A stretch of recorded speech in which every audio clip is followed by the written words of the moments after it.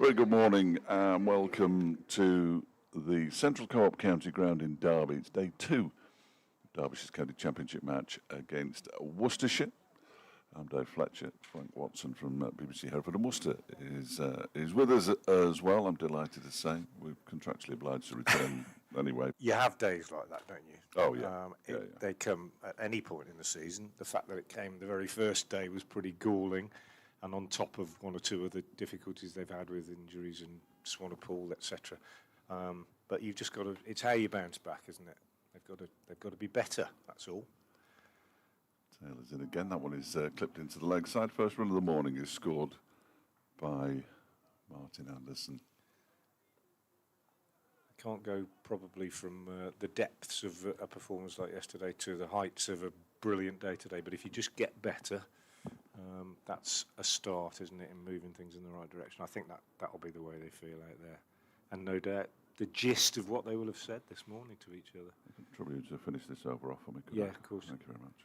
Tom Taylor going round the wicket to the left-handed Lewis Reese. First time he's bowled at him today from the city end. 2 slips only.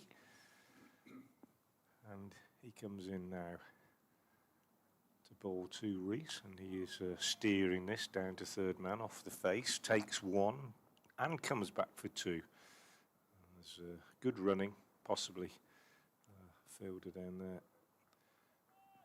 A little bit slow to the ball, Hannah Dolby, who may well be about to bowl from this end. So 2 more runs to Lewis Reese, 391 for 4. Similar crowd to yesterday. It's a bit warmer. The wind isn't blowing quite as hard, but the lights are on. And quite a few Worcestershire supporters this morning as I walked a few laps just before the start. In comes Taylor again and bowls, and Reese lets that go outside the off stump. Roderick takes low down, and no addition to the score. So yeah, the light's on, greyish cloud, but it's fairly bright. I mean, it's not. If the lights weren't on, it would be gloomy. But not seeing the umpires reach for their light meters, I don't think.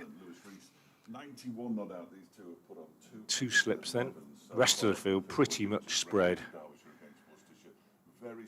As Taylor comes in and bowls again, and Reese gets 2 more down to third man. No 1 this time because fielder is a bit quicker to the ball down there, Hannah Dolby, and they just take a single.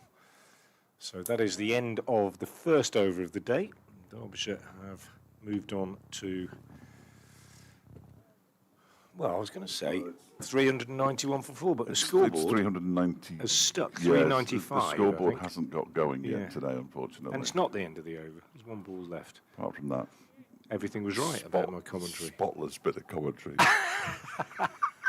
Good start to the day. Things can only get better, as I said. Taylor bowls and Anderson steers this one into the gully. Libby Fields, end of the over. So the scoreboard's on strike. I'm pretty sure it's 395 for 4 runs coming off that over. And, yeah, a decent start for Taylor. Looks like Matthew Waite is going to bowl from the other end, the commentary end, the media centre end. And Waite, as I said yesterday, probably the one bowler that came out of things with any credit. 16 overs, 4 maidens, 1 for 41 is a pretty good return when you look at the card in general. Yeah, absolutely. Absolutely. We were lauding the new scoreboard yesterday. Unfortunately, it hasn't moved. Yeah. It's a lovely scoreboard. It is beautiful. Just needs to be switched on. It's a moment in time. Yeah. I'm sure that it will be. Yeah, it will be fixed in the fullness, as they say. 395 for 4, probably, as Lewis Reese waits to face Matthew Waite. And he clips this down the leg side. I tell you what, it fell short of Roderick, who did really well to stop it. It just sounded like there might have been just a little touch on that of something woody. But no damage done. It went quite a long way off the pitch, I think. That would have been a good delivery to a right-hander. Mohammed Abbas sitting with his feet up, thinking, ooh, I like the look of that. 395 for 4, look at that, the scoreboard has sprung into life. Here's Waite in and bowls, and that one is turned into the leg side by Reese. He fancies 2 here, you know, but they're not going to get 2. I think it was Reese who turned it down, and quite rightly too. Anderson looked willing. But Reese moves on to 93. Partnership up to 215. I have a list sent to me by, well, everybody knows who sent it to me. If I can find it, that's the next thing to do. I shouldn't have mentioned it before I actually, there it is. So there are only 4 fifth wicket partnerships that are better for Derbyshire against anybody than this. As Waite is in, bowls to Anderson, who leaves this one well alone outside the off stump. And I've seen 2 of them, but don't remember either, of course. In 2022 and 2023.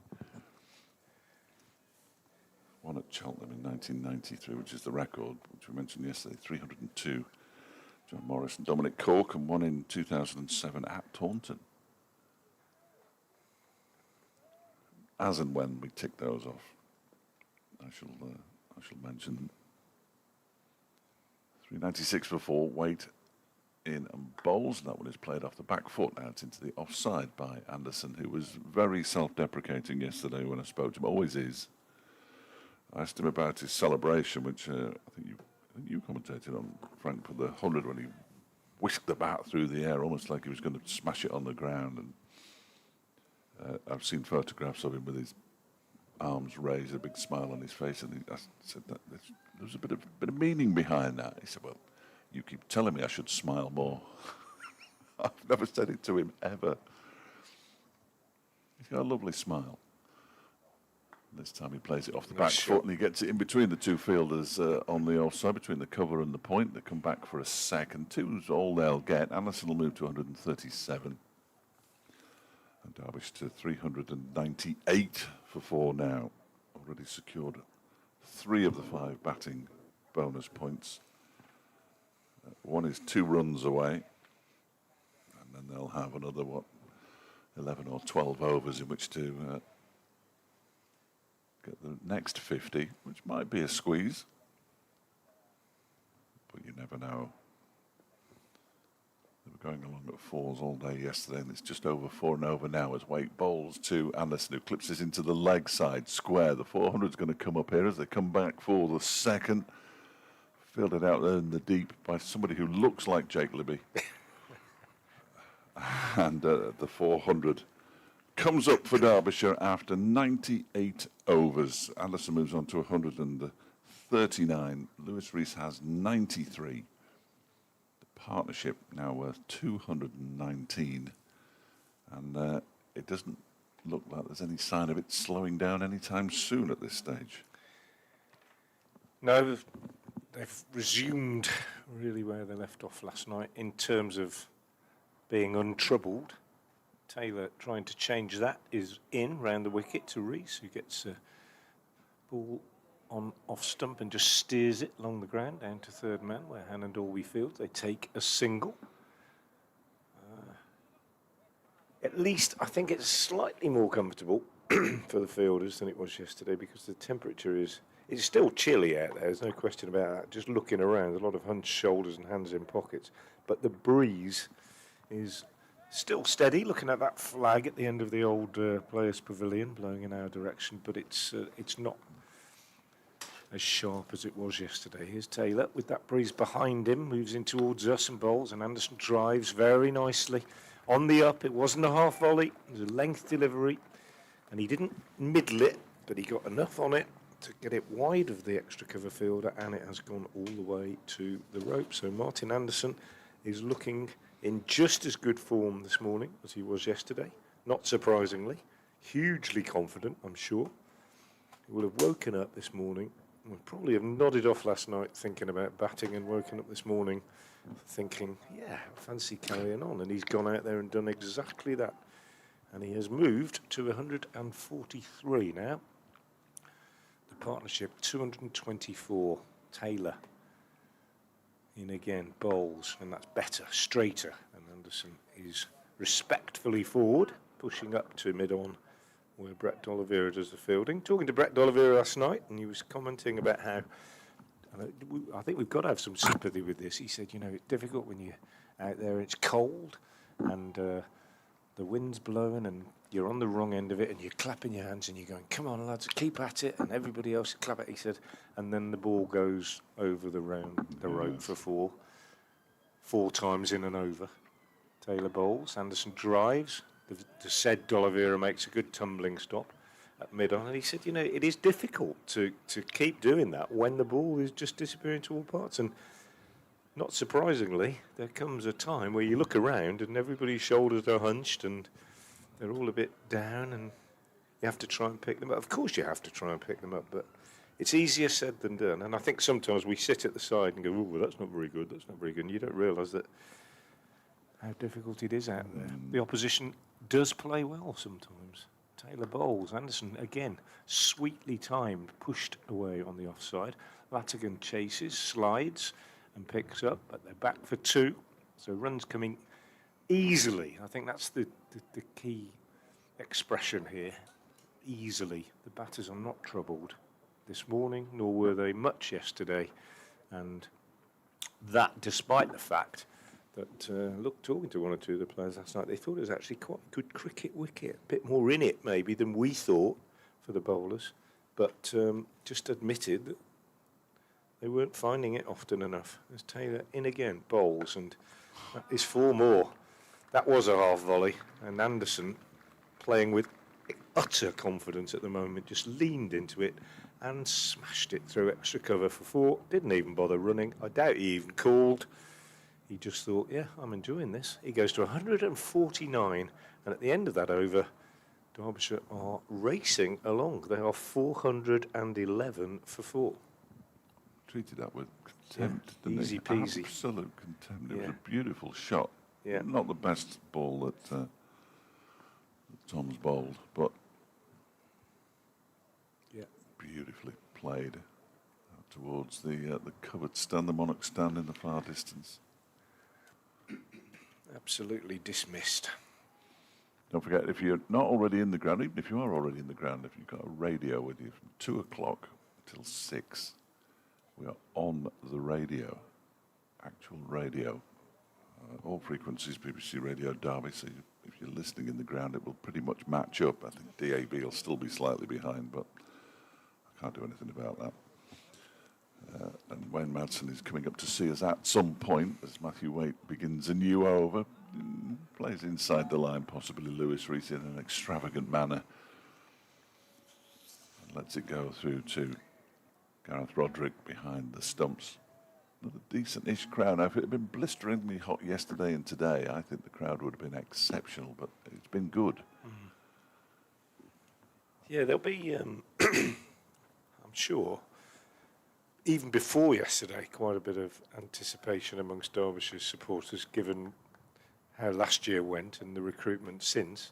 And after yesterday, it'll be a fever pitch.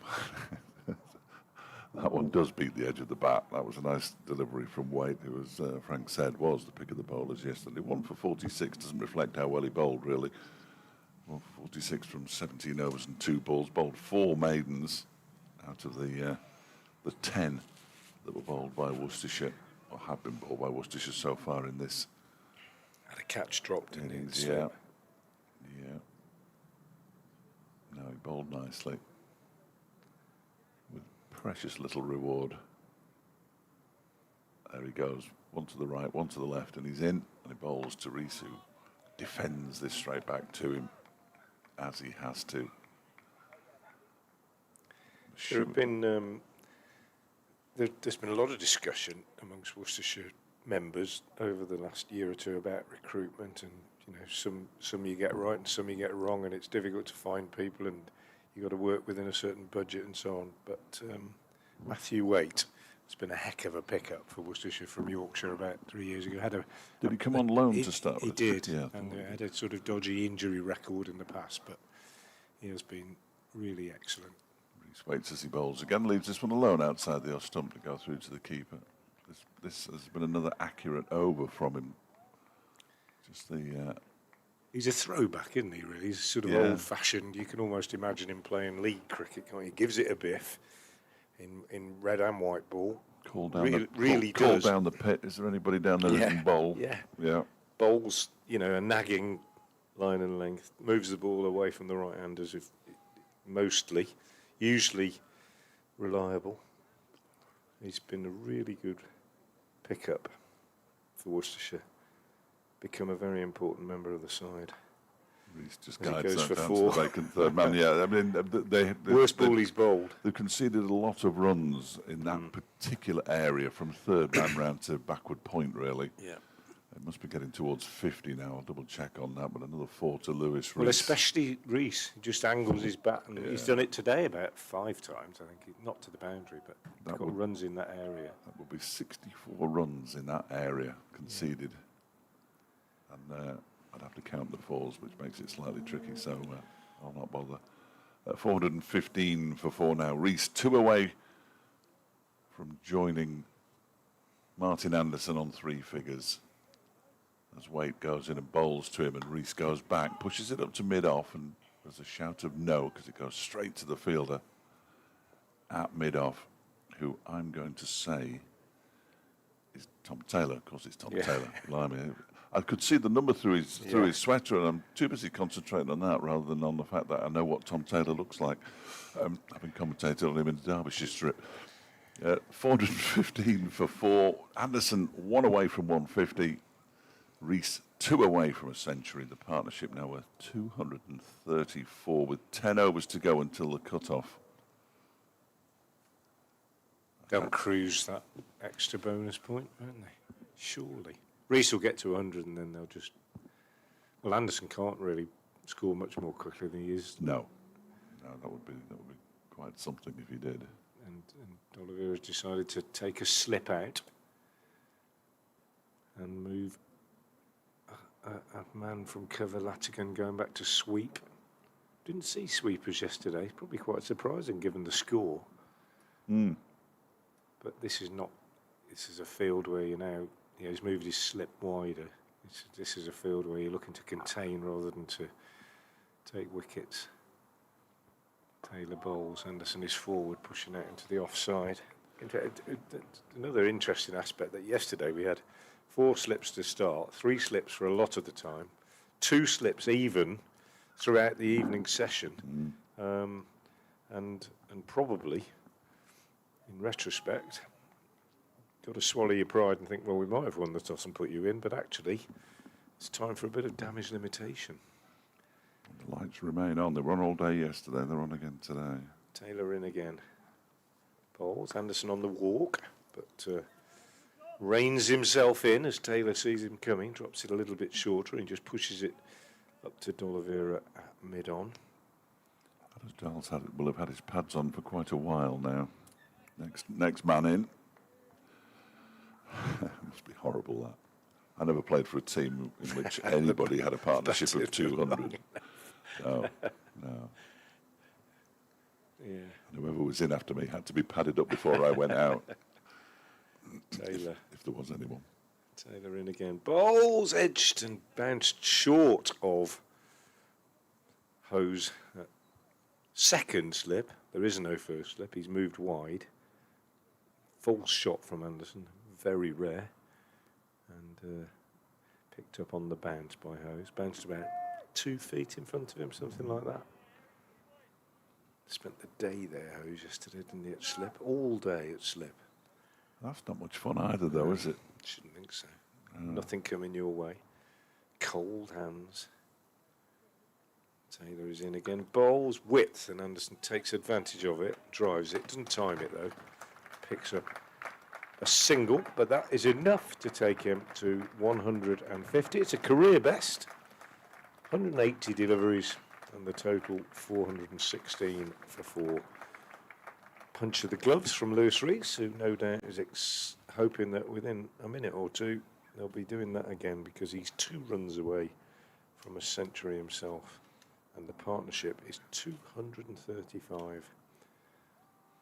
David Griffin is poised on the steps of the boundary to take the Lewis Reese photograph.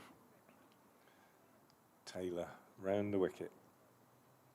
Slip wide and a gully, or a fourth or fifth slip, and Reese just gets a single, tucking this one away off his pads. Taylor has his hands on his head, sees some cause for excitement. I couldn't see what it was. Maybe he thought that Reese had just moved across his stumps, and had he not got a bat on it, it would have been worth a shout, but he did get a bat on it, and very firmly indeed, to move on to 99 off 150 balls. Quite outstanding partnership from these two. An excellent day for Derbyshire yesterday, an excellent start to a season that they hope will see them finish in the top 2, as they narrowly missed out last year. Here's Taylor over the wicket again, bowls, and turned away on the leg side by Anderson for a single. He will keep the strike, so Reese will have to wait to go to 100. He's on 99, end of the over, 418 for 4. As he pitches the strike, which will leave Lewis Reese on 99 at the other end. But we were talking about Lewis Reese in the written media part of the media centre, if indeed it is a centre, earlier.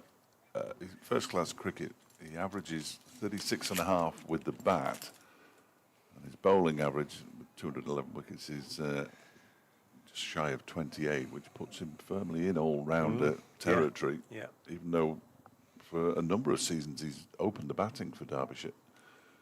Now down in the middle order, as Matthew Wade begins a new over, and that's turned into the leg side by Anderson for a single. He moves on to 152, 419 for 4. I think he's one of the most underrated cricketers Yeah. in the country. And I think, I really do. I mean that. Outside of the East Midlands, not a lot of people particularly aware of Lewis Reese, and yet the numbers make him, comparable to some far more lauded county cricketers, I think.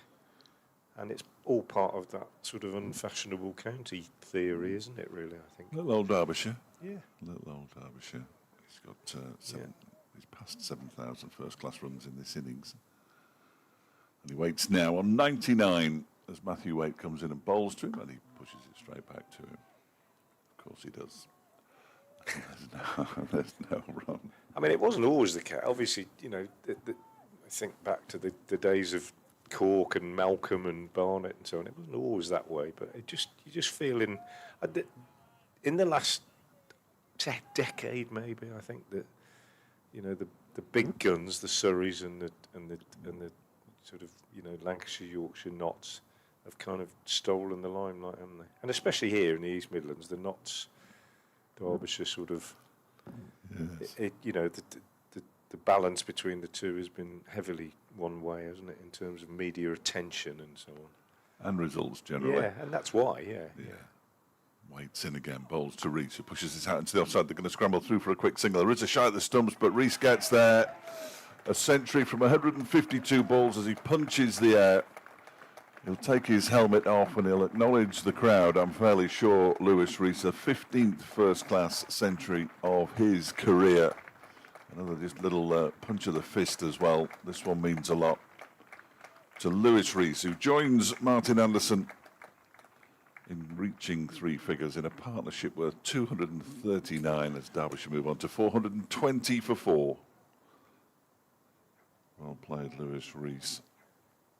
Of course, also produced the finest wicketkeeper the world has ever seen.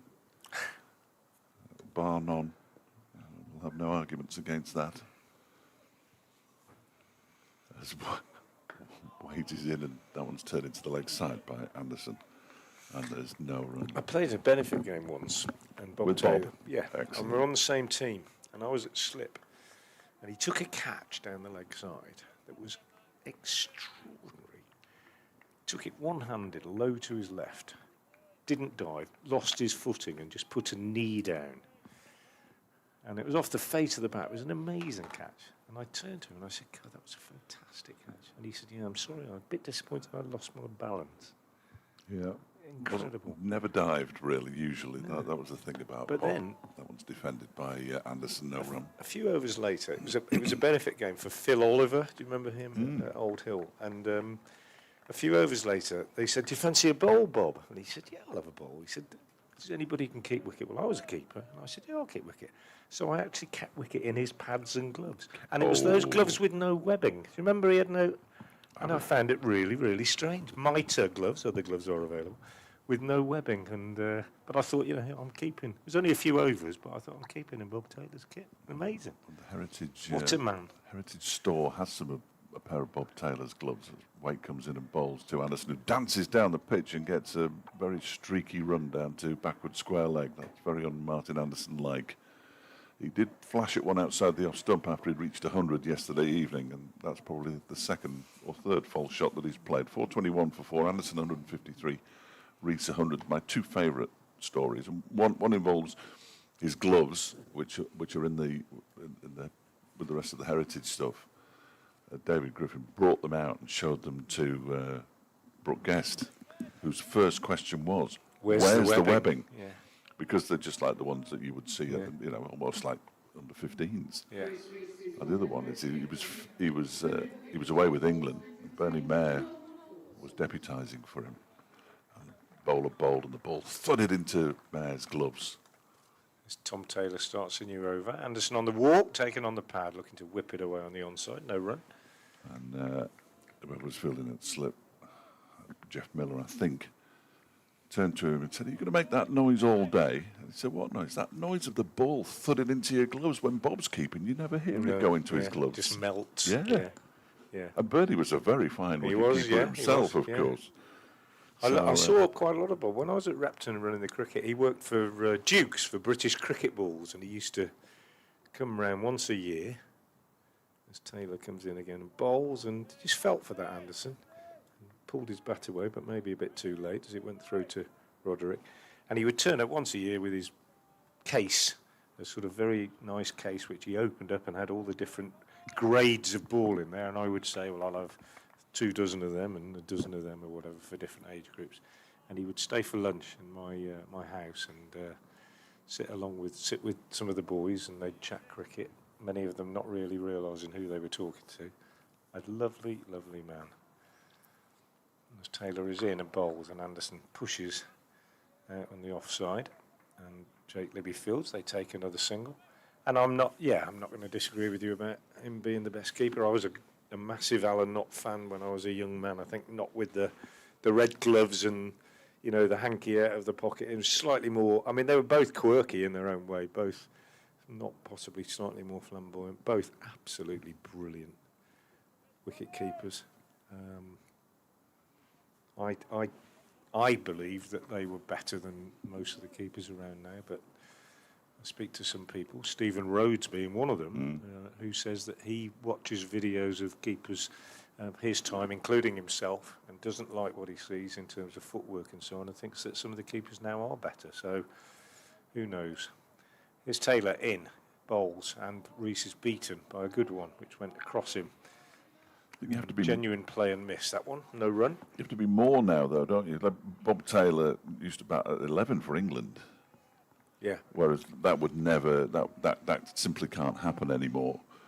I know Alan Knott could bat, clearly. He was a far better bat, which is probably why he was the preferred choice for much of the time. The two of them were battling. But a keeper batting at 11, that's just unacceptable these days. It is. And there were a few others, weren't there? I mean, Keith Andrew was regarded in the 60s, I think, as the greatest technician, really. But he was a non-batter. That's short and wide and slapped away by Reese. Hasn't really timed it. He'll be disappointed, actually, because he probably ought really to have whacked that all the way to the boundary, but he just sort of didn't really get hold of it. Picks up 2, though, as it's pursued by Kashif Ali.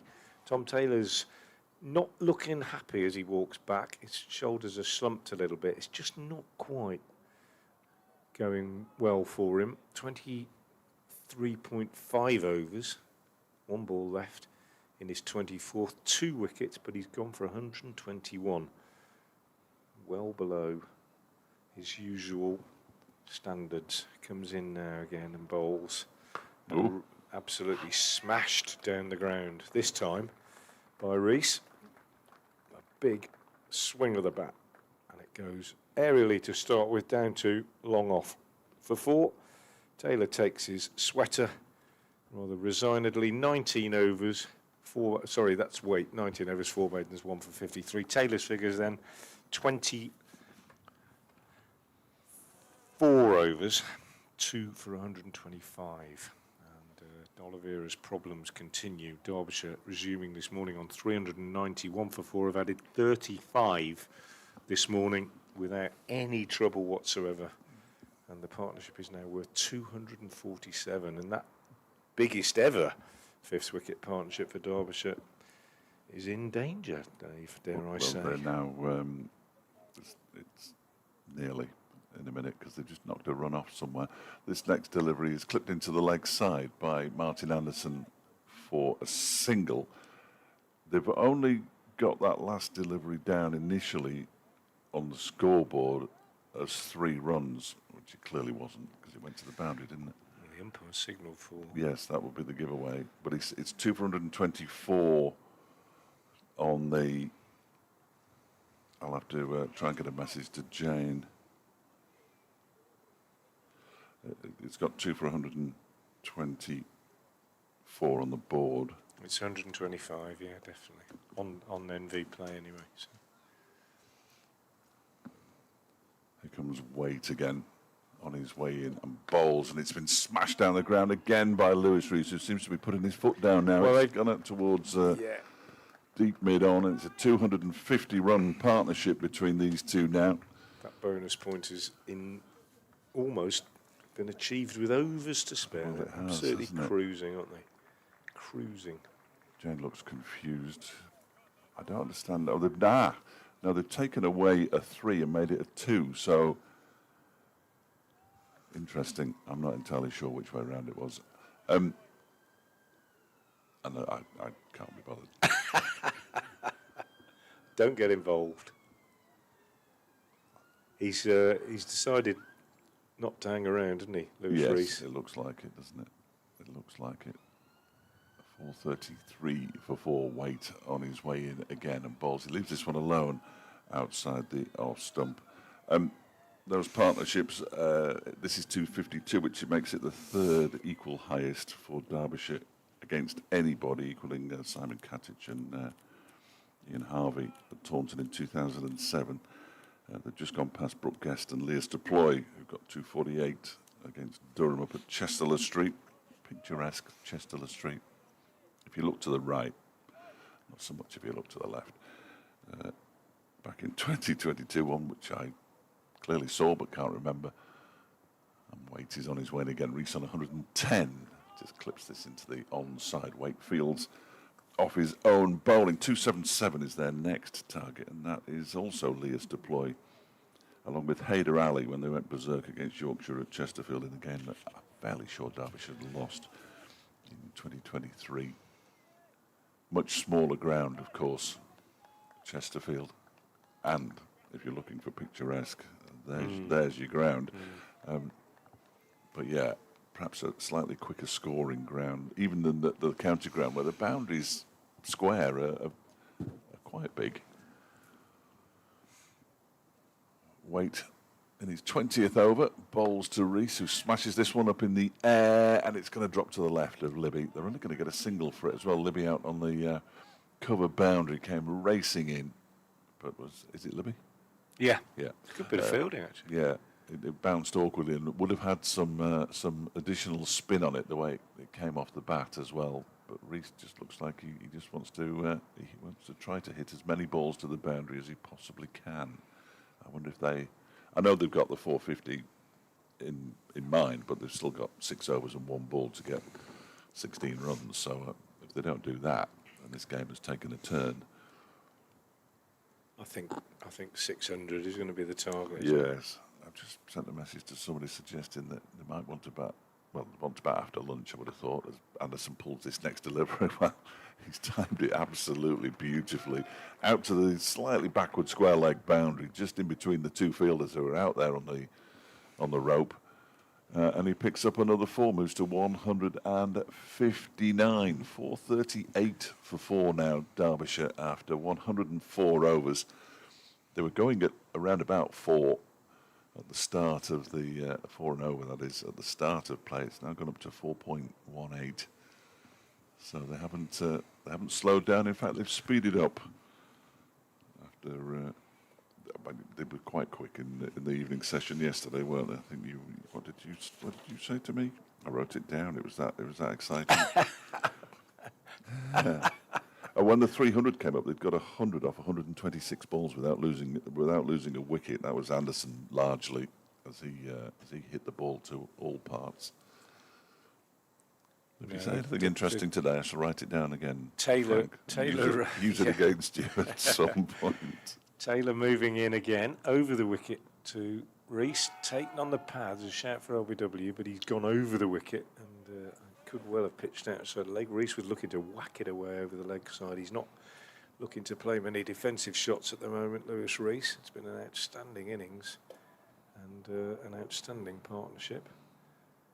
I just think he's a very, very underrated cricketer. I mean, when you look at his numbers and his record across all formats, really, it's surprising that he isn't mentioned more often in terms of higher recognition. As Taylor is in again and bowls, and just slower ball, which Reese waits for and just tucks away on the leg side, and Latigan comes in from square leg to do the fielding.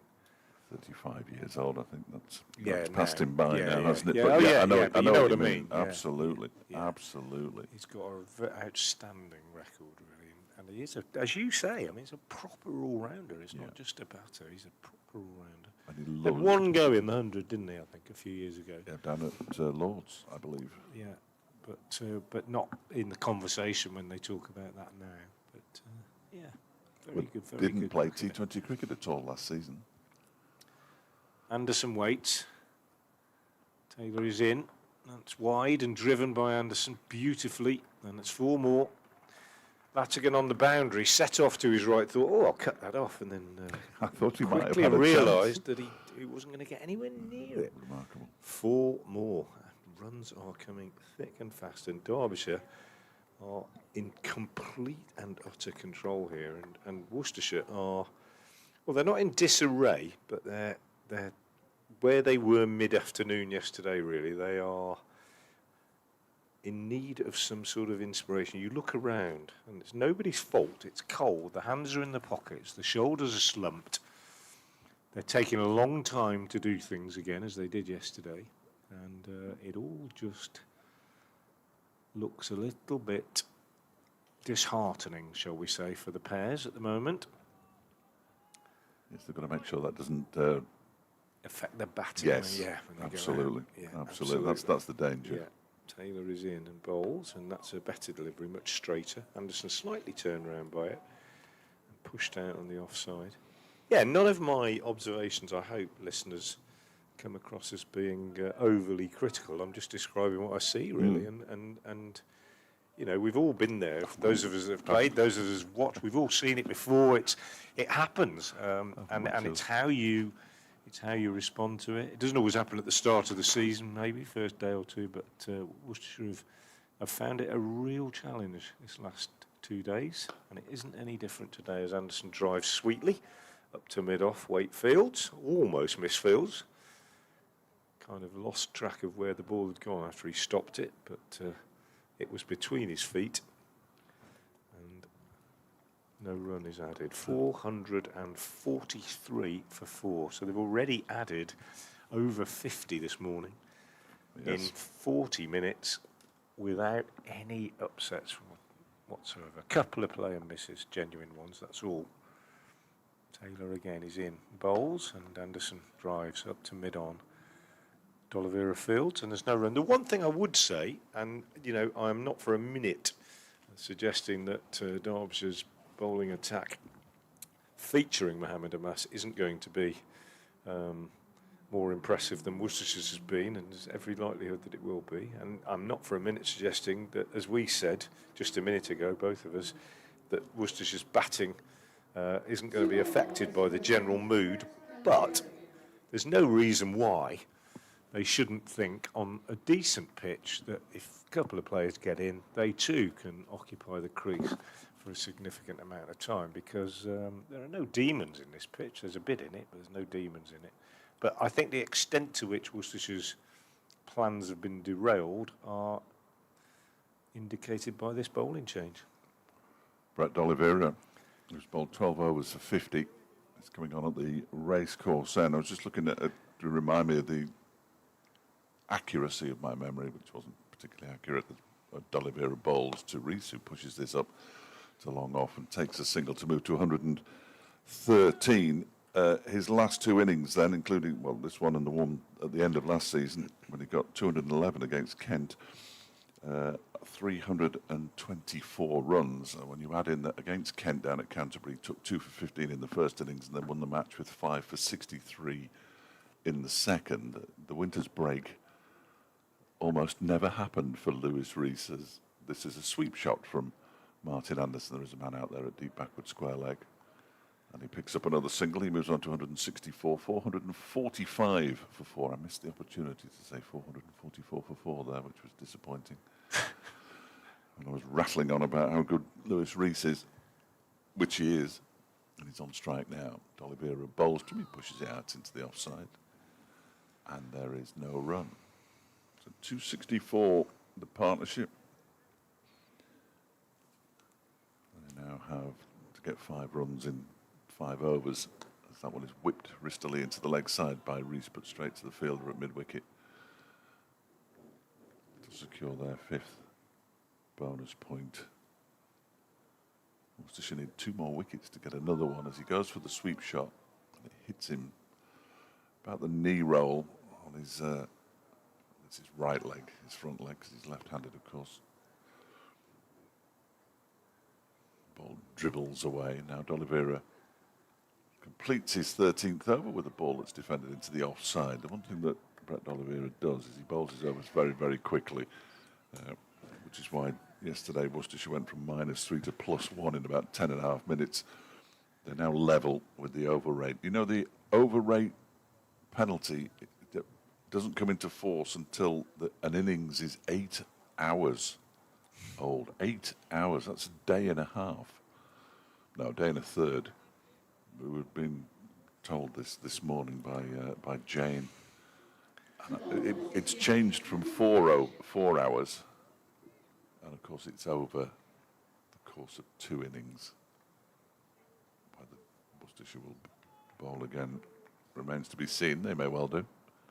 Finch coming into the attack to replace Taylor at the City end. Adam Finch, who was he started well yesterday, bowled well in for a couple of times for a few overs, but then undid the good work with some loose deliveries. Ended at figures of 15.5 overs, 3 maidens, no wicket for 61. He left the field. It's just good to see him out there, really. But yeah, it was cramp rather than anything more serious. And he comes in now and bowls, and Anderson gets a bottom edge onto a delivery which is around about off stump, just chops it down onto his body and it rolls out on the offside. I was thinking yesterday, and I might have said this, I certainly said it to a couple of people last night, that, you know, when you think back to county cricket, not that long ago, but maybe 10 years ago, and some counties might still play it in the same sort of way. But when I think back to county cricket 10, 15, 20 years ago, Finch in again, bowl, short, and Anderson has swung this away on the leg side and nearly lost his wicket by letting go of his bat, which could have fallen onto the stumps, but in fact dropped behind the stumps in front of Gareth Roderick. And he's asking for some more gloves now, I think, because his hands are obviously getting a bit sweaty. And he got away with it. He got a single. I particularly like the way, before you continue with yours, the way that Lewis Reese picked up his bat and then compared the two, and it's almost like, well, I'll have that one. You can have the other one now, because this one looks really good.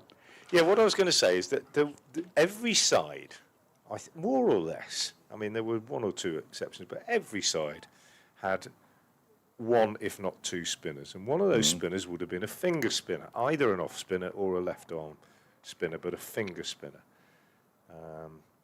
And every side would have had 1, if not 2, or a batter who bowled a bit of spin. Finch bowls, short, swivelling, pulled away by Reese for a single down to square leg. And when things were going horribly wrong, like in mid-afternoon yesterday for Worcestershire, the captain would have got hold of his finger spinner and he would have said, come here, I want you to bowl at this end. This is the field, fairly defensive, bowl to your field, just get hold of that end for me for an hour Two or three and over. 2 or 3 and over, and I can work with what's going at the other end. And you can't do it anymore because they're just not around, these bowling. Worcestershire didn't have that option yesterday. And it really makes life difficult for the captain, I think. Finch bowls, that's absolute tennis ball bouncer, a complete... well, it's a dot ball, and that's what he wanted, but it was nowhere near the batter. One for the over. I don't think he signalled wide. Yes, no, he signalled wide. Nowhere near the batter. Couldn't get anywhere near it. Bounced 6 foot over his head. Waste of time. I think on the say-so of the umpire at square leg. It'll come up in a minute. Yeah. I'm hoping I've seen it. Otherwise I'm seeing It's things. Finch again. Bowls, and that's short and hammered away square on the offside for 4. Help yourself. Absolute freebie for Anderson. I mean, that was just batting practice, isn't it? You know, practice the square cut. And he's timed it beautifully. He's racing along. 169 not out now for 198 deliveries. The previous ball has gone down as a single, which it clearly wasn't. Well, I think that's the ball before, isn't it? It says Finch to Reese, 1 run. Well, it wasn't to Reese. It was to Anderson, wasn't it? Okay. I don't know. Yeah. Maybe it's one behind. Anyway. It is. There it is. Just come up. Yeah, it was a wide. There we go. 4 feet. It was a wide, quite rightly. 10 foot over his head. Finch again is in bowls, and this one he fishes out outside the stump. It wasn't a particularly good delivery, but it didn't bounce as much. And if anything, it was a slightly lazy sort of shot, tired sort of shot as Anderson. He probably just expects to middle everything at the moment. And to his surprise, he didn't get a bat on that one. Maximum batting points brought up. Yeah, easy peasy. 4 overs to spare, 3.5 overs to spare. You don't get that very often. Been a top effort from Derbyshire. Couldn't really have played it much better, could they? I bet Montgomery's kicking himself a bit. Here's Finch in again. Bowls, better delivery, and Anderson just steers it, thick edge really, all along the ground down to third man, where Adam Hose is having a break from being at slip and does the fielding. End of the over. Anderson's going to get his new gloves. It's 453 for 4. Anderson has 170. Reese has 114, and they're closing in on that record partnership. It's now 272 they've added. Just the binoculars on the 12th man bringing out the gloves. It's Nye Donald, but he's got a big coat on and a bobble hat on, and it was quite difficult to work out from his running action or his gait. But it is Nye Donald, who's brought out a drink as well for Lewis Reese's new gloves for Martin Anderson. 272. Yeah, they're 30 away from equaling the record. It brightens up a touch here at the Central Co-op County Ground on a Saturday. Days of the week this week have been it feels like Sunday. All over the shop. Definitely Saturday. Probably. As D'Oliveira begins his 14th over, bowls to Anderson, who clips that backward a square on the leg side. There is a man in there, quite close in, so there's no possibility of them sneaking through for a quick single on this occasion. Lancashire have now been bowled out at Northampton as Anderson sweeps out to the man at deep backward square leg, goes through for a single, moves to 171, 454 for 4. Yeah, Lancashire bowled out for 384 in the 107th over by Northamptonshire at Wantage Road. Kent struggling up at Chester Street, struggling badly as this next delivery is whipped into the leg side and caught. And Lewis Reese goes for 114. Terrific innings. Partnership of 273, which makes it just the 3rd highest in Derbyshire's history. He just clipped it straight to the man, a straightish mid-wicket. And he did the rest, and Lewis Reese, well, he looks a little crestfallen, he oughtn't, because it's been a terrific knock from him. 454 for 5, Lewis Reese. It was Ethan Brooks who took the catch.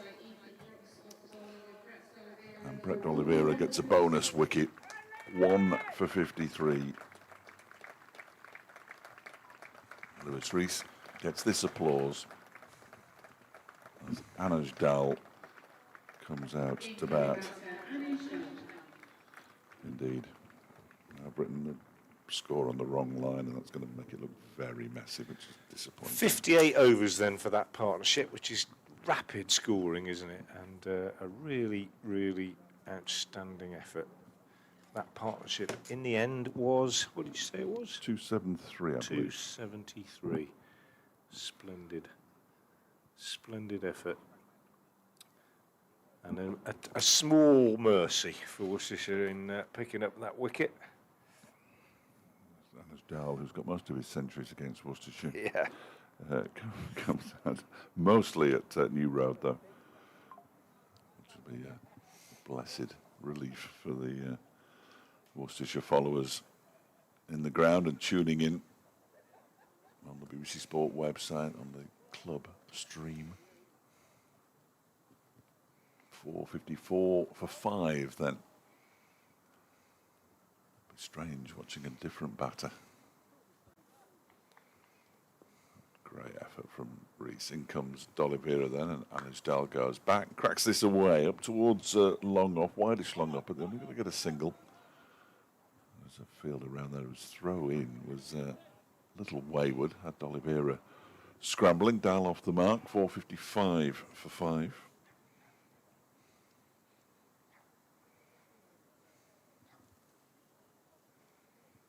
As I say, the lights are on, but they're not completely necessary at the moment, but sort of coming and going, the light. It's quite good at the moment. It's D'Oliveira bowls. That one is played off the back foot by Anderson. D'Oliveira fields off his own bowling. And there's no run. Middlesex 314 for 5 against Gloucestershire at Lords. I mentioned Kent struggling there. 85 for 5 at Chester Street, which means they're still 250 behind as that one turns quite a lot. And Anderson, just it's slow turn, waits for it and then just pushes it out into the offside square and picks up a single from the final ball of D'Oliveira's 14th over. Anderson 172 not out, Anuj Dal on 1. Derbyshire 450. No. 457 for 5, 456 for 5. Take your pick. Yes, because Finch's figures are back up there. 456 for 5. I knew it was one or the other, but I wasn't sufficiently convinced by my own maths. So adding one's never easy, is it, Frank? It's never easy. Ethan Brooks happy with his catch. Yeah. Always happy. Here's Finch, not always happy from the city end. In, bowl, short. That's actually a good bouncer, that one. Quick and straight, and caused Anderson to duck out of the way of it. And it wasn't lobbed over his head like the one in the previous over. D'Oliveira runs up to mid-off for a chat with Tom Taylor about something. Actually, a chat with Adam Hose, who's gone up to mid-off. No slip now, goodness me. It's been a long time since we haven't had a slip. Maybe we shouldn't have had a slip for as long as we did have. Anderson, 172 not out, waits. Finch is in. Bowls to him. Good, quick, straight, on a length. Defended. I think the frustrating thing about Finch, and we were talking about this yesterday, is that he's quick. He's got a good bouncer. He hits the seam and get the ball to go away.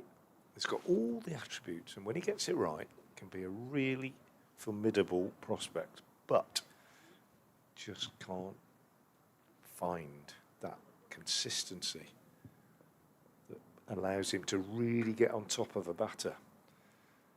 Comes in now and bowls, and that's slightly down the leg side. Taken on the pad, Anderson. Be a bit disappointed. Get a leg by. He's lost the strike. Anuj Dal will be on strike.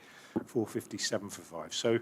So when you're batting against Finch, if you're a top batter, like Anderson, for example, and Reese, you know that he might bowl you a good one, he might bowl you 2 good ones, he might bowl you a maiden, but just hang in there, because that loose one's going to come along. And when it does, if you put it away, you might get another one, and that tends to be what happens. And it's just a massive conundrum, I think, that Finch has been working on. Nobody could, I genuinely, from what I gather, you know, nobody could really work much harder. He really does work at it, but he just finds it a real struggle to find that level of consistency he's in bowls, and that's a good one. That's what I mean. Bang on, you know, and Dahl can't do anything with that. Has to just get in behind it and play it defensively back up the pitch.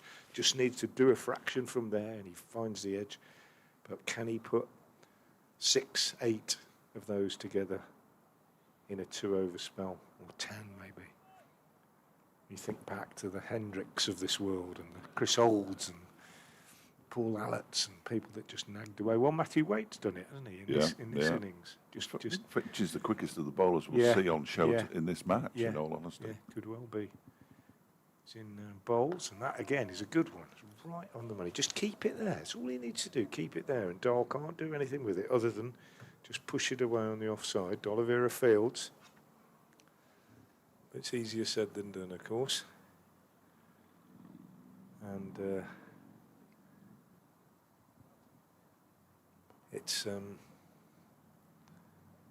a frustration, I think, for the bowler, for the coaches, for the captain, for everybody. But a wicket, that wicket of Lewis Reese, at least has given Worcestershire the chance to bowl at a new man.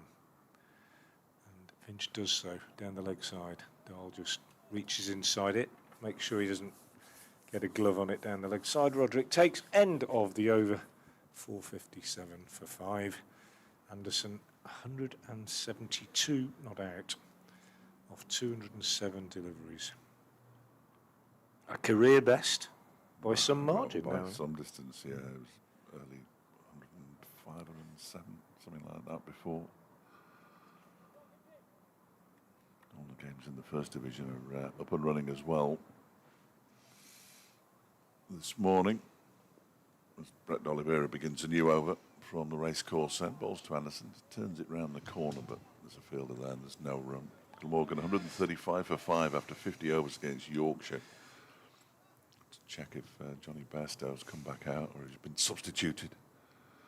D'Oliveira bowls a sweep shot from Anderson. Again, there's a man down there, Kashi Valley down in the far distance in front of the bar, the cupboard stand. Anderson moves to 173, 458 for 5. Warwickshire 49 without loss, trailing Surrey by 279. Essex batting on.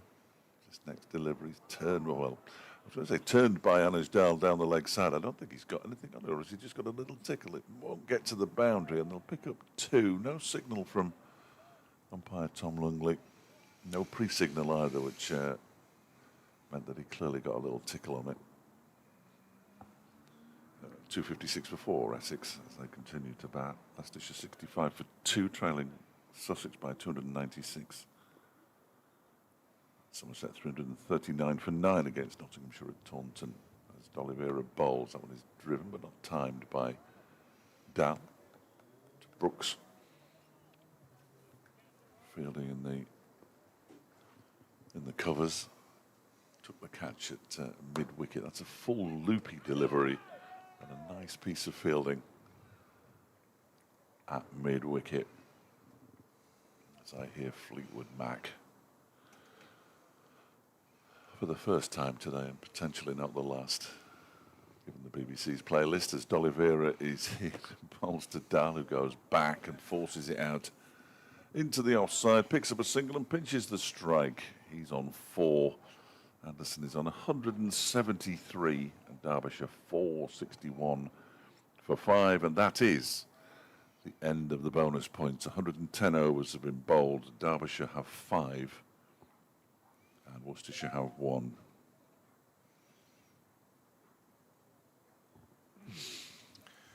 Well, I just tried to send one of those messages to Sport England so they can put something on the BBC Sports website, and I get your message was undelivered. I'm not sure why. It went through yesterday. So It doesn't say undeliverable, because that usually means that AI has checked it and it's nonsense. yes, no, it doesn't say that. It says postmaster, your message. I don't know. I'll try sending it again. Custom mail flow or something. Goodness me, that's a quick fantastic take by Gareth Roddick down the leg side. Flying away to his left like a goalkeeper and clutching the ball one-handed high to his left. Brilliant take. Wayward. It was quick, as Dave was saying, very quick from Finch. He's decided to slip himself a bit, I think, this morning, probably with the encouragement of his captain. Just come in and see if you can rattle them a little bit with some pace. It starts again now. Racing in. Good approach. Hits the crease hard and bowls, and Dahl is just jamming the bat down on it, squeezes it out on the offside for a single. They've worked hard on his action, Finch, and he has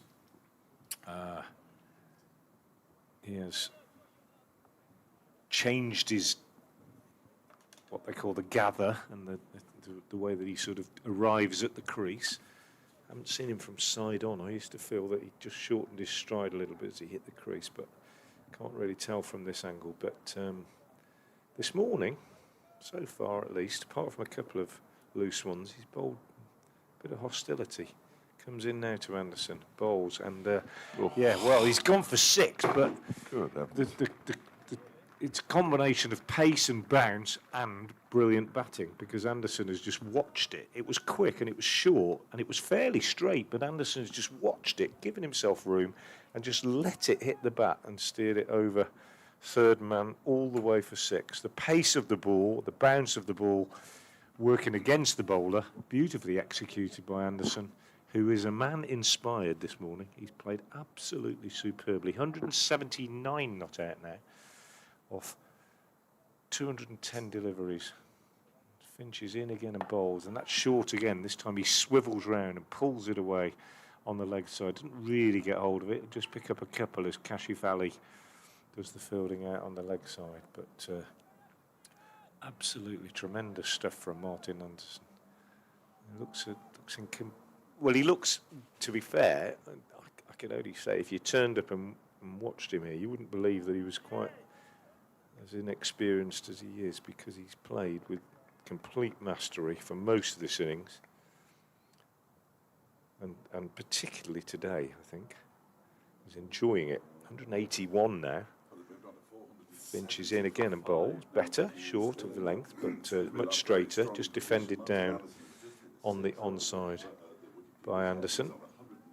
So Derbyshire 470 for 5. They've added nearly 79 runs they've added this morning for the loss of 1 wicket, and that's in just over an hour. So they've carried on where they left off, basically. As Finch comes in again and bowls, and Anderson just pushes up to mid-on. And there's no run, end of the over. And the chastening experience for Worcestershire continues.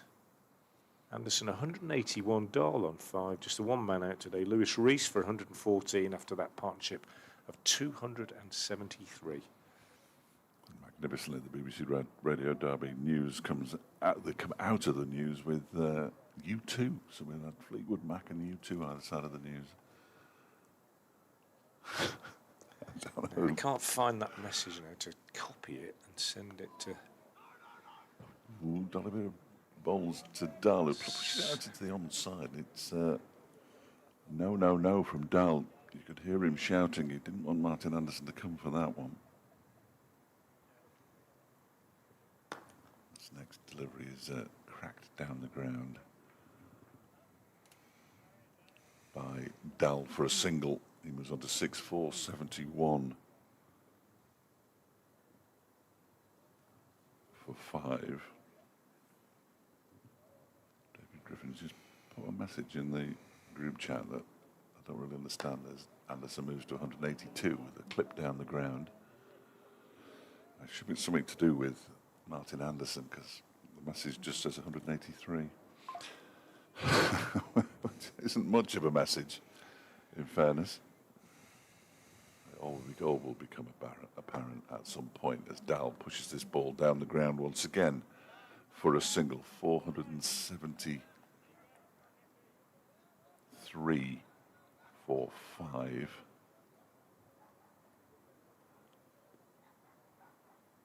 As Anderson waits, turns this next delivery from D'Oliveira into the leg side, and the beauty of batting with Anuj Dal is if you clip it into the leg side, Dal says yes, and he's running to the danger end. He's more likely than not to get there because there was nobody quicker in the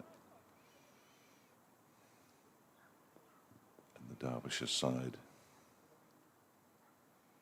Between the stumps, it goes back and forces this out to the sweeper on the offside, picks up another single, and the over comes to an end. There was 2, 3, 4 runs off the over.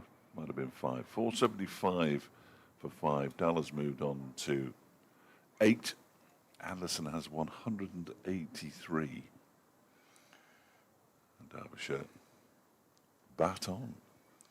I was asked this morning when they would stop. I don't think they'll stop until mid-afternoon, unless they're bowled out before then, of course, and they'll almost certainly have to stop. Yeah. Why would you? Well, yes, quite. Rub their noses in it, I think, is probably the plan. You don't get in these situations very often, so make the most of it, I think. Adam Finch to continue. It's a funny old over, that last one. A couple of really quick deliveries, one of which went for 6. He's decided to slip himself, I think, this morning. Comes in now to Dahl, bowls, short. Dahl hammers that away on the offside. Fielded by Latigan out on the boundary. Single taken. Anderson on strike. So just trying to find out whether that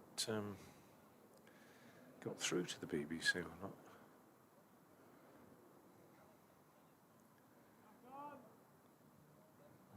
I'll have to have a look over the next few minutes. Lights are on, but it's quite bright. Think back to a few days ago, we thought there was going to be quite a lot of rain here during this game. You looked at the forecast a few days ago, but actually we haven't had any interruptions at all. Finch is in again and bowls full, and Anderson drives up to mid-on. Much fuller, actually, than anything he's bowled so far. So it doesn't look like my message has got through. I have to try and send it again. If people wonder what we're talking about, it's because we are occasionally asked to send a little text from the ground to the BBC, so that the live text commentary that you see on the BBC Sport website has an update from the ground, which we try and do while we're commentating. Edged this one along the ground for 4 by Anderson, short and wide outside the off stump, cut at it, bottom edge, would have gone to sort of first slip, but rolls quickly, races away down to the boundary for 4. And it really is one of those situations where Worcestershire, you look around, you just think everything they hit seems to find a gap, seems to go all the way to the boundary, and Anderson has raced on to 187. Broken David Griffin's heart. 183 was the highest score never scored by a Derbyshire batter. That's why he put it in the group chat. The lowest, highest score. Yeah. It remains the same as Finch comes in again to bowl to Anderson. Bowls and he just defends this one, pushes it out on the offside. 480 for 5. Interesting point made by Toffee Banana on Blue Sky. Yeah, Anderson batting lower to accommodate Madsen when he's fit seems a bit of a waste on present form. Yeah, there might be a bit of tinkering. Yeah. They could leave Anderson where he was and push wicket-keeper. Yeah. Brooke Guest below him, I suppose. Yeah. There is leeway. Nice problem to have, as they say. They'd rather have that problem than trying to find somebody who can score some runs. Yeah. Isn't it? Yeah.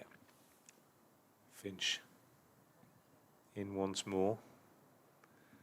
Anderson gets a single, hurries, but plenty of time actually. His weight has to move quite a long way to his right at mid-on. 188 to Anderson, 481 for 5. That's my feeling about Worcestershire now is that what I said about half an hour ago about the hangover from a session, a day and a half like they've had, or will have had by mid-afternoon, is that you've somehow got to dismiss it from your mind when you go out to bat. Finch bowls, Dahl is turned round slightly, taken on the pad, drops down on the onside, no run, end of the over, 481 for 5. And I think the most important thing is you don't lose early wickets. You might lose 1 or 2, but if you end up, if you're 60 for 4 or something, when they've got 600 on the board, an hour before tea and lose 3 or 4, that's really damaging, isn't it? Whereas if you can have a good start, you can think, well, actually, it's a decent pitch. We can bat 2, and things can be different. But we've all seen it so many times. And if you were a betting man, you'd probably bet on the difficult scenario rather than the more successful one. Derbyshire begins a new over, clipped into the leg side by Anderson. Please bet responsibly. Oh, it did go through that message. Oh, there we are. Now, that will delight one of my correspondents who said he was gripped by the whether you'd get it through or not. This one's pushed up. Which I take as a veiled message saying, talk about the blooming cricket, will you? No, not at all. Little single to Anderson, it was 289. I said there was no chance, so he's won. There we are. I won't check anymore.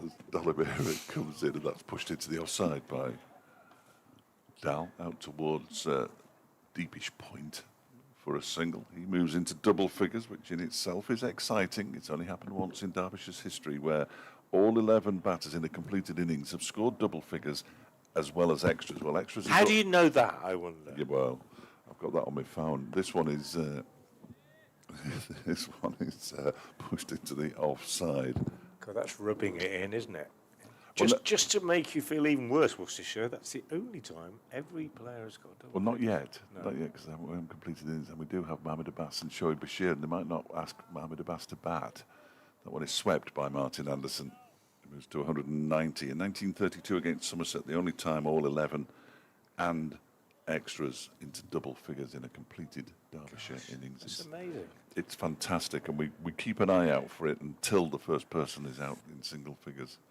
Dahl has 10, goes back into his crease, and a little leap in the air from D'Oliveira as he makes contact with the ball, plays it out towards Brooks at cover.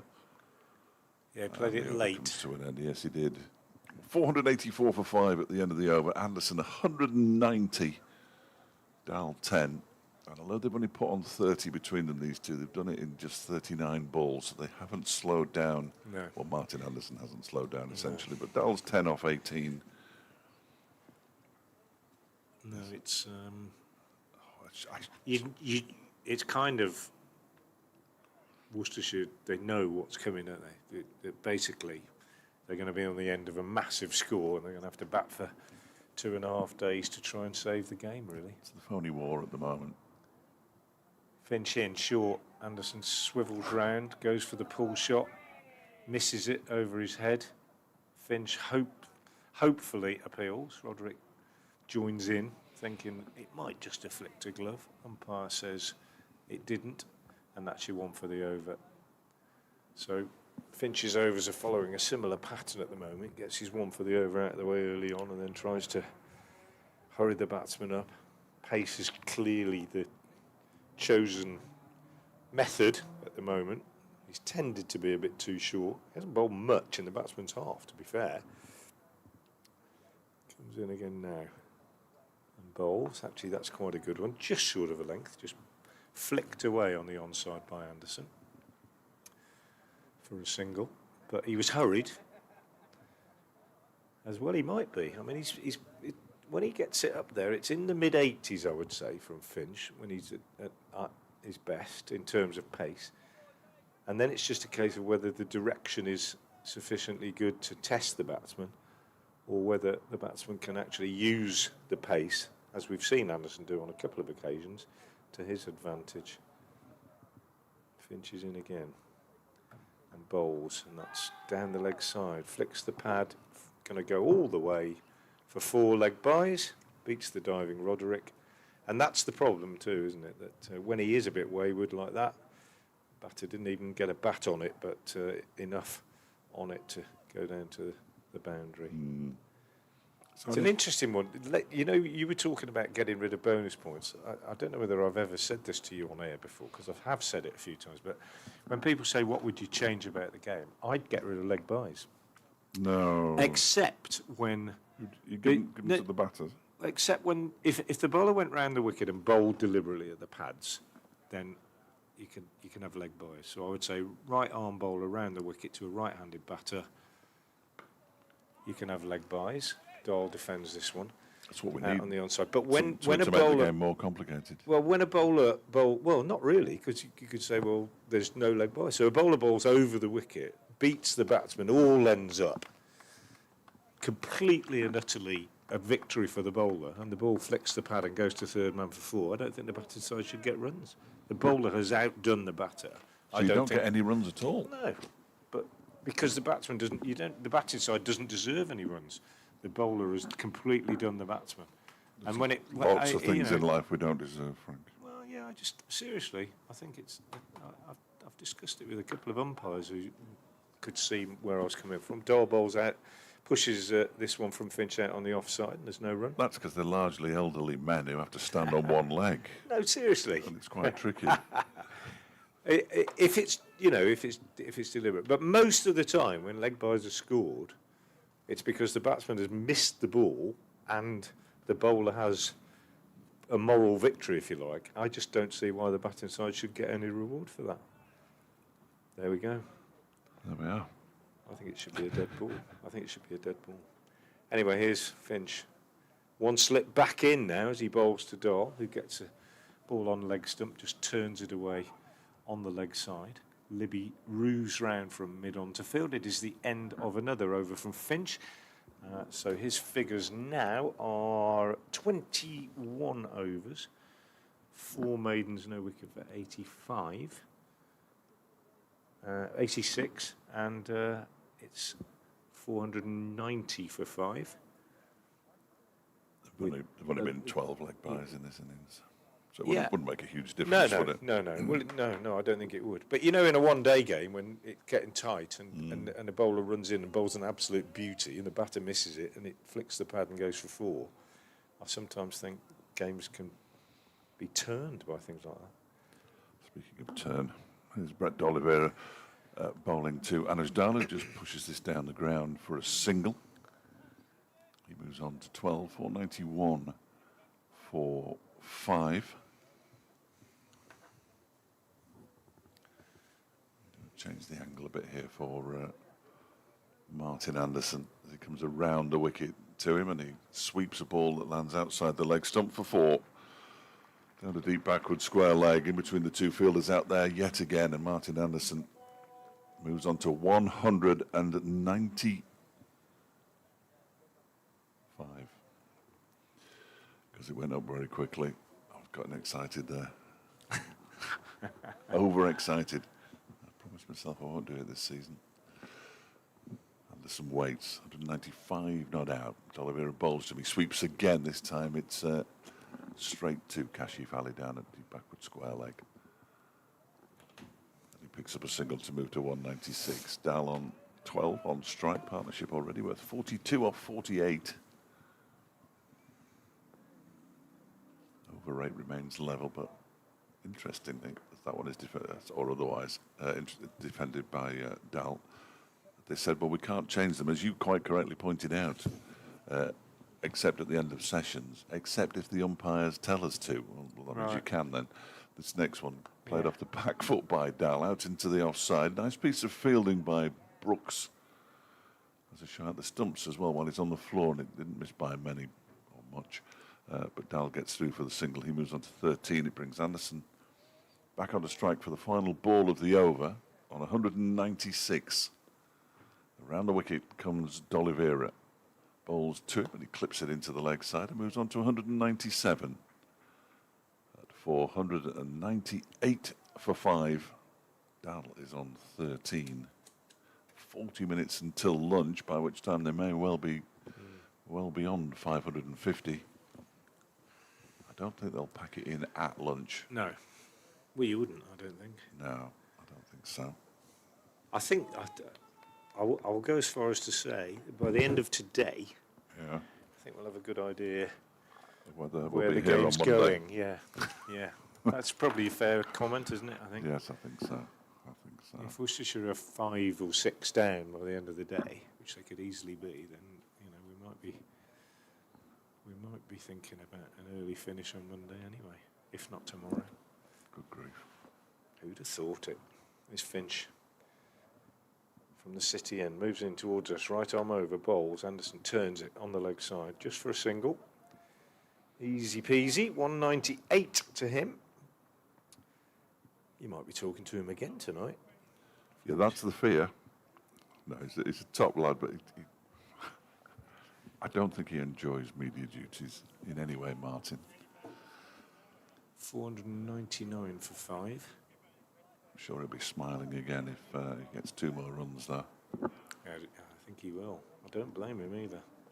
They don't come around very often, do they, first-class double centuries? Fantastic effort. Finch again in to Dahl. Anaj Dahl is in behind this, very solidly playing that back up the pitch. I think that going back to Finch, and I can completely get why he's decided to go like this and try and upset them with a bit of pace, because not much else has worked. And his figures are, they're not that bad, are they? 21.1 overs, 4 made and no wicket for 87. No, But, I think he's bowled all right. but he, I'll just break off as he aborts because Dahl has pulled away for some reason. We were talking about that need to stack up and bowl the ball in the right place again and again and again and again. And of course, it doesn't work if you're trying to bowl as quick as you can. So Yes. there's a danger that you could fall between 2 stools, if that makes sense. Good morning to listeners to 5 Sports Extra. Derbyshire piling up the runs here at the county ground against Worcestershire. Finch bowls and Anaj Dahl pulls away to square leg for a single, which takes him on to 14 and brings up the 500 for the home side after they were put into bat yesterday. The cornerstone of the innings has been a partnership of 273 for the 5th wicket between Martin Anderson, who's played quite superbly for his 198 not out, and Lewis Reese, who was the one man out today, who was dismissed for 114 this morning, clipping the part-time leg spin of Brett D'Oliveira straight to Ethan Brooks at mid-wicket. Here's Anderson, 198 not out, already a career best. Finch bangs this one in at him, and straight and quick, and he leans back, tries to uppercut it over third man, as he has done successfully for 6 once this morning. On this occasion, he makes no contact, and Gareth Roderick takes the ball above his head behind the stumps. It's gloomy here at Derby. The lights are on, as they have been throughout the game. It's got gloomier as well in the last 5 minutes. Yeah, but the light's taking effect, and certainly no problems for the Derbyshire batsmen against what has been generally a lacklustre Worcestershire attack, I think it's fair to say. As Finch bowls again, another short one, banged in, good straight one, and Anderson just ducks underneath it. It's 1 for the over, says the umpire. Can't quite see how the one before wasn't 1 for the over, if I'm honest, but umpire Chris Watts decides that's the one.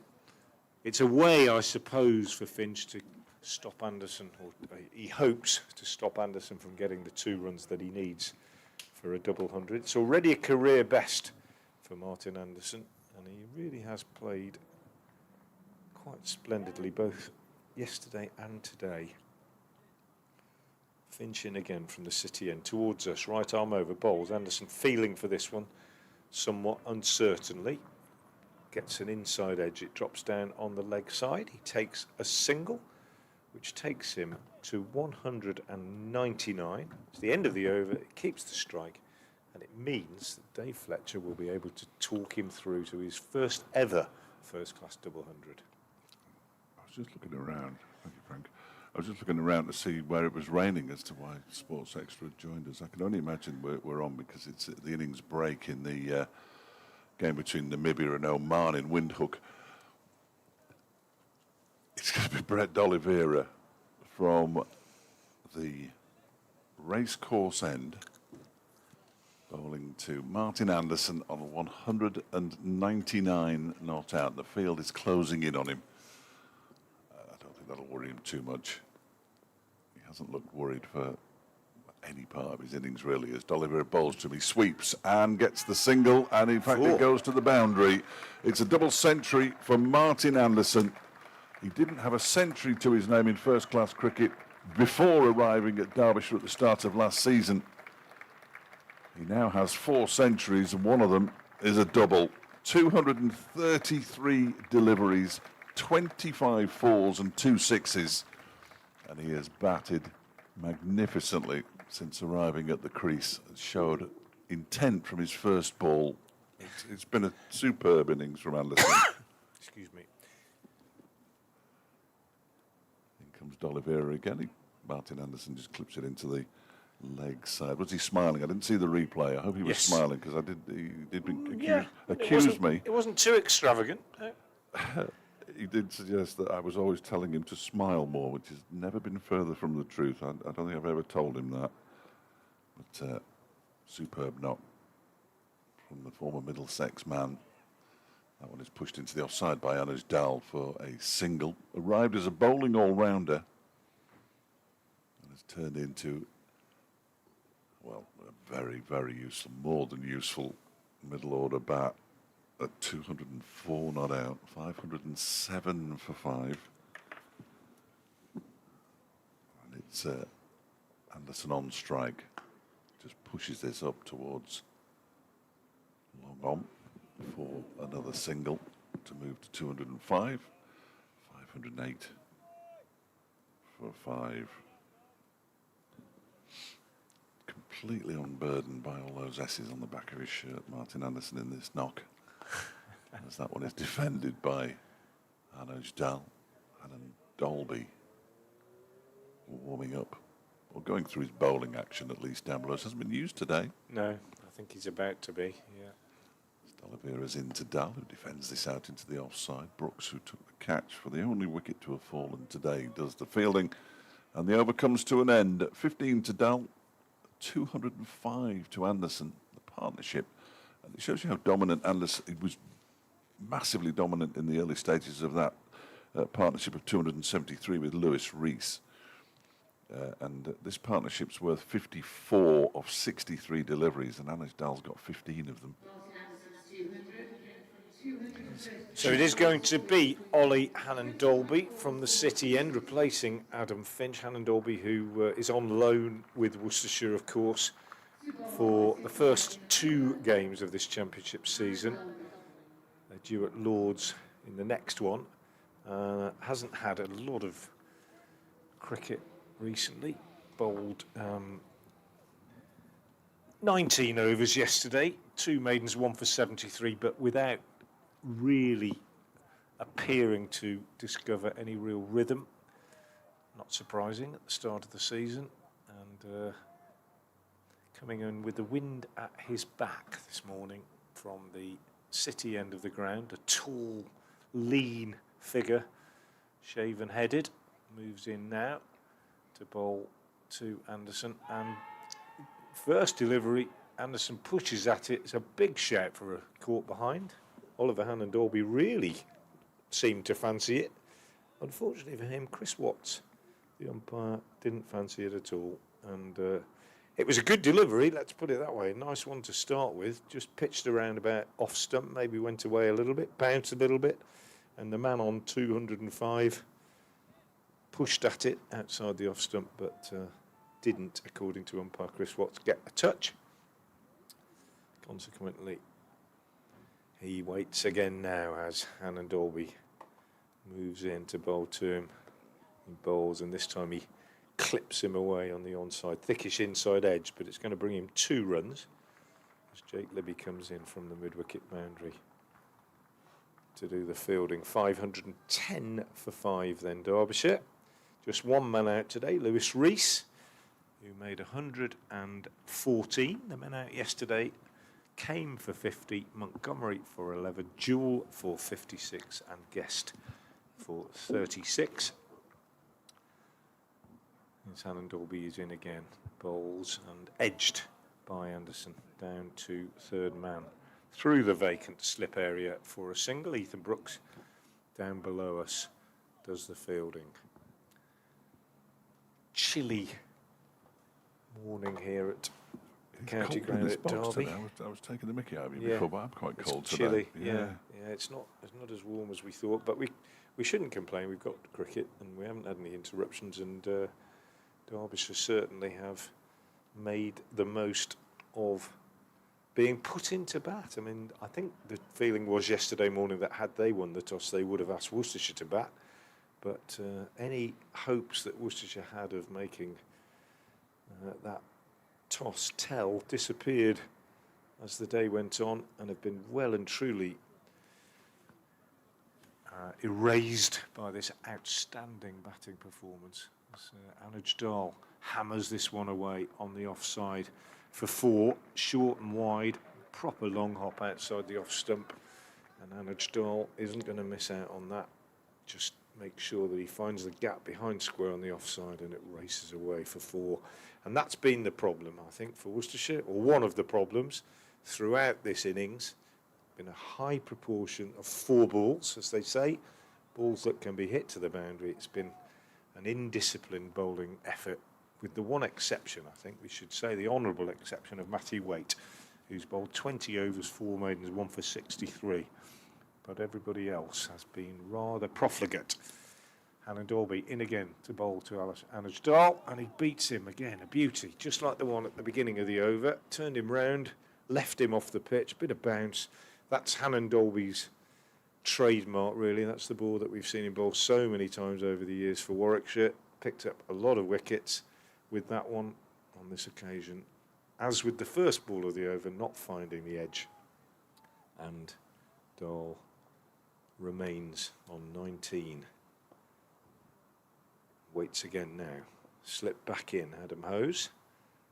As Hannon Dolby is in again, bowls, and this time he just gets in behind it and works it away on the onside for a single. Kashif Ali comes off the boundary to do the fielding. It's the end of the over. Dahl will keep the strike. He's on 20, and Derbyshire sailing along on 516 for 5.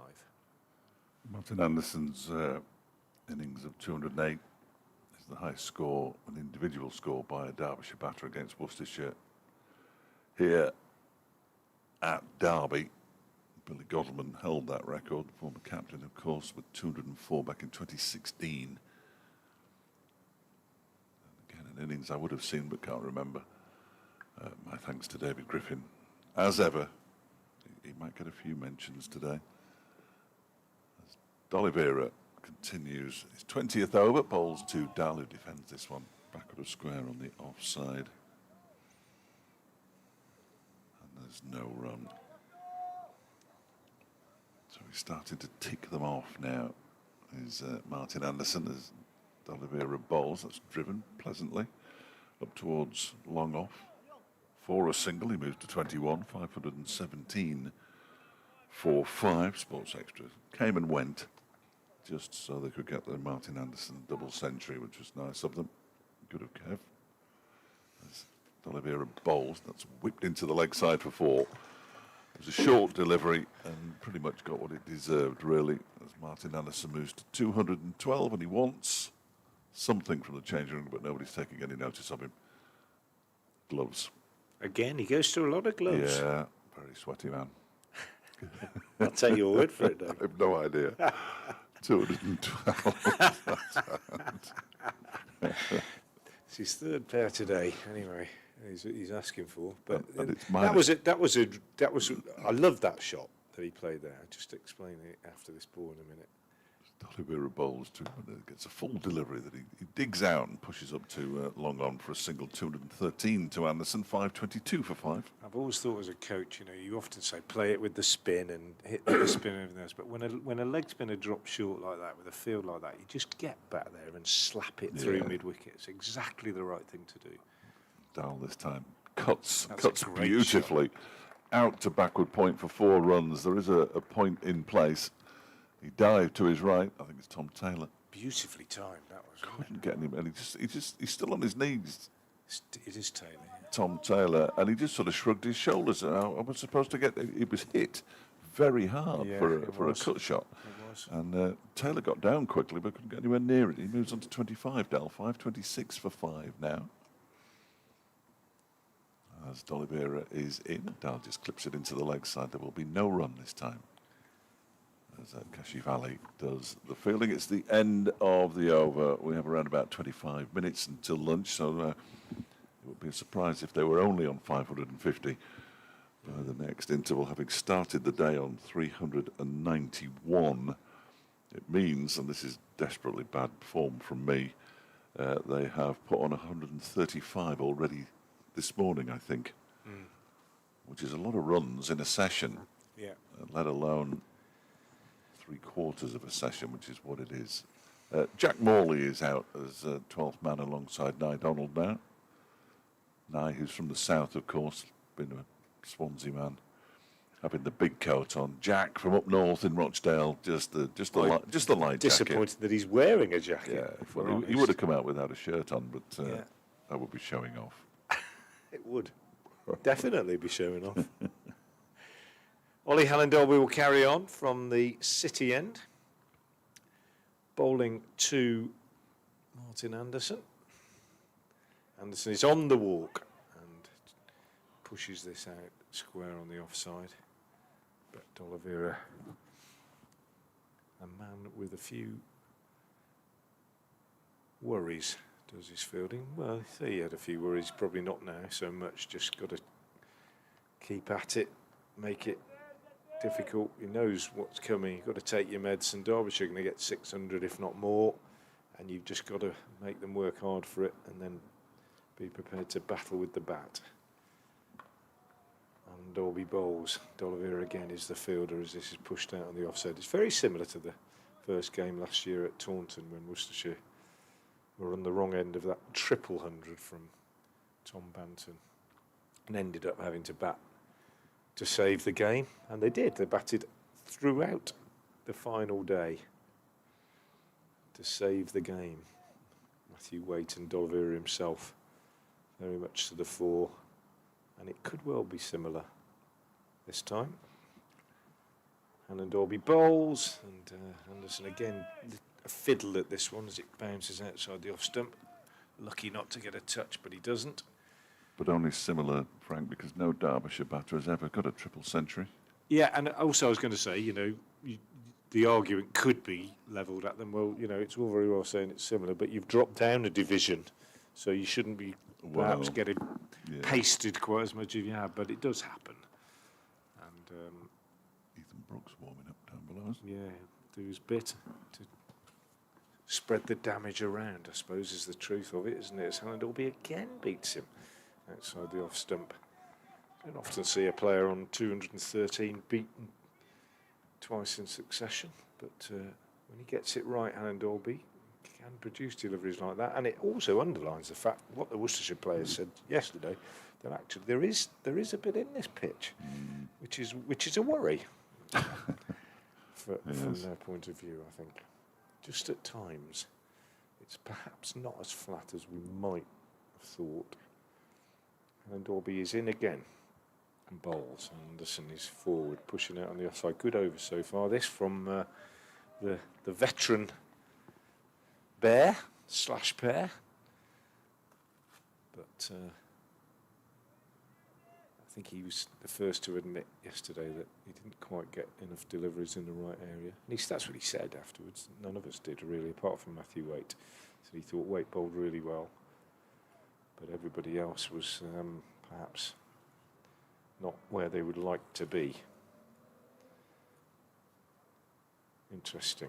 When he comes again now, past umpire Watts, bowls, and Anderson is again forward and pushes out on the offside. That's a very good over from Ollie Hannon-Dolby. 20 overs, no maidens, 1 for 92. No, that's Dolliver's figures. The board changes very quickly. Yes, it does. 21 overs, 1 for 81 for Hannon-Dolby. But that was a good over. He bowled it pretty well. It's a maiden, I think. Just the wasn't it? 12th maiden of the innings. Yeah, so there we go. A shock for all concerned, but probably as good an over as he's bowled. Went past the bat twice, kept his line, kept his length. Be more like what he was looking for yesterday. Ethan Brooks, as you said, is coming into the attack at the racecourse end, and I think it is a case of just sharing the medicine around, isn't it? Sharing the damage around, really. Yeah, a little bit. From Brett Dolliver's point of view, but had a little bowl himself. Brooks has been a willing bowler at various times. In he comes and bowls to Dal, who defends it straight back to him. At 526 for 5. Martin Anderson.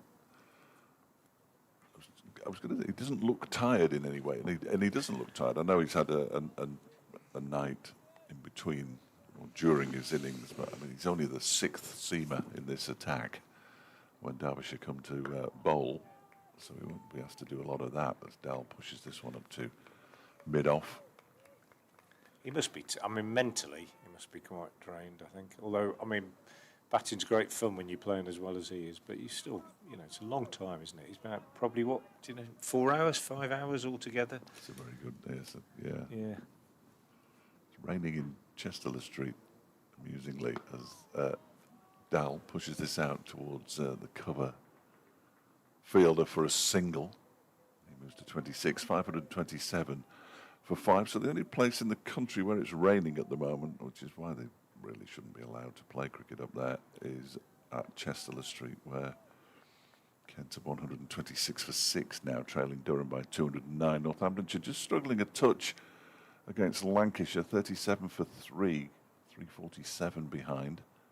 As Brooks is in and bowls, and this one is launched out into the offside. It's going to be safe, but it wasn't hit with enough power to get it anywhere near the boundary. It's sort of plugged in the outfield, and Anderson comes back for a second. 215 to him now, 529 for 5.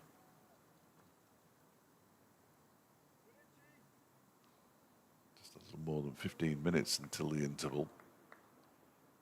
So Derbyshire going nicely as this next delivery is defended by Anderson out into the offside. 140. No, that's nonsense, Fletcher. 138 runs added this morning so far. Brooks turns around. He's already on his way in before Martin Anderson even settles over his bat, but Anderson doesn't worry, and he drives backward of square on the offside for just the one, in fact. It's a good piece of fielding by the sweeper out there, who Frank will tell me is Latigan. Thank you very much. I don't think I've ever seen him play. I think you saw him play at Repton, didn't you? He played in that game. Oh, did he? Yeah. Okay. In that one-day game. Yeah. He got 60, I think, in that game. Tall left-hander. Yeah, oh, yes. Yeah. I don't remember him at all. You do see a lot of players in the course of a season. It's hard to remember them all. He did play in that game, yeah. It's an unusual name as well, isn't it? So you'd think I might remember it, especially as soon as he scored runs, but Yeah. not a chance. 530 for 5.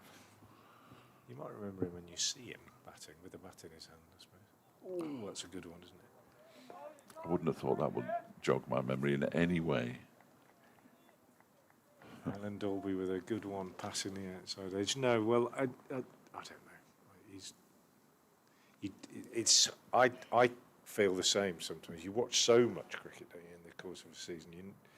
You become over familiar with your own players, and if you only see somebody, and especially if they don't make runs or they don't bowl or something, it's hard to remember everybody. It used to be different when they all had the same team week in, week out, I think. Hannon Dolby bowls and Anderson drives up to mid-on and picks up a single. Oh. He's going to get more than a single because there's a bit of a sloppy bit of fielding from Matthew Waite, who was he kind of caught on his heels by the run in the first place, and then sort of woke up and charged in, and then misfielded, and Gareth Roderick's giving him a bit of a stare at the moment, a bit of a shrug and saying, "Come on, that wasn't good enough." Sort of thing that happens when there's 530 runs on the board. Yeah. 532 for 5 now. Hannon Dolby in again to Anderson, who's on strike, driven up to Waite. This time he is awake, and they just get a single. So Anderson goes to 219. It's 533 for 5. Yeah, I was going to say, it was a bit like football, isn't it? There were a lot of teams back in the day, you pretty much knew what their side was going to be, and they only ever used about 14 or 15 players, but very different now. And with the different formats and the white ball, I mean, remember Derbyshire only a few years ago, and they had almost a different team for white ball cricket, didn't they? The Harlem different Globe, coaching team. The Harlem Globetrotters, yes, yeah, that went exceptionally well. Yeah. Comes Hannon Dolby and bowls, and Dahl is pushing this up to mid-on Libby Fields. Different coaches and everything. It was like. Yeah, well, John Wright and Dominic Corker both coached the T20 side at various points over the last few years. Didn't work. No. I can see why they tried. I can see why they tried it. Not much has worked in T20 cricket, in all honesty. One finals day, quarter-final at Taunton, the most recent memory of knockout cricket. Maybe different this year. Here's Hannon Dolby. In again, bowls slightly slower. Dahl just waits for it, clips it away on the onside. Single taken. Libby Fields. Dahl goes to 27. Sun shining properly for the first time today, I think. Well, promised it might get a bit warmer this afternoon. 534 for 5. This afternoon. Right. Yeah, looking you forward might to take it. one of your 3 coats off. Yeah. Got another one in the car. Oh, good grief. I was waiting for you to ask if you could borrow mine from the back of the box. So. Hannon Dolby coming in to complete the over, bowling to Anderson, and that's a good delivery and treated with respect by Anderson, who plays that out on the onside. And that's the end of the over. I think he's bowled better today, Hannon Dolby, than he did yesterday. And that is the end of his 22nd over, 1 for 85, his figures. And we've had just the 1 wicket today. Lewis Reese, the man out for 114, partnership of 273 for that 5th wicket with Anderson. But since that wicket, Hannah Dahl has played pretty solidly, and they've already added 80. I know, it's ridiculous, isn't it? That really has sneaked up on everybody, because Dahl's only got 27 of them. When he got to his 200, Martin Anderson had been batting for 4 hours and 38 minutes, I think. So he's well on the way towards 5 hours now, as a short ball from Brooks is pulled into the leg side by Dahl for a single. He moves to 28, 535 for 5. Dahl has faced 43 deliveries for his 28. Martin Anderson's been out there for 253 deliveries for his 219. That's a pretty decent strike rate in red ball cricket.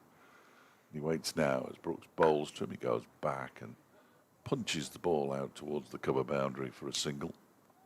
Moves to 220. He's moving into rarefied territory. There's only one page on my computer screen of batters who've scored more than 219 runs in a single innings for Derbyshire. As Brooks is in. That one is played by Dahl. Again out to the man on the cover boundary, who, as we all know, is Dan Latigan. He probably isn't. He's probably moved. But he picks up a single anyway. Yeah, it is him. Thank goodness for that. 29. Got a big dirty stain Yes. on his left knee. Yes.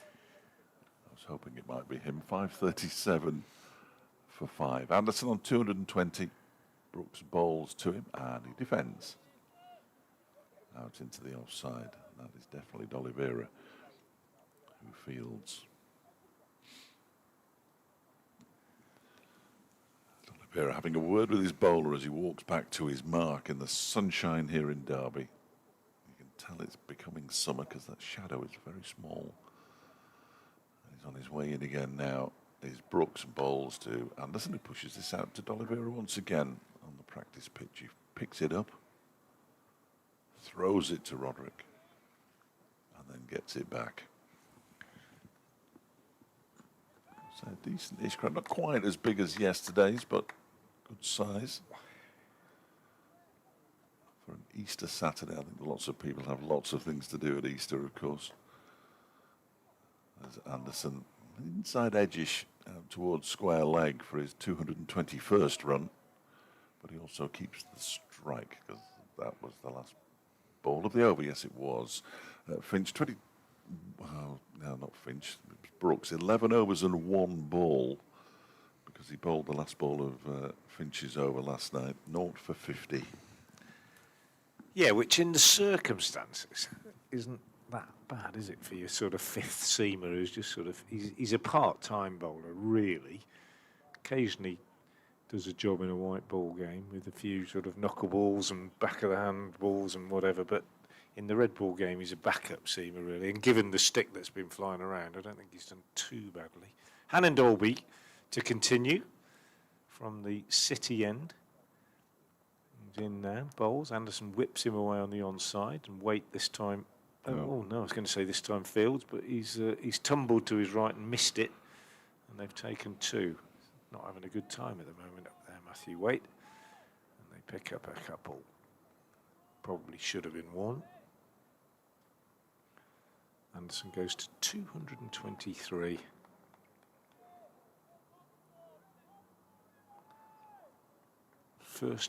His first double 100, and he got a chance of making it a really big one. Could be 2 years running. Worcestershire face a triple 100 in the first game. Going to get more, two more here in the same area. Whipped away on the leg side, wide of Waite at mid-on. Libby running round from deep mid-wicket. He's also got a big stain on his left knee, but he's a lot shorter than Latigan. Yes, no, yes, yeah, I wouldn't have mistaken those two. They're both out there on that Does boundary. Latigan also throw with his left arm? No. Oh, see, that shouldn't be allowed. No. There's Hannon Dolby is in and bowls a much straighter one, which Anderson defends. You mean somebody who can throw right and left-handed, or Was he a right-handed batter? who? Latigan? Yeah. No, he's left-handed, but he throws right-handed. Yeah, that's what I thought. Yeah. That's Yeah. Opposite. Well, no, Samit Patel, left-arm bowler, but right-hand batter, and could throw with both, couldn't he? I think. Yeah. Last year, Throwing with both is extraordinary. I think. it's quite a skill, isn't it? Because it makes you a very dangerous fielder close in. Yeah. Yeah. Samit was on the. I think he's on What the about seniors tour now. the spin bowler at Glamorgan, Kellaway? Welcome bowl boss. Yeah. Well. Yes. In comes Hannon Dolby and Anderson defend up to mid-on. I mean, that is extraordinary. Taught himself during lockdown, I think, because he got bored. He could bowl with his right, I think, or with his left, whichever. Taught himself to bowl the other way around, and now does both well enough to bowl in first-class cricket. I mean, it's absolutely magnificent. I sat in a chair and ate crisps in lockdown. With both hands. Oh yeah. Well, I had to teach myself to eat them with my left hand. Yeah. Here's Hannon Dolby again in bowls, and Anderson whips this away on the leg side. Libby Fields, and there's no run. But it is as a single, beg your pardon. It is an amazing feat of learning, but also it's very useful, isn't it, in terms of what it allows you to do as a bowler. If there's rough on outside the leg stump or whatever it might be, you can bowl either way. It's just fantastic. I think he's a really good cricketer as well. Actually, they've got some good players, haven't they? Asa Tribe as well. Really could well be knocking on the England door very shortly. I think Tribe had a fantastic season last season. Man from Jersey, I think. Yeah, certainly the Channel Islands, certainly. There's Anna Dolby again bowls, and this one steered down on the offside by Anuj Dal, who's played very competently for his 30. Anderson 226, the partnership 90 already, and Derbyshire 544 for 5, having begun this morning on 241 for 4. So really good session for them, building on a good day yesterday. And Worcestershire already know that basically this is a game that they're going to have to save. Rob Doverston, who's here, a boy I used to teach, has just said to me, Timor Mills bowls left arm and throws right-handed. I think Joffre can bowl left arm spin as well, can't Can he? he? Does it in warm-ups, yeah. I think Graham Hick could bowl left-handed as well. That's a good shout, though. 544 for 5, and Ethan Brooks is in from the racecourse then, bowling to Anuj Dal, who just guides it down to A much point. a much more important fact about Timor Mills is that he's a Norwich City supporter. There's a lot of burdens And to carry. and you could have a good opening attack, actually, Norwich City supporters, because you could have Timor Mills at one end and you could have Ollie Stone at the other end. Bit of pace there. So bizarre. Brooks bowls, turned into the leg side by Dal. He wants 2 here, but he says no to Anderson. He's got a very distinctive shout as Anuj Dal. He picks up a single to move to 31, 545. Does he still ride that scooter around? I haven't seen it for a while, but I wouldn't Took be it to Worcester, surprised. didn't he? Yeah. Away. He said he liked Worcester because you could scoot to the ground. Yeah. I think they were only staying on the hotel on the ground, so it wasn't much of a scoot. Was No, it?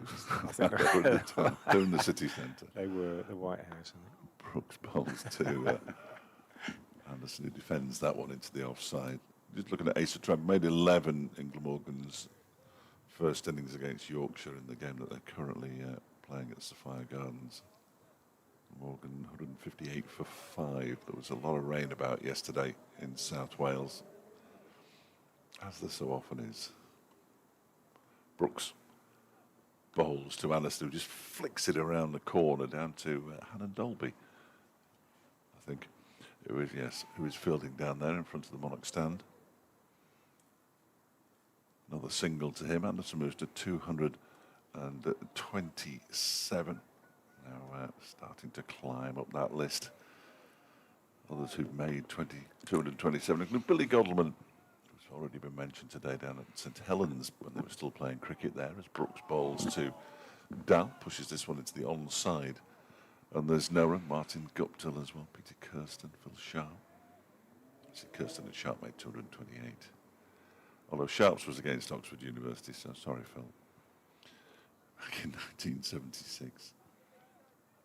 First class, but nobody wants a high score on their record against either Oxford or Cambridge, did they really? Much prefer to have it against a fellow county. Dal waits, turns this one into the leg side, and picks up another single as Kashi Valley comes in off the boundary to do the fielding, the end of the Brooks over. One more before lunch, I think. Yeah, that'll be it once at 12:57 on the big scoreboard. Dal has 32, Anderson has 227. The partnership worth 93. Derbyshire 547 for 5, which means they've put on 156 runs. Is that right? 156 runs this morning. It sounds about right. Yeah. Just put 9 on top of 47 and add a 1 at the beginning. Couldn't be simpler. Were you a maths teacher? No English. No. Really? Yeah. Why are you surprised? Oh dear. Marvellous. Amazing. An insult, just in one word. Oh dear. Hannah Dolby. Giving you a text to me before this game. I was staggered. Hannah Dolby to Anuj Dal played defensively up to mid-on and fielded by Matthew Waite. 547 for 5 then. You've got to have a bit of fun. We're together for 4 I days know, solid. I know, and I fully accept it. It's been tough, this, for Worcestershire, let's be honest, since they didn't make an early breakthrough yesterday, I think. He would have won that toss yesterday morning and thought, you know, we've got a real chance here, making early inroads. They didn't. This one clipped away on the onside by Dole for a single. And it's been tough. It was cold yesterday, and it was hard to keep going. And I talked to some of the players about it last night. They were saying it was difficult to keep geeing everybody up throughout that afternoon session. And they've been on the wrong end of some really good batting, let's be honest. Kame 50, Montgomery 11, Jewell 56 and Guest 36 out yesterday. And then that brilliant partnership of 273, Reese out for 114 today, and Martin Anderson still there on strike now on 227, pushes this one from Hannon Dolby into the covers. If anything, I think Worcestershire bowled a bit better this morning, perhaps. Certainly Waite has been tidy again. Hannon Dolby better than he was yesterday, but the damage has already been done, really, and Worcestershire now know quite realistically that the best thing they can hope for from this game is to get a draw out of it, get some bonus points with the bat, and limit the damage, as it were. They're not going to win it. Hannon Dolby in, bowls, Anderson drives, well, half drives back up the pitch to the bowler, does his own fielding. I'll have to leave you to say goodbye to everybody here. I can manage that. You can say goodbye. Well, you were an English teacher. Yeah, You should be able to. exactly. Well within my capabilities.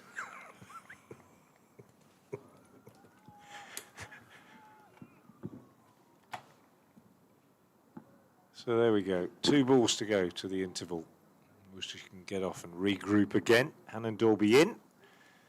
And he bowls, and Anderson is forward, pushes out on the offside. He'll be intent now on getting through to the break without losing his wicket. It's been a splendid effort by him. Career best by some considerable margin. And Anuj Dal has played very tidily too for his 33. Nice time to come in, to be fair. Not much pressure, not many close fielders. Man at the other end in good nick, going really well. Nonetheless, they've added 94 and just 116 deliveries. The rate of scoring throughout this innings has been impressive. And Derbyshire very much on top. Last ball of the session comes from Hannon Dolby. Anderson clips it up to mid-on, where it's fielded by Waite. There's no run. He turns for the pavilion. Umpire Chris Watts says over. And there we have it. 548 for 5, Derbyshire. Dahl, 33. Anderson, 227. The sun is shining. Worcestershire can go off and regroup. Derbyshire can go off and plan just when they fancy a declaration this afternoon. I would imagine that they'll go on for another hour or so, maybe past 600 before attempting to make inroads into the Worcestershire first innings. Whatever happens, we will be here to bring you the action. Thank you for being with us this morning. Do join us when play resumes just after 1:40. Until then, with Derbyshire 548 for 5. Thank you very much for being with us, and we will speak to you later.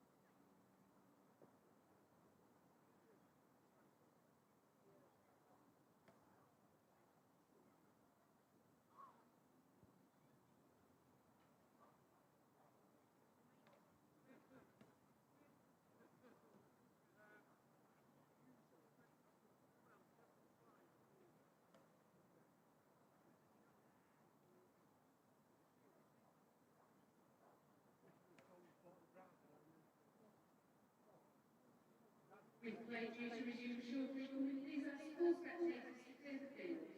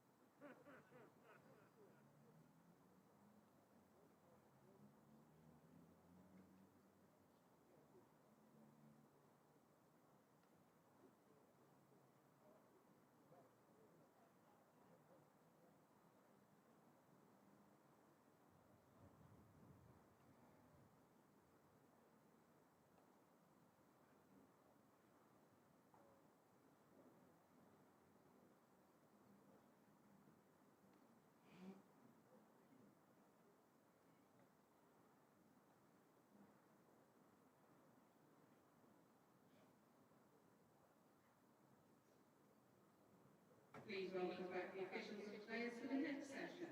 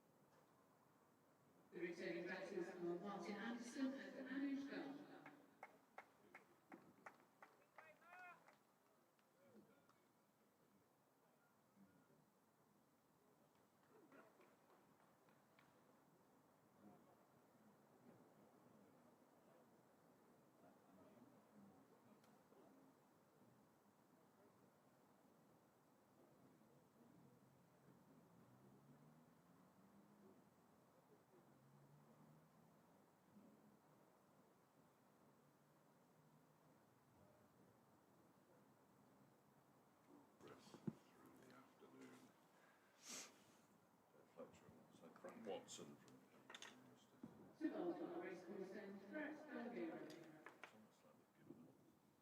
Brett D'Oliveira is going to open the bowling from the racecourse end. Sun is shining, but there's still plenty of cloud up above. I want it to be blue skies, that would be great for Ahmed Abbas necessarily. Dal on strike. First run of the afternoon session is scored by him as he punches the ball out into the offside. He moves on to 34, 549 for 5. That one, no, yeah, only that one. Well, it does, but no good. I can't hear you very well. That's what I'm saying. I'll tell you why. Right. I made an absolute fool of myself. That's it. Yeah, I didn't put it in the right thing. Brilliant. If you didn't hear all the welcome back stuff, just welcome back. D'Oliveira's next delivery is a dot ball. Here's Anuj Dal. I think it was a dot ball. That one is cut by Dal. And there's no run. I'll promise I'll get slightly better as the afternoon goes on, possibly. 550 for 5. As Dal again plays it out into the offside. And there's no run.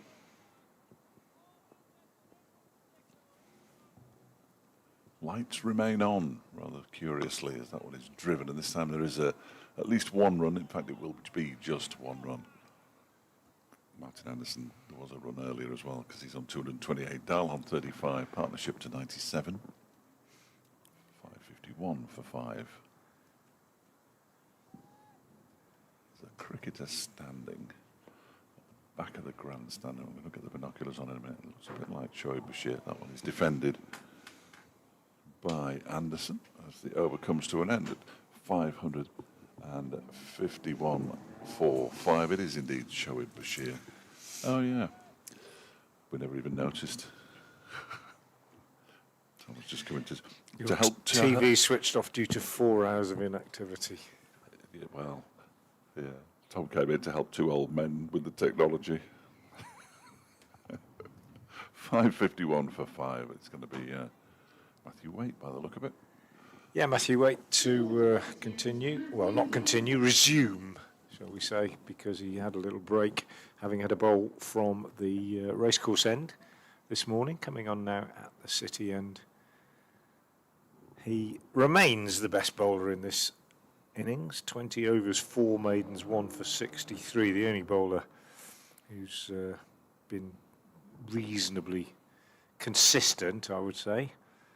Comes in now to bowl to Anuj Dal, and he is pushing this one out on the onside. That said, Hannon Dolby bowled pretty well this morning, and he has also gone for fewer than 4 and over. 24 overs, 3 maidens, 1 for 92, his figures. He's gone for 3.83 and over. Waite has gone for just over 3. Most of the other bowlers have gone for 4s and 5s. In comes Waite again now. Bowls, and Dahl is back, playing this back up the pitch. It's about this time that the batters make it look like it's doing all sorts, isn't it? Yes, yes. Yeah. Oh, that one kept low. Yeah. There's one that's leapt on me. Yeah, and a histrionic reaction when something like that happens, and a stare at Jake Libby at backward point. And Dan Latigan will be opening with him, the youngster. Roderick, having dropped down the order, having opened for most of last season, but Latigan will be opening today, I think, as Dahl picks up a run here. 4 runs, in fact, tickling this one fine off his pads down to fine leg. Weight just erring in line. Dan Latigan, you say? I think I saw him at Repton. Yeah, I think you did. I think you said you thought you saw him, but you weren't quite sure. Can't remember a thing. Yeah. I'm sorry, Dan. Sorry to the Latigans. Yeah. Well, there's high hopes for him, but it'll be testing for him Great. today. They're going that's back for there sure. this year as well. That's great news.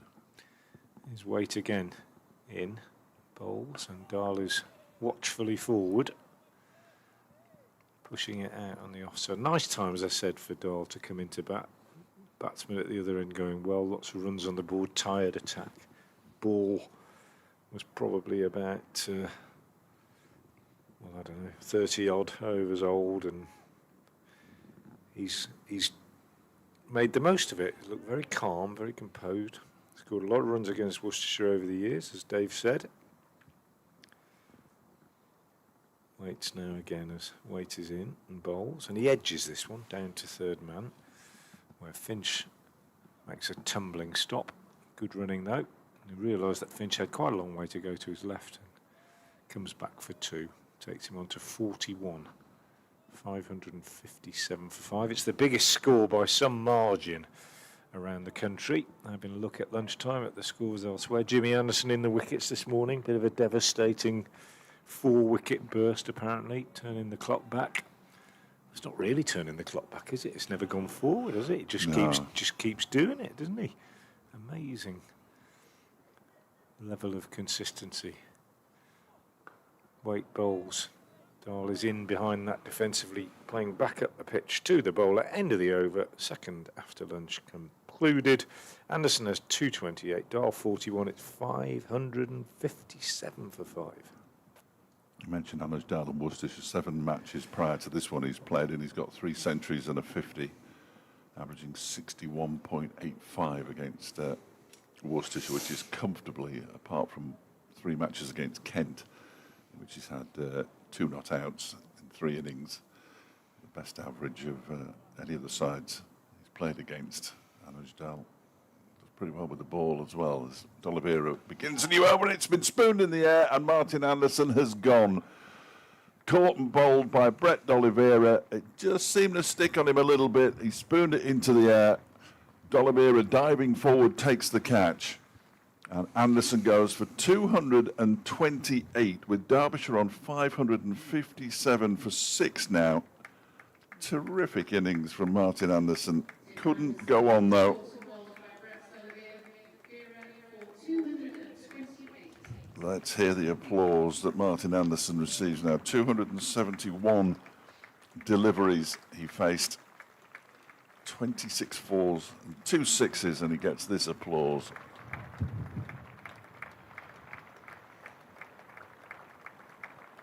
Punch of the gloves as well with the new batter, Zach Chappell. You could almost hear the applause in amongst the wind. Yes, it's still very windy. And Brett D'Oliveira picks up his 2nd wicket, 2 for 95, his figures now. Oh, I should have seen before it went off. So they added 103? Yep. For the 6th wicket. And he's done an awful lot to get Derbyshire into a very, very strong position. Now we have a batter who's not going to hang around in Zach Chappell. After him, Ben Aitchison, Mohammed Abbas and Shoaib Bashir, not necessarily in that order. We shall wait and see. They might be able to take the declaration out of the equation here. Worcestershire. He won't make it onto FM and DAB, which is a real shame for Martin Anderson, as if he cares. So D'Oliveira, it's the 22nd over of the innings. He's got a very straight, short mid-on now. He bowls to Chappell, who plays it to that fielder. The back foot, and there's no run. Block, swing, I'm going. As D'Oliveira is in. There's the 2nd block. First one was quite an aggressive block. That was very much a dead bat defensive shot. So the fielder out on the mid-wicket boundary might be in danger here. Ooh. It's the new Zach Chappell as he plays it into the onside. And there's no run. He's in danger of bowling a wicket maiden here, Brett D'Oliveira. Goes in, that one's pushed into the offside. Tumbling Brooks does the fielding. And he's got 1 ball to go for a wicket maiden. He bowls it to Chappell, and he has completed a wicket maiden.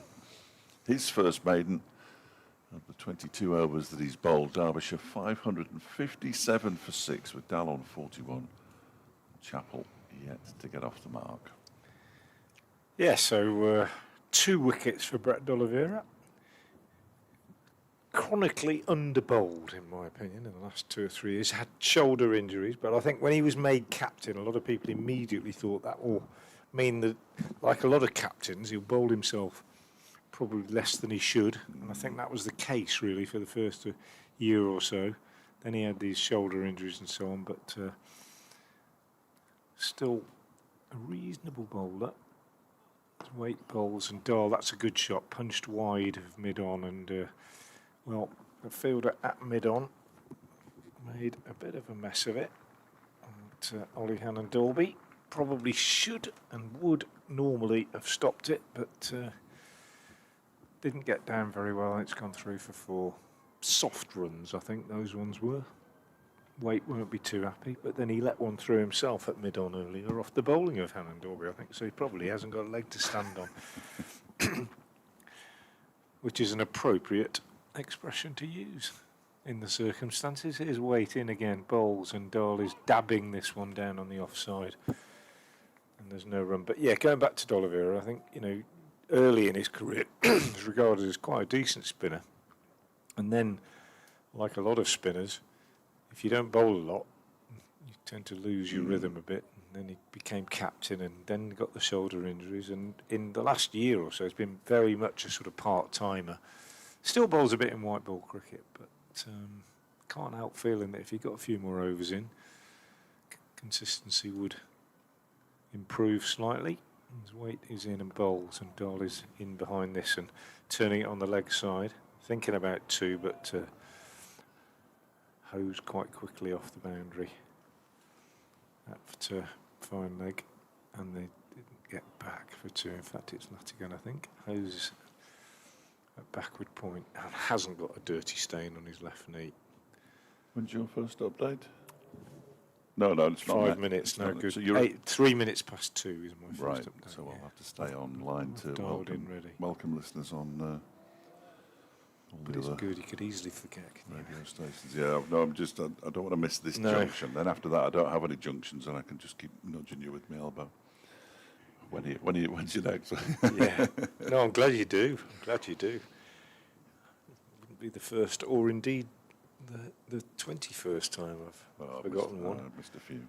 562 for 6 as Waite comes in to bowl to Chappell, who is taken on the pad via a thickish inside edge, and the ball runs out on the offside.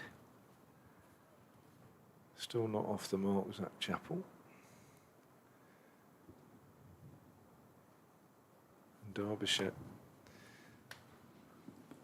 now in that luxurious position of knowing that they can just take it as it comes. If they lose a wicket or 2, it doesn't really matter. They're in an unassailable position. But Worcestershire, I suppose if you bowl the team out for under 600 or so, there's an element of respectability regained rather than 600 for 6 declared or something. As Waite comes in and bowls outside the off stump and Chappell leaves that alone.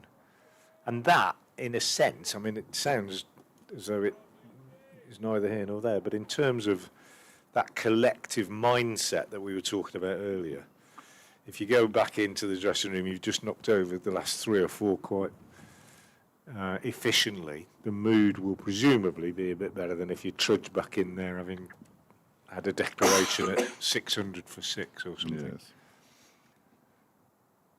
Mindset so important.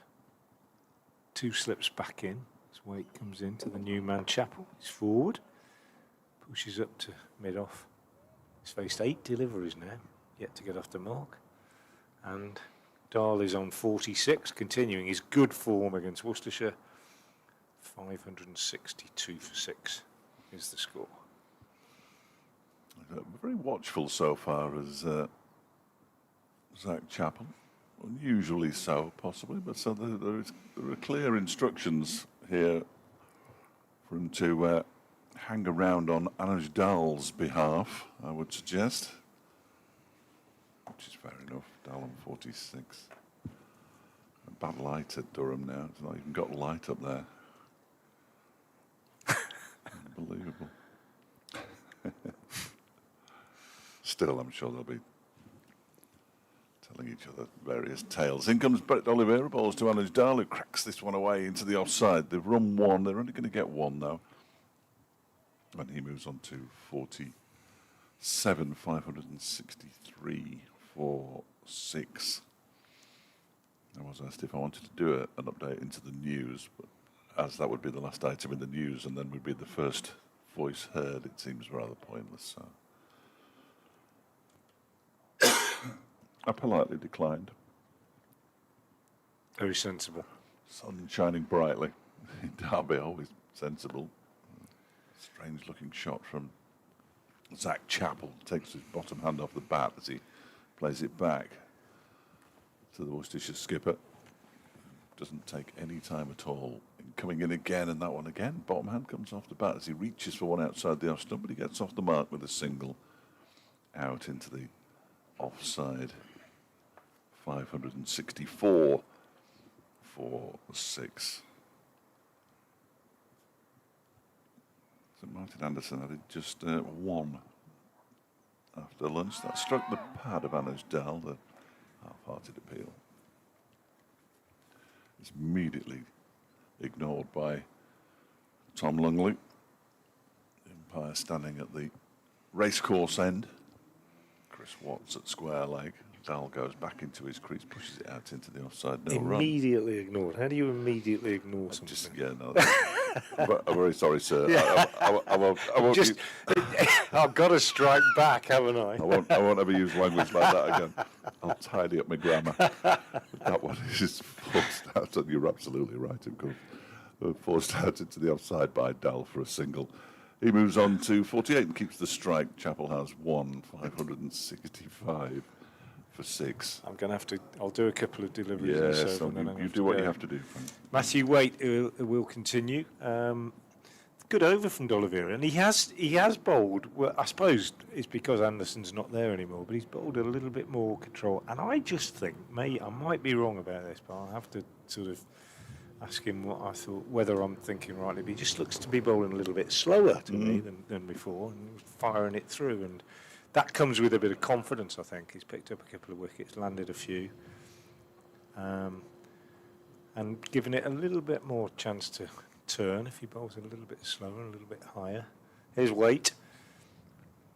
Wind billowing the cover behind him as he bowls, and Dahl steers this one down into the gully where Libby fields. Libby, who will no doubt now be thinking ahead to, well, I'm sure he has been since the start, but he'll be thinking, you know, it won't be long now, a couple of hours, and I'll get my opportunity to bat.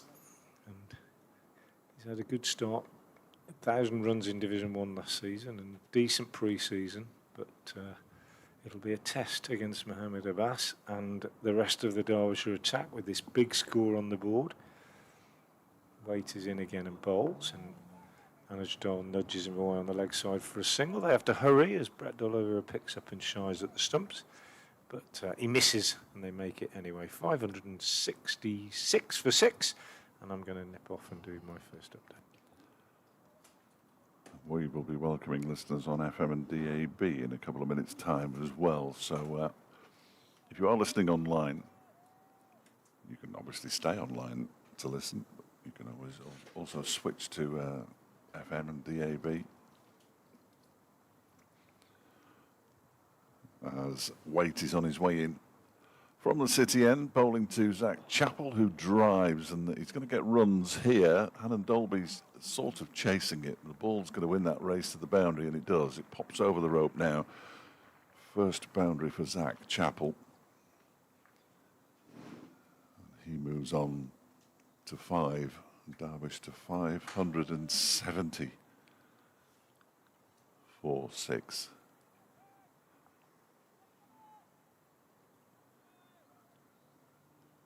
Just 5 totals of 600 or more scored by Derbyshire in their history. They're 570 for 6 as Waite bowls to Chappell, sways out of the way of that one.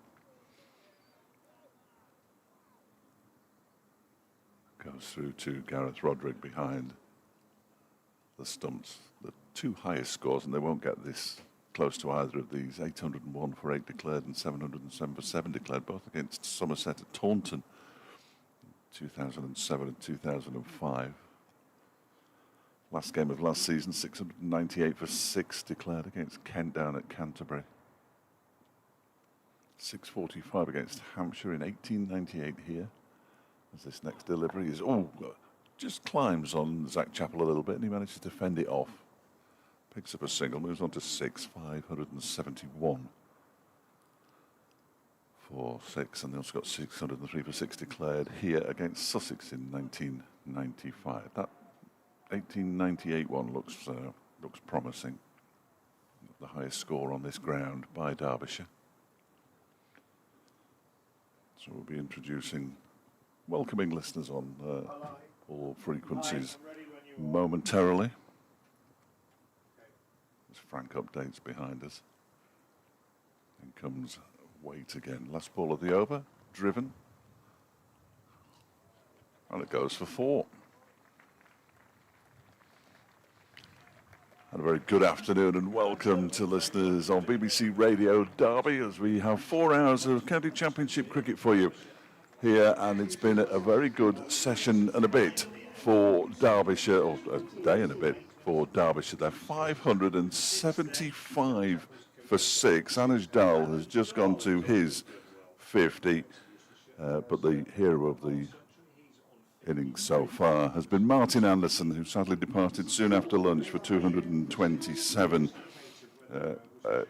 228, I beg your pardon. Caught and bowled by Brett D'Oliveira as he spooned the catch back towards the Worcestershire skipper and was caught and bowled. Dal has just driven the ball down the ground off the final ball of Matthew Waite's 23rd over to get to his half century.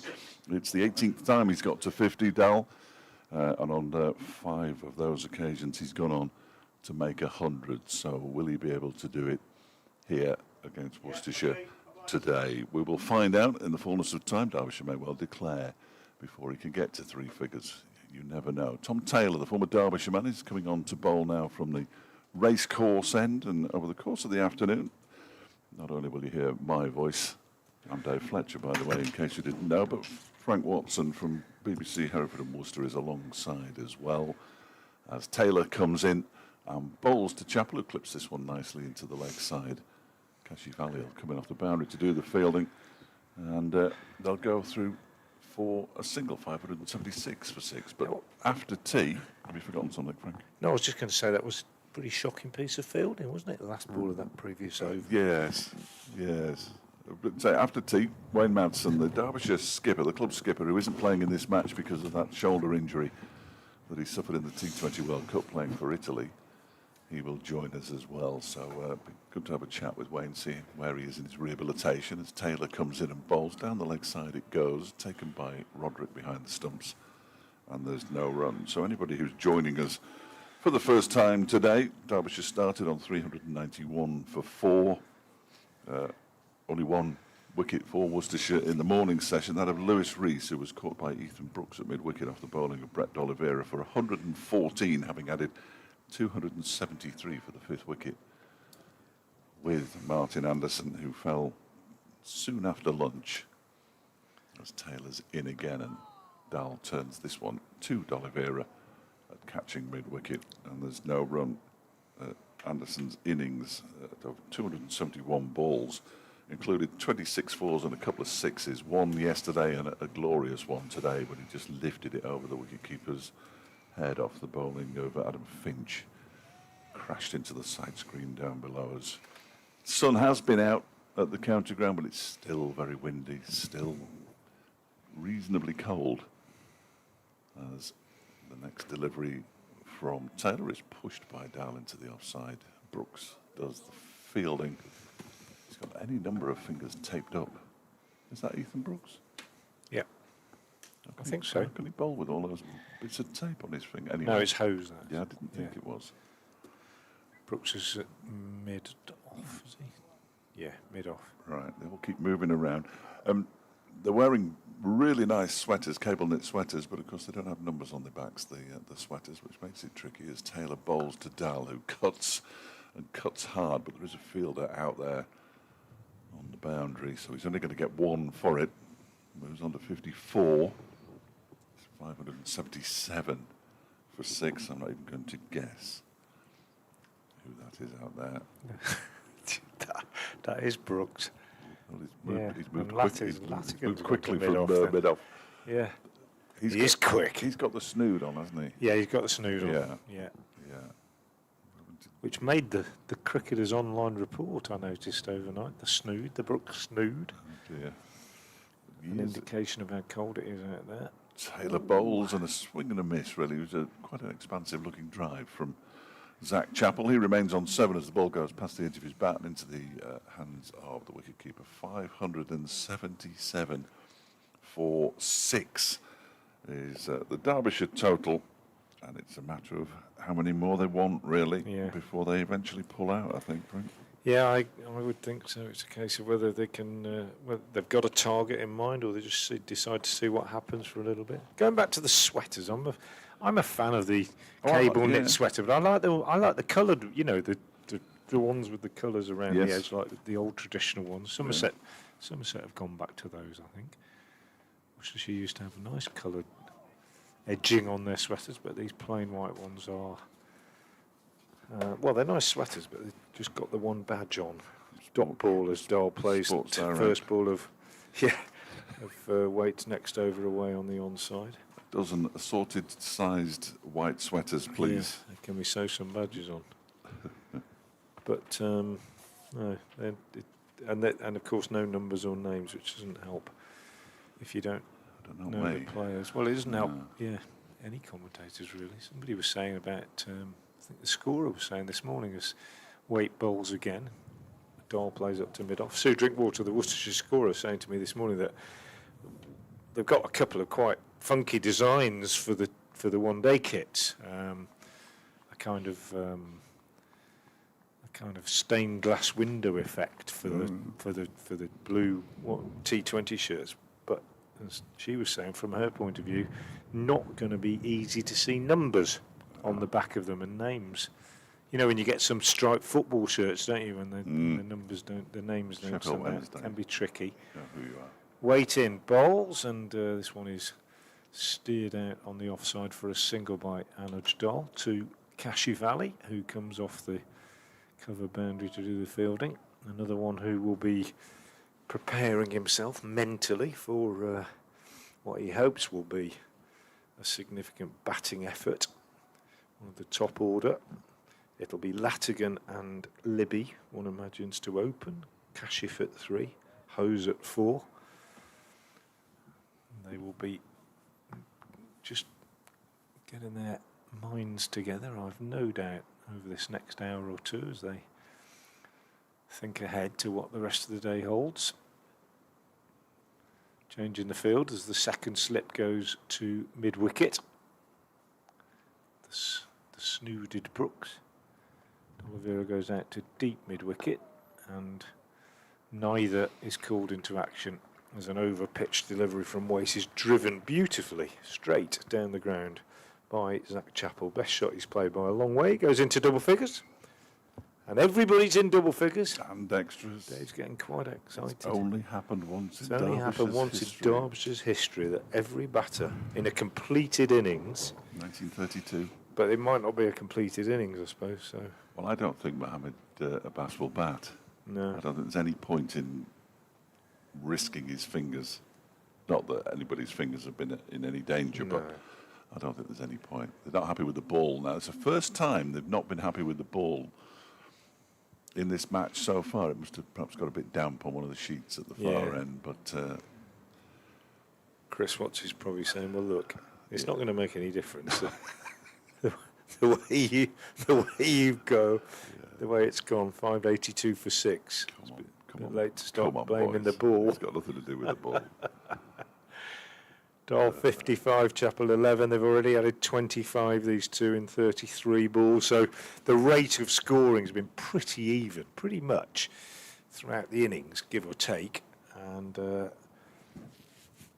It seems a blooming long time since they lost the toss and were put into bat, and the third ball of the innings was chipped back up in the air over the bowler's head, and you thought, well, hey, up here we go, could be early difficulties here for the batters. No such thing has happened at all. I haven't had confirmation, but I'm fairly sure Derbyshire would have bowled as well. Yeah, I think somebody said that. Yeah, definitely. I'm pretty sure they would. Yeah. Anyway, his weight again in bowls, and oh goodness me, Chappell has a real swish outside the off stump. His second shot that he played looked a lot better than the first. I must say, the first one looked like the sort of shot you play on the beach.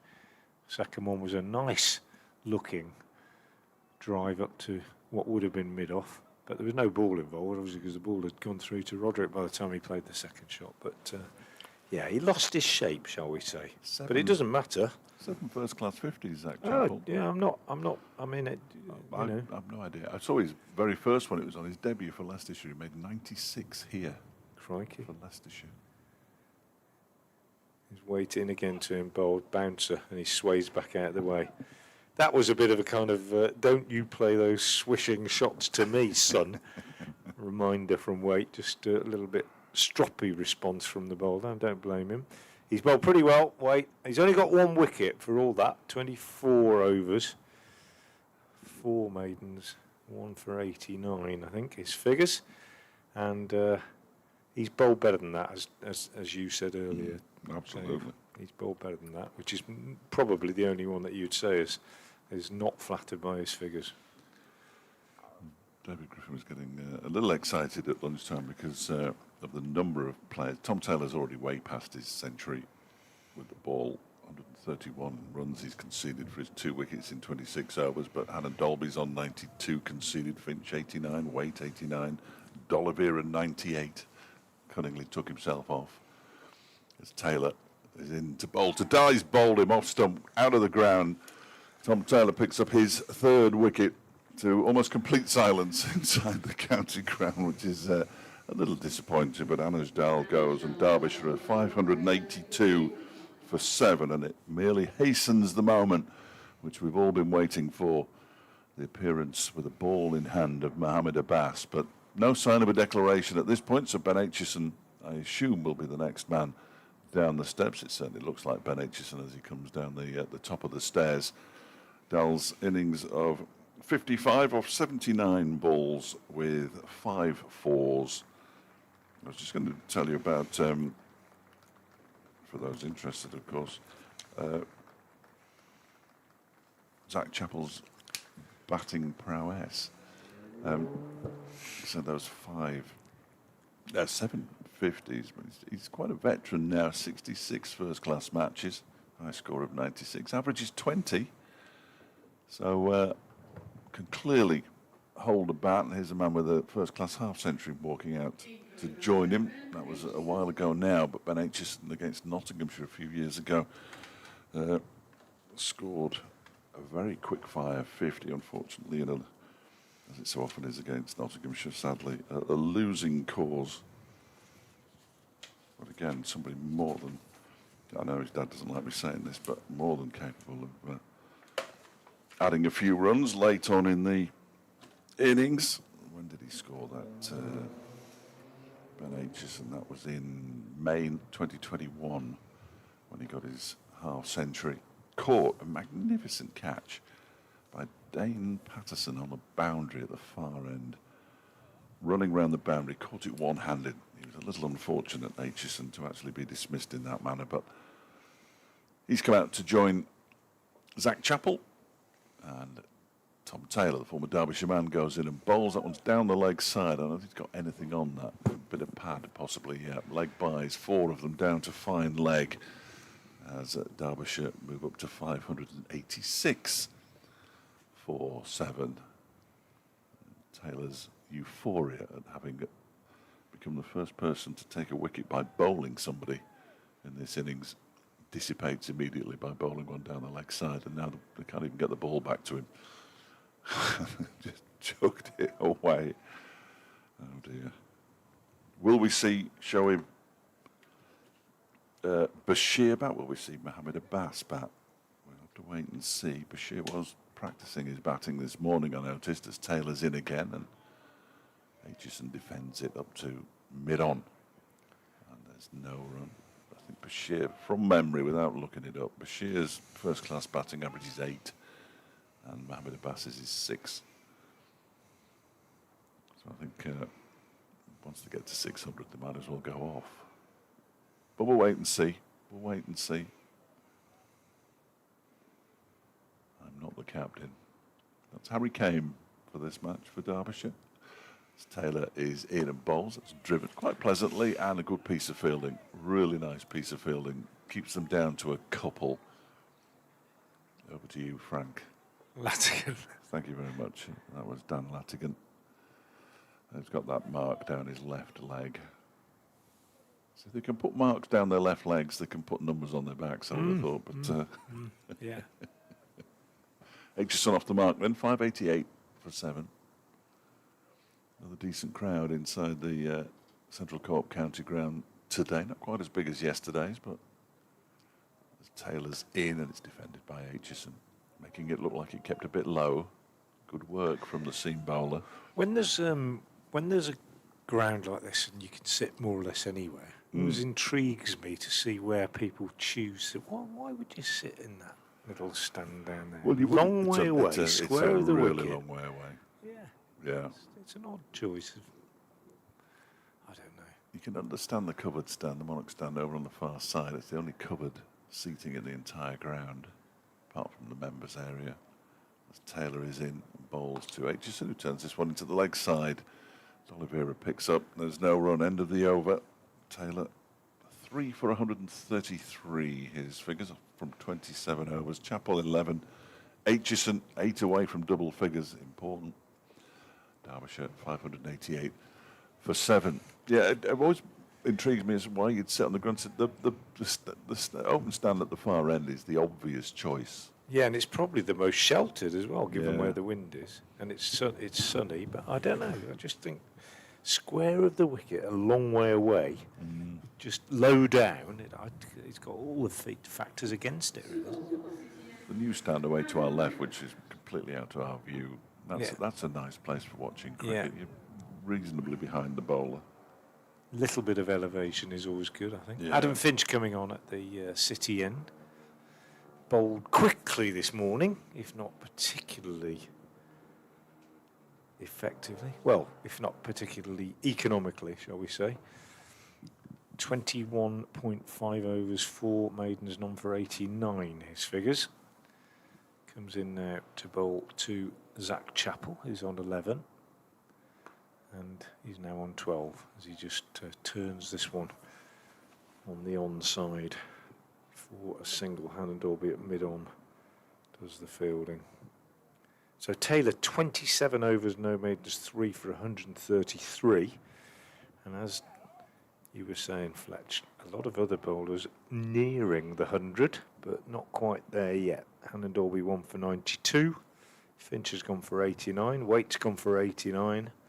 D'Oliveira's gone for 98 and got himself out of the firing line. Nobody likes to go for 100. Finch in, bowls. Oh, well bowled, straight, and too quick really for Aitchison, who's only just come in, taken on the pad. An appeal from Finch, but it was too high. You could see that from here. And it was pretty quickly strangled. Sun's bright now. Very pleasant, if it weren't for that cold wind. D'Oliveira just changing the field, brings Kashif in from the cover boundary and goes across onto the leg side himself from extra cover. So we've got a slip, third man, 3 men saving one on the offside, mid-on, mid-wicket, 2 men back on the leg side. Finch is in and bowls, and Aitchison tickles this one away down to one of the men on the leg side boundary for a single. Finch didn't get that one straight enough, really. 590 for 7. I've got a feeling about 600. Have you? Yeah, I don't know why, really. Just seems If it doesn't happen, then it seems about the right time, doesn't I'll it? have a feeling about 650 if it goes past it. and they don't Yeah, go off. yeah. Then you can take 700. Yeah, we won't get there. They'll be all out. I don't think they will get there. Although, Who knows?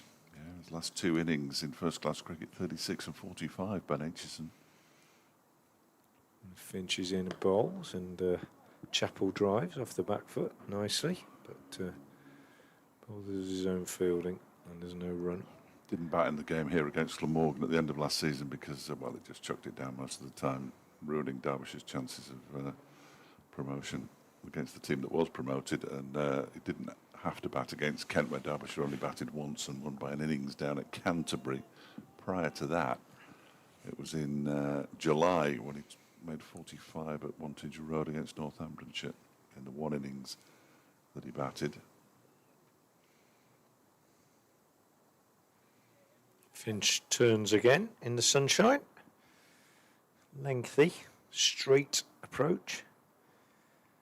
And he is in now and bowls short. Good one. Ducked underneath by Chappell.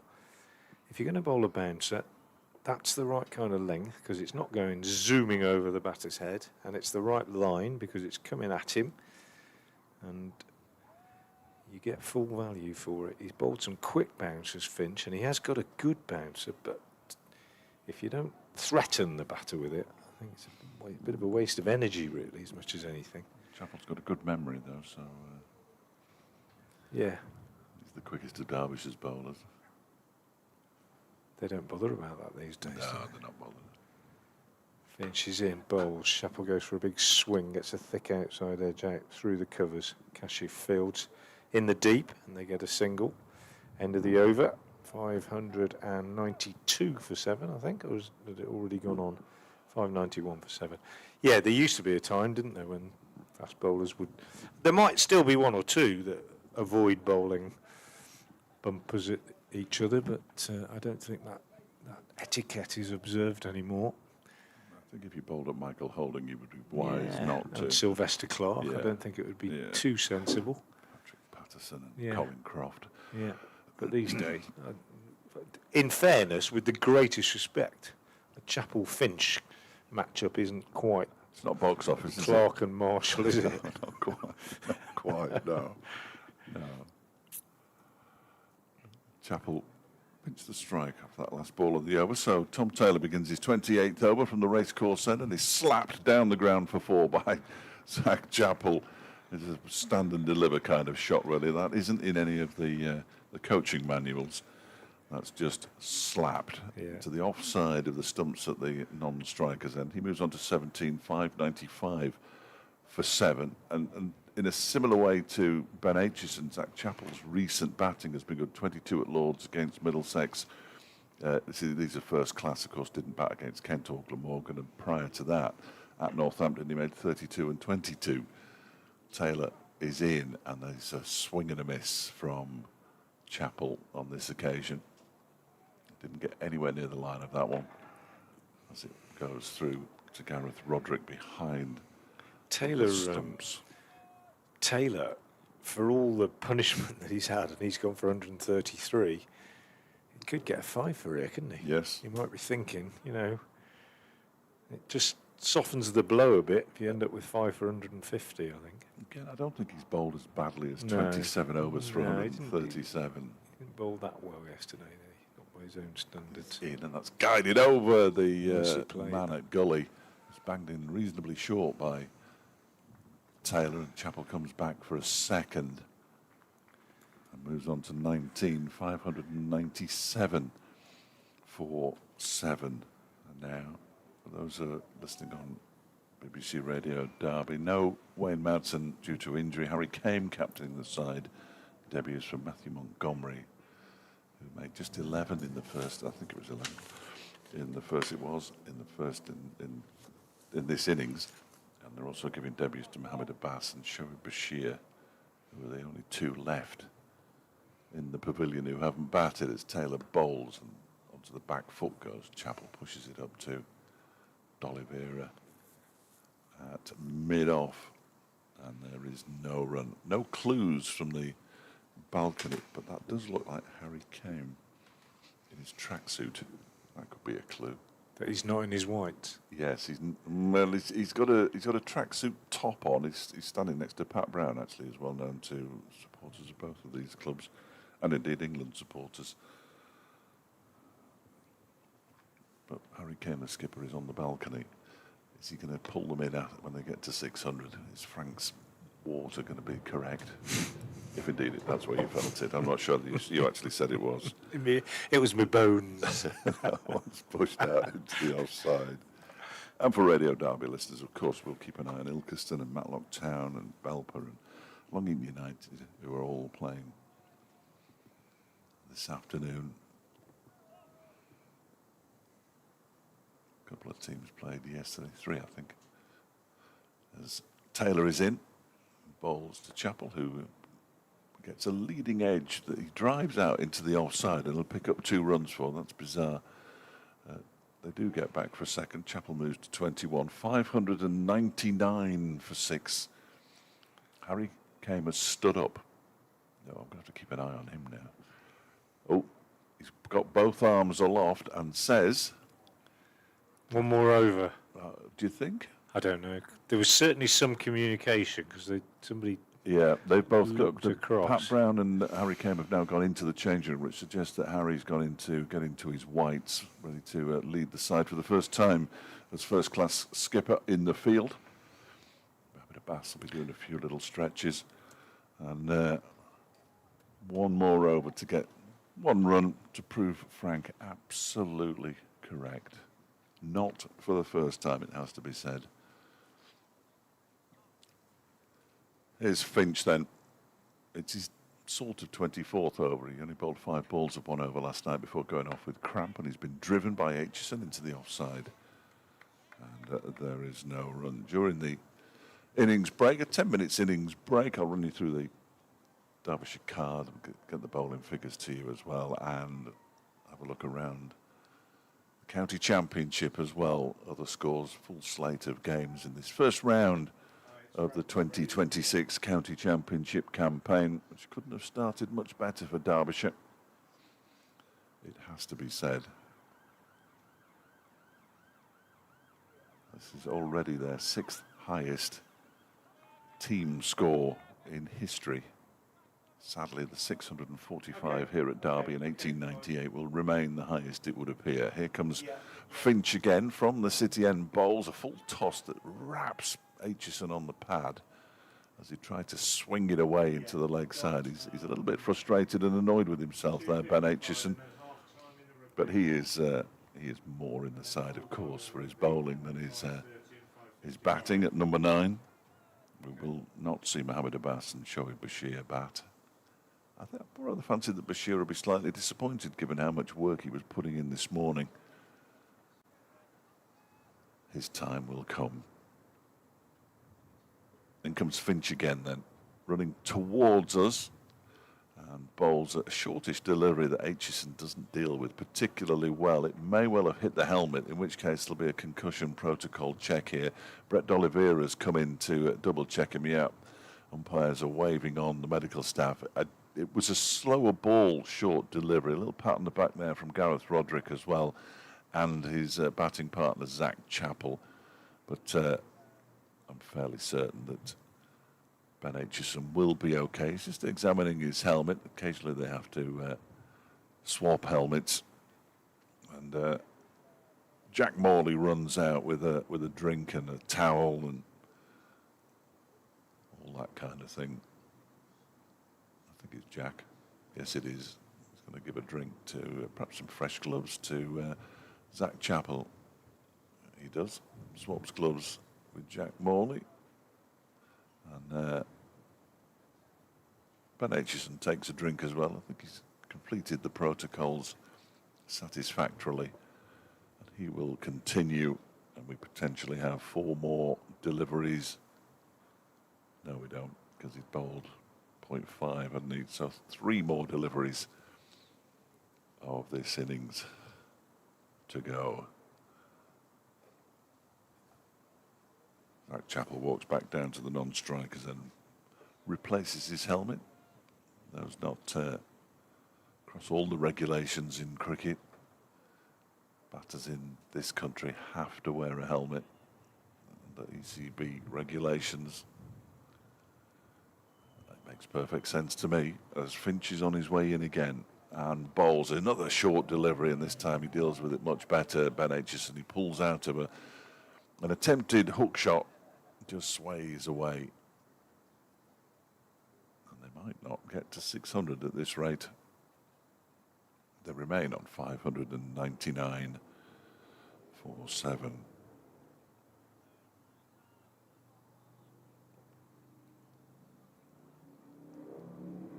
Plenty more blue sky now than we've seen for much of this game, although it's still heavily clouded, the sky.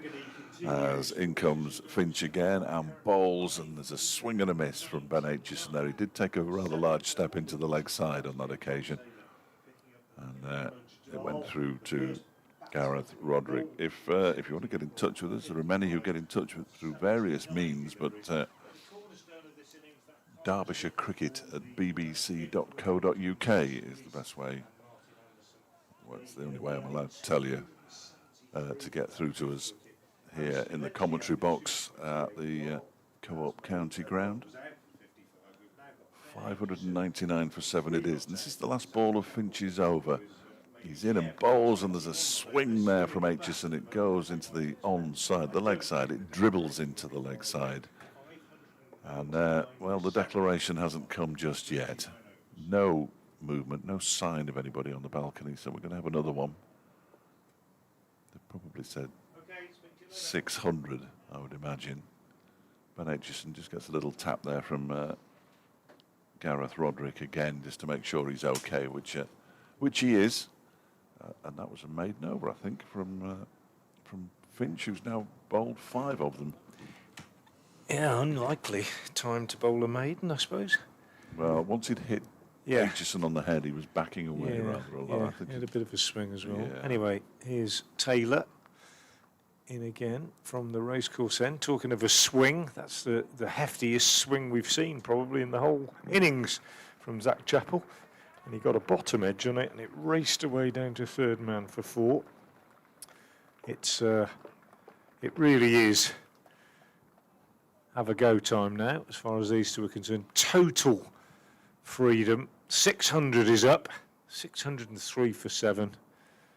It's almost a case of just have a swing at every ball and see what happens. I reckon if they lose another wicket, they might well say that's it. yes, I don't think we're going to see Shoaib or... Especially now the 600's up. The field is completely spread. 4 fielders on the leg side boundary. Nobody saving a run on the leg side. 2 saving runs on the offside. The rest on the edge as Taylor comes in and bowls, and there's another hefty heave down the ground. And Matthew Waite, even though it's straight at him, is almost knocked off his feet by the pace of that one. And they take a single. 604 for 7. 5th highest score in Derbyshire's history and the 2nd highest on this ground. Really? I'm surprised at that. Yeah, that's 2nd highest on this ground. 645 is the highest back in 1898. Wow. Yeah, that's surprising, isn't it? Well, I don't know. Maybe it isn't. Maybe most clubs have only got 6 and 7 once or twice, but... you would imagine there'd be more from you your would. position. Yeah. Taylor in, bowls, attempted Yorker, driven away on the offside by Aitchison, took a hand off the bat, got quite a bit on it, but straight to the fielder at extra cover, Adam Hose. So a dot. Poor old Taylor, the one bowler who's gone over 100, 3 for 146 now. He's his 29th over, he's done the most bowling, as he often does. Former Derbyshire and Leicestershire and Northampton player, of course. Staffordshire born and bred. He's in and bowls, and there's another big swing as this one's hammered away on the offside, and they're going to get a couple. In fact, it's gone for 4. It's beaten the fielder running around the boundary. Sorry, I didn't signal to you there because I thought he'd got it. Yeah, well, he had, I think, and then it just escaped him at the end. It was going pretty quickly, so poor old Taylor concedes another boundary. He's gone for 150 now. There won't be many times in his career when he's gone for that many. I'll say one thing for him, he keeps going, Tom Taylor, in all formats. always sticks his hand up and says, yeah, I'll have a bowl. He's a tremendous team man in that respect. Comes in again now, bowl short, and this one is swung away, and that's gone all the way for 6. So he's gone for 156 now. That one banged in short, and Ben Aitchison, well, it just sat up really, didn't it? And he just slapped it over deep mid-wicket for 4. 614 for 6, I should say. 614 for 7. And he's got to double figures. Yeah. This is hugely disappointing. Maybe they should. Maybe yeah, just for the sake Dave of it. Griffin needs to get around there and tell the captain. He does. Everybody needs to Harry do it. Kane's got no idea about history. It would be amazing. What we're talking about is that in a completed innings where every batsman and extras has got to double figures, only happened once in Derbyshire's history. This could be a second time. Here's Taylor in again, bowls, and that's another slower ball, just slapped away on the offside, and that's 4 more. So 14 off the last 3 deliveries from Ben Aitchison, rubbing salt into the wounds, adding insult to injury, and any other expression you can think of. Worcestershire are really, well, I've got another one. They're staring down the barrel. 618 for 7. Chappell 26, Aitchison 17. They've added 36 in 29 balls. And we carry on. And we carry on. And why wouldn't you? Well, humiliation. Well, yeah, mental state. It's all of, it is. It's that, isn't it? It's grinding them down so that when they go out to bat, they feel collectively under the cosh, I think, really. It is, but they'll only have 2.5. Plenty of time. 2.5 days to get 20 wickets. Plenty of time. We'll see. Adam Finch, who's gone for 92 from his 23 overs and 5 balls, is on his way in from the City Enter bowl to Zach Chappell, who hammers him out towards the members' pavilion for 6. Dear, oh dear. Well, Martin Anderson hit a couple of 6s.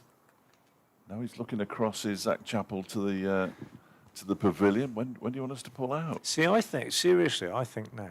So half an hour ago, maybe Worcestershire got a couple of wickets, and it was just looking a bit more respectable. And now, they've absolutely reasserted their control, and Worcestershire look a mess again. And you only need to get them in before tea for half an hour and pick up 2 wickets, and they're on the slide.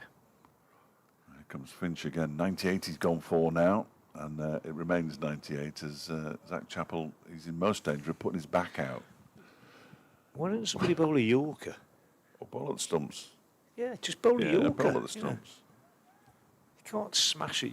If this was the death in a one-dayer, you'd be trying to get it in the blocker, wouldn't you? Don't mention deaths in one-dayers too. Poor old Zach Chappell, who managed to tie a game at Leicester last season in the One-Day Cup, which Derbyshire couldn't avoid winning rather.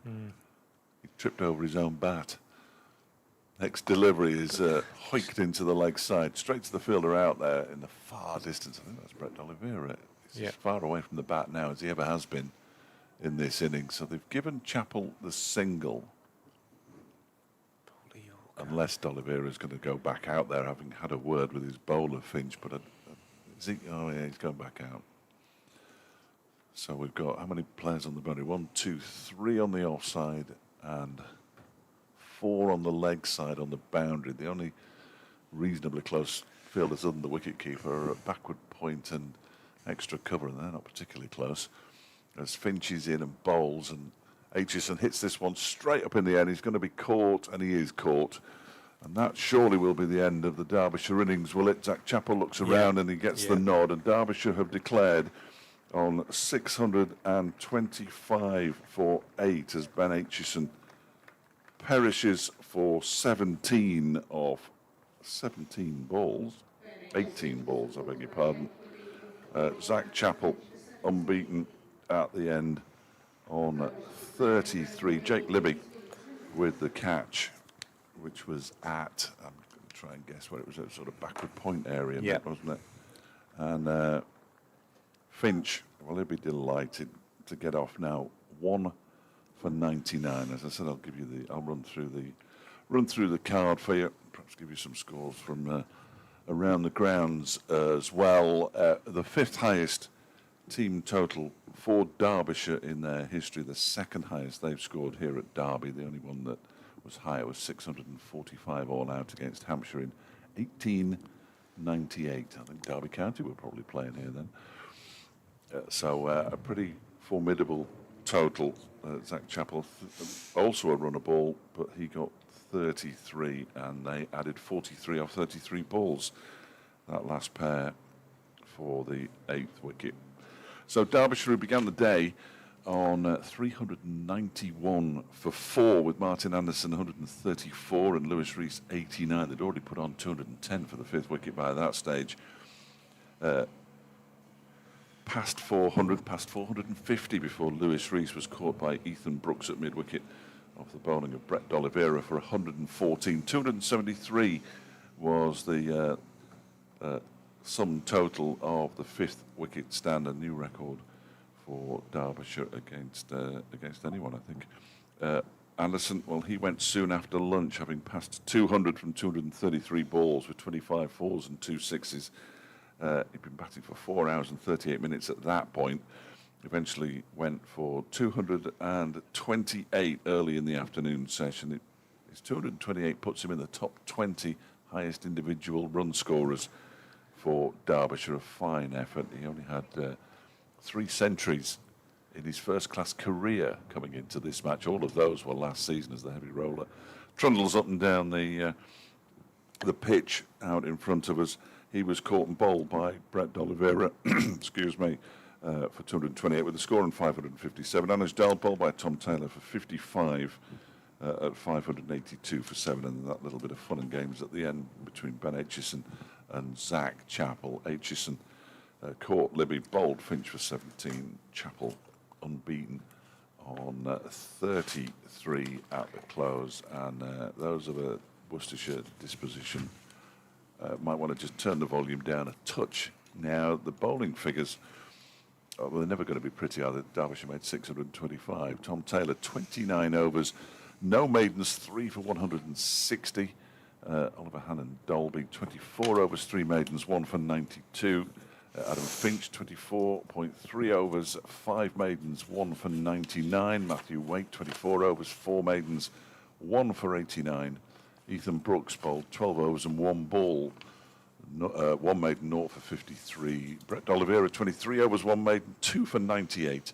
And Jake Libby bowled just 4 overs yesterday as the new ball was approaching, and conceded 18 runs. So Derbyshire in about 5 or 6 minutes will come out. We're looking at the moment at Mohamed Abbas coming in from the city end and bowling. And he's just missed the stump, but not by much. He will bowl stump to stump, I'm fairly sure.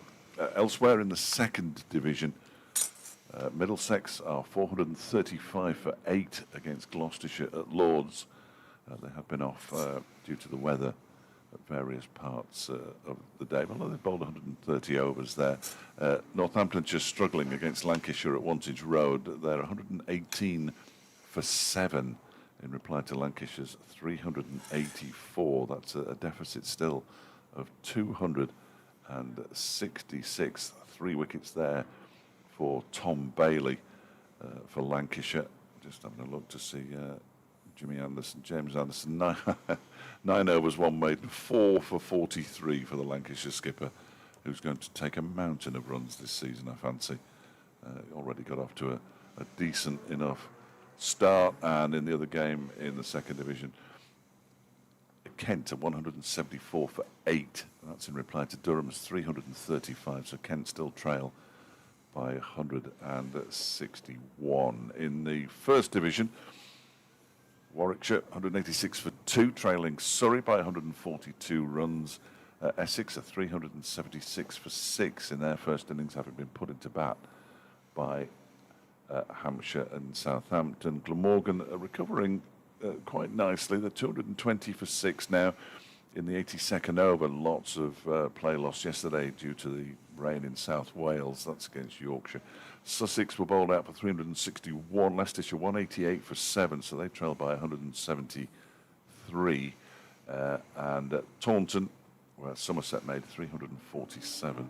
Nottinghamshire in reply, 86 for 2. They still trail by 261 runs.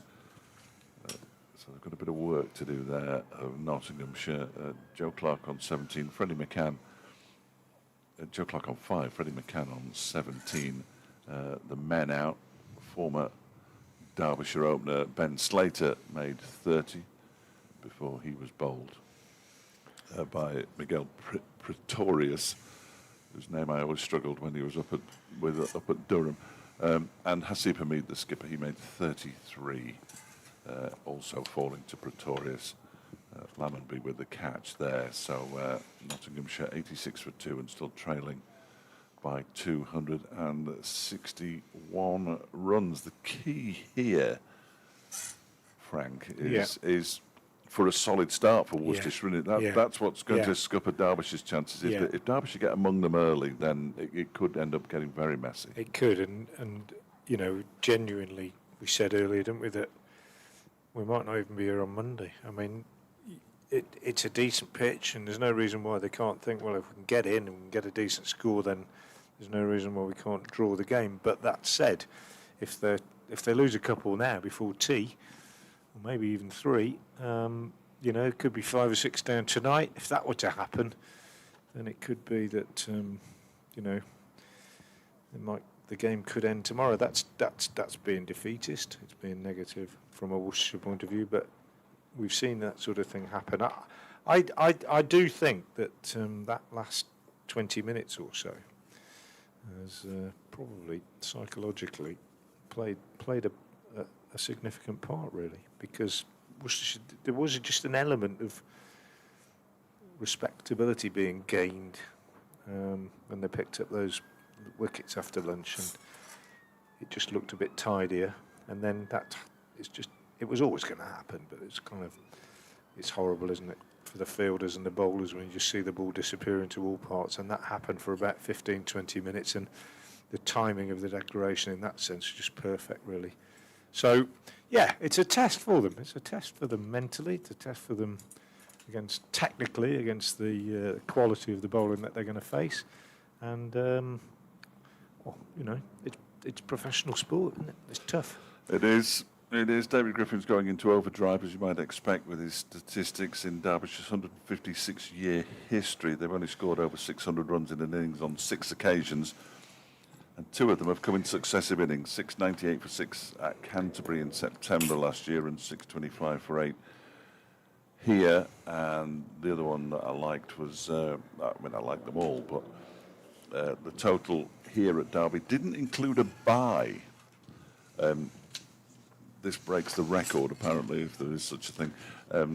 Total for any game involving Derbyshire of 619 all out was the last time there was an innings as big without a bye. That was against Leicestershire, also here in 2017. There is always a stat, and if there's a stat, you can guarantee that David Griffin won't be too far away from it. He will make sure we all know, and more power to his elbow for that, because he's on top of everything. You only have to ask him, and he pretty much knows most things, but sometimes it takes him 30 seconds to look them up.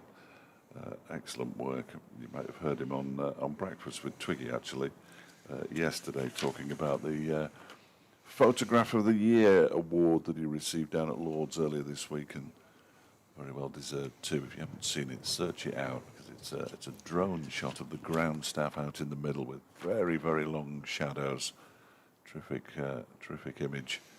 As the umpires reappear away to our left-hand side, they're on their way out now. Umpires Tom Lungley and Chris Watts. Neither of whom has made a decision yet in this game. Not in the bowler's favour. No, absolutely. No, you're right. Yeah, it's a good shout. Yeah, it's a good shout. Yeah. Not far from kick-off either in the non-league games. Ilkeston Town taking on Warrington. Matlock Town against Consett. Boldmere St Michael's against Belper Town, and Long Eaton United taking on Sutton Coldfield Town in a game with 2 of the longest names in football. I will do my utmost to bring you scores as and when it is feasible. And then at tea, which is in 17 overs time, I think we might hear from. Who should we hear from? We'll hear from somebody. We'll hear from John Eustace, I fancy, after Derby County's very entertaining but ultimately fruitless trip to Coventry City yesterday evening when they lost 3-2 in the Championship. Still in with a shout, but a disappointing result to begin Easter with after Burton Albion had drawn 1-all. I think I've got to do an update in a minute. Yeah, I'll just go and do Barnsley. one now. Absolutely. So 4 slips in place for Derbyshire here. Caleb Jewell, Ben Aitchison, Martin Anderson and Lewis Reese, and it will be Mohammed Abbas from the City end. So now we know. We've been trying to work out which end he'd fancy. I thought it might be this end, if I'm honest.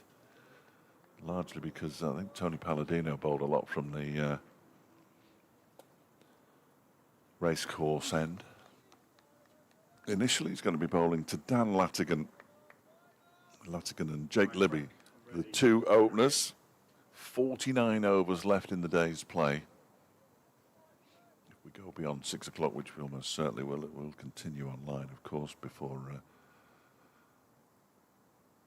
disappearing for the day, as the DAB and FM listeners will be across to the beat. Here is Mohammed Abbas then. His first ball for Derbyshire is left alone. Good from Latigan. Leaves that one alone. Now, I watched him in the nets on last Sunday, and the batters weren't able to leave a single delivery alone. So, just locating his radar is Mohammed Abbas, signed on a 2-year contract. Pakistan Test player. Shoaib Bashir at mid-on doing some jumping, leaping, trying to get himself all ready. As Abbas is in and strikes the pad. There's an appeal from everybody apart from Mohammed Abbas, which is often the way. There is much excitement about the arrival of Abbas, who's been taking wickets all winter in Pakistan. Took wickets last season for Nottinghamshire as they won the County Championship First Division title. 36 years of age now, but showing no signs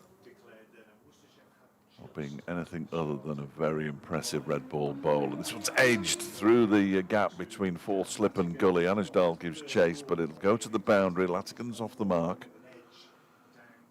And Worcestershire are underway. 4 without loss after 3 deliveries. Their initial target is 1,000,000 miles away to avoid the follow-on. I'll tell you what it was if I could do maths on the radio. As Mohammed Abbas turns at the top of his mark. You might be able to hear Frank doing an update in the background. In comes Abbas again, and bowls. That's left alone by Latigan once again. Taken by Brooke Guest behind the stumps. Anashdal is at point. Skipper Harry Kame is at mid-off. There's a short leg in place. That's Matthew Montgomery. The long leg is Zach Chappell. And as I said, Shoaib Bashir standing at mid-on to the left-handed Latigan. As Abbas turns at the top of his mark once again. The slips go down.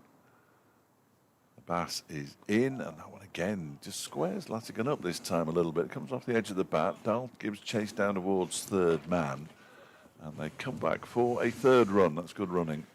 Jake Libby aware of the fact that it's a long way down there.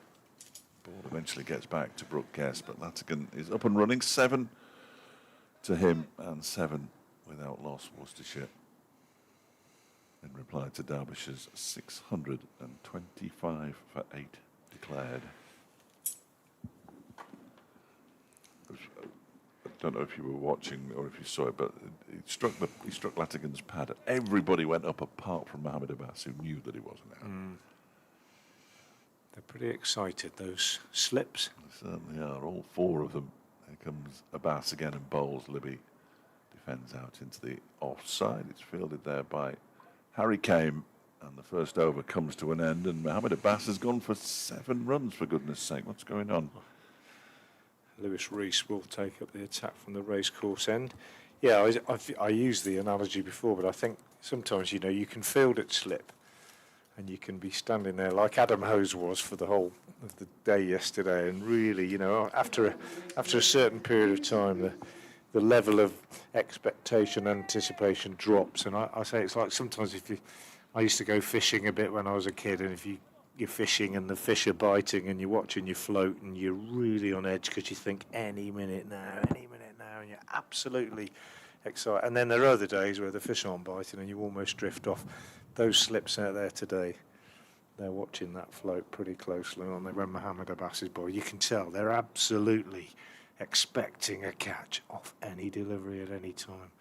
Here's the left arm over Lewis Reese bowling to the left-handed Dan Latigan.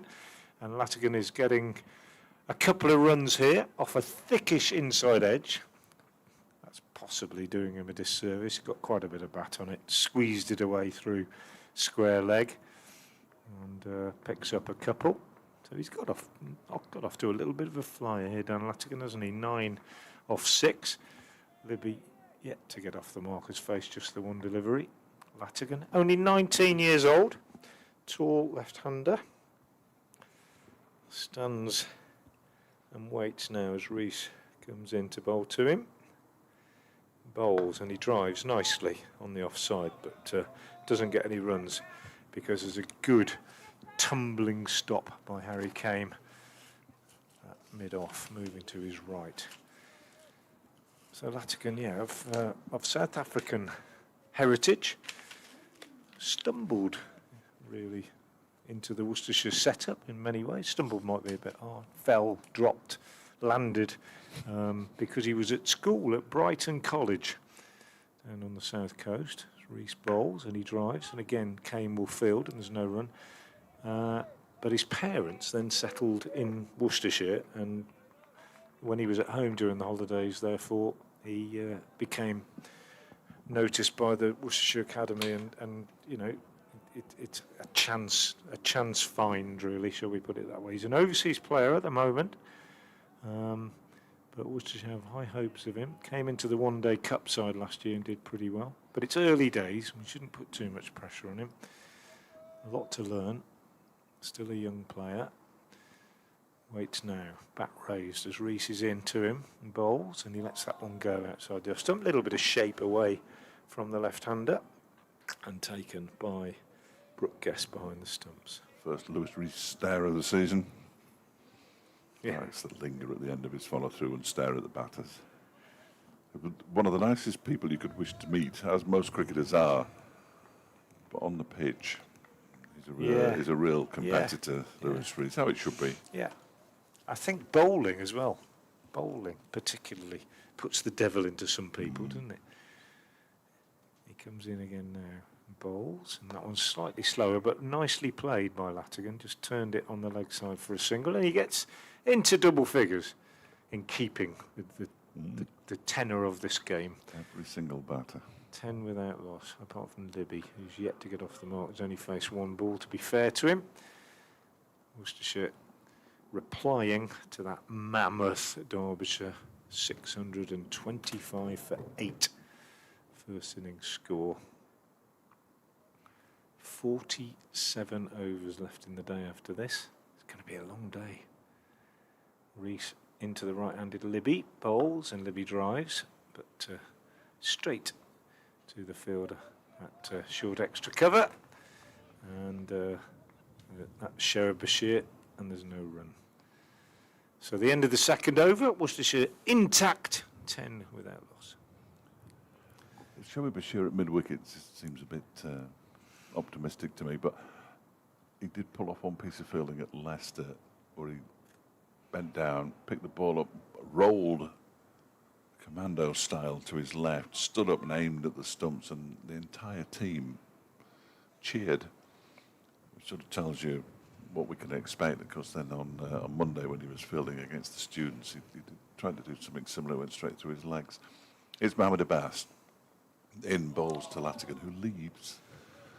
And it goes through to the keeper. 10 without loss, Worcestershire. Derbyshire looks like the chief cheerleader. The cheerleader, yeah. Getting into the batsman's aisle. I'm not trying to, at least. I would imagine that Dan Latigan will just be ignoring it. But even at 22 years of age, he has a certain seniority about him with 19 test caps and test 6 for. There's Abbas in again and strikes the pad. No appeal from the bowler once more. I think we'll know if Mohamed Abbas thinks it's close. The slips went up just for a moment, but absolutely nothing from the Pakistan test player, who Derbyshire might lose to the Pakistan side in late August, which won't be too bad, but early September when they tour a 3-test series, I believe it is. If he picks up wickets in the Championship, you'd think he'd nudge them. He's in now, bowls to Latigan. That one's left on length as much as anything. Seemed to bounce a long way over the top of the stumps and goes through to Brooke Guest. Still very breezy, as you can probably hear in the effects microphone here at the Central Co-op County Ground. The sun has just disappeared, hopefully temporarily, although there are some dark clouds up above. We've been playing, hesitate to say under floodlights, but the floodlights have been on the entirety of this game so far. At the moment, they're not really required, as Abbas is in again and bowls. And that's edged and dropped by Brooke Guest. He had it in his hands, it came out, and Latigan gets a life on 10. It was very straightforward as well. Brooke Guest is pretty good with the gloves on, but that's a bit of a howler, I'm afraid. Wow. As straightforward as a wicket-keeper's catch could be, really. In and straight out. And here's Abbas again, and bowls, and that one is beating him outside the off stump. Lovely delivery from Mohamed Abbas on that occasion. You'd expect him to catch that, wouldn't you, Frank? Yeah. Good grief. Yeah, you would. It happens. Of course. It happens. Not often. No, that's as... I think, you just don't... I mean, I was a keeper, and you catch those 99 times, and when you do drop, you just think, why has that happened? And if you've just taken your eye off it, it just wobbled, maybe. Just next not concentrating, perhaps. Just an odd one. Wraps him somewhere on the pad or just missing the pad. I think the important thing from Brooke's point of view is that you just forget it. You know, it's not going to happen again for a long time. Just forget it. It's not the end of the world. And I noticed one or two of his teammates have just given him a little pat on the back. He's a pretty good keeper, Brooke Guest, and it's not going to happen very often. No, indeed. But really, yeah, inexplicable. We're just straight in. Straight in, straight out. But you get the impression with Mohamed Abbas that it won't be long before the next one comes along. He was walking, wasn't he, Latigan? He was on the way, I think. Here's Reese to Libby. Left arm over from the racecourse end. Libby's off the mark and moves inside and tucks that one away very nicely through mid-wicket for 4. Minimum of fuss about it. Just got inside the line and clipped it away through mid-wicket. Nice shot. Takes the total on to 14. And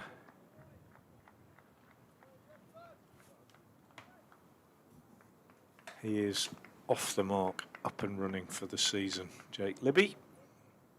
2 slips and a gully waiting as Lewis Reese comes in. Bowls to him. Fuller, and driven this time on the offside and through the offside field.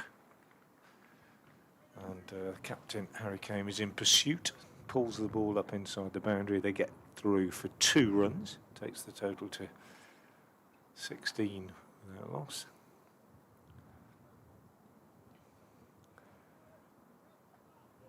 and Libby goes to 6. Latigan had a life in that last over, dropped by Brooke Guest behind the stumps off the bowling of Mohamed Abbas. In comes Reese again, a little bit shorter this time. Libby on the back foot, doesn't time it, pushes it up to mid-off. 625 for 8 declared Derbyshire. Worcestershire with 45 overs to go in the day after tea. We said this morning, Dave and I, that we thought by the end of the day we'd have a pretty clear picture of where things were going to be. And by the end of this day, I meant, we'd have a pretty clear picture of the way the game was going. Defends this one, Libby, into the covers, Bashir Fields. And I think that is the case. If Worcestershire are 4 or 5 down by the end of the day, then it's going to be a real tough effort for them to save it. But if they are maybe just a couple down, and they've got 125 on the board or something like that, then they'll feel that they're still very much in the game. Not going to be easy one way or another. There's going to be some proper application required. Reese bowls, slightly floaty, fuller delivery, driven on the offside by Libby, fielded by Bashir at extra cover. He was strutting around out there, isn't he? Yeah, he is. He's played. He knows these Worcestershire boys pretty well. Obviously, played a couple of games for them, and yeah. But you know, he wants to impose himself, doesn't he? Make an impression. Didn't get a chance to bat. No doubt he'll have a bowl before the end of the day. But as you said, he's an unusual character in the sense that he's already got 19 Test matches under his belt, but he hasn't played that much first-class cricket. Reese in, bowls, full toss. He won't stop that one. Libby's driven it away on the offside, and that's gone all the way for 4. Pretty rapidly, in fact. Bashir chases after it. End of the over. Both batsmen on 10. Worcestershire 20 without loss. Derbyshire bowling coach Chris Wright, I think. That Yeah. is away to our right, and Alex Hughes walking around the boundary's edge, just in front of the new scoreboard. Away to our right, 2 new scoreboards at the Central Cope County ground this season. One away to the left, which we can't see. One away to the right, and then the original new scoreboard, if that is a phrase, is out of our sight as well, to the right. Here's Mohamed Abbas then, 2 overs for 7. That last over was a maiden, and he's in and bowls, and Latigan plays it down into the ground. Montgomery does the fielding in its short leg under the helmet with the fielding pads on. Still got the 4 slips in place. I think they'll be there for a while. Ben Aitchison already just stretching out, twisting his body to make sure he's ready for action when required. And the lights remain on. I don't know how much they cost to run these lights, but I was it thinking seem that. rather futile. But I think if you switch them off, you can't switch them back on Yeah. very quickly. Yeah. Abbas bowls, Latigan plays it up towards mid-on. There's a diving attempt to stop it there by Bashir, and he dives all over the top of it. Yeah. That wasn't so good, was it? No, not really. And they pick up a couple of runs, and Latigan moves on to 12-22 without loss for Worcestershire, who set off at a very decent rate, in a very positive fashion, which may well be their best form of defence to attack. Yeah, just play properly, isn't it? I don't think there's any future in just blocking, is there, at this early too, stage? Too long to go, isn't it? Very tall is Dan Latigan as Abbas bowls to him, and that one is driven very nicely out towards the cover boundary for 4. And as Darl's giving chase, but even he won't get there. And Latigan picks up his second boundary to go with 2 for Libby. Moves on to 16-26 without loss. The deficit down below the psychologically important 600 mark now. 599. Oh dear. Got to take it where you can. Yeah. I spent 10 years thinking, oh yeah, perhaps it is psychological then. No, it isn't. Last year was good. Derbyshire finishing 3rd in the County Championship, 2nd division, missing out on promotion by 5 points. Not helped by the rain that ruined their final home game of the season, which was against Glamorgan, who were eventually promoted. That pretty much assured them of promotion. As Bass runs towards us, and Latigan dabs it down. Nicely fielded there by Anderson. Fourth slip. There are only 3 slips now. When I said there'd be 4 slips for a long time, there's only 3 now, but it's almost a gully. Yeah. So 2 slips and a gully. See, Bashir just placed by the captain there and then marked the place he's been placed at with his foot. The groundsmen hate that, don't they? On the square. Absolutely hate it. What are you doing? Yeah, he's about to remember where to stand, shouldn't he, really? There's a Bass. He's in again, and Latigan drives up to Harry Kame at mid-off. And there's no run. No breakthroughs yet. 1 drop by Brooke Guest off a Bass. Not what you want to do with your marquee signing, is it really? Drop at the first chance you get off him. It may not cost very much. Well, confidence is fragile amongst the Derbyshire supporters, I would suggest, as Bass is in. And Latigan off the edge to the left of a diving Anderson. He's going to pick up a couple of runs here. Dal gets to the ball now. 2 is all they'll get. Mohamed Abbas, 3 overs for 13. No, 3 overs for 15. 28 without loss. Latigan on 18. And Libby on 10. And the first bowling change as Ben Aitchison removes his sweater and will bowl from the racecourse end. David Griffin, the photographer, is down below us because he wanted to get some shots, head-on shots of Mohamed Abbas bowling. You don't often see David Griffin there. Right down below us. What can Aitchison do here? Been at Derbyshire a good while. 6 years or so. Comes in now to bowl to Libby. Right arm over the wicket, and Libby is edging and dropped at first slip. First ball wasn't a great delivery, wide, quite short. He cut at it and put down at first slip by Caleb Jewell. So both these openers have had a life. Neither particularly difficult chance. I mean, it was a sharp one, but it was a good height for Jewell. Moving to his right, he's just going through the motions now of how he should have caught it. And it was an uncharacteristically loose shot from Libby, actually. A little bit too close to cut, I thought, maybe. Just not really. Wide enough to leave, though. Yeah. Aitchison was dismayed, head in hands. And Bowles' next delivery, an absolute beauty, past Latigan, who just occasionally, I hesitate to say this because I haven't seen that much of him. If there's something he needs to work on for me, it's just occasionally I think his footwork can be a little bit lacking in defence. Just sometimes just plays from the crease a little bit, if you know what I mean, but he might make more of an effort to get properly on the back foot. Aitchison bowls outside the off-stump, left alone this time by Latigan. He just sometimes stands and blocks rather than using the crease on the back foot in defence, but early in his career and lots of promise, and he started pretty well today. Has had a life, put down by Brooke Guest, as we were saying. He's 18 off 24 deliveries. Libby is 11 off 9. He too has had a life. As Aitchison again is in and bowls, and that one's short and wide, and Latigan takes full advantage, just smashes it through extra cover. So Aitchison starts with a good delivery, gets a catch drop, follows up with a couple more good ones, and then slips in the bad one and relieves the pressure that he's built up, which is a bit like what we saw in the first part of the game from some of the Worcestershire bowlers. And it'll be annoying for him that he didn't pick up a wicket with his very first delivery. 33 without loss. As Aitchison again is in and bowls, and Latigan is edging this one down to third man.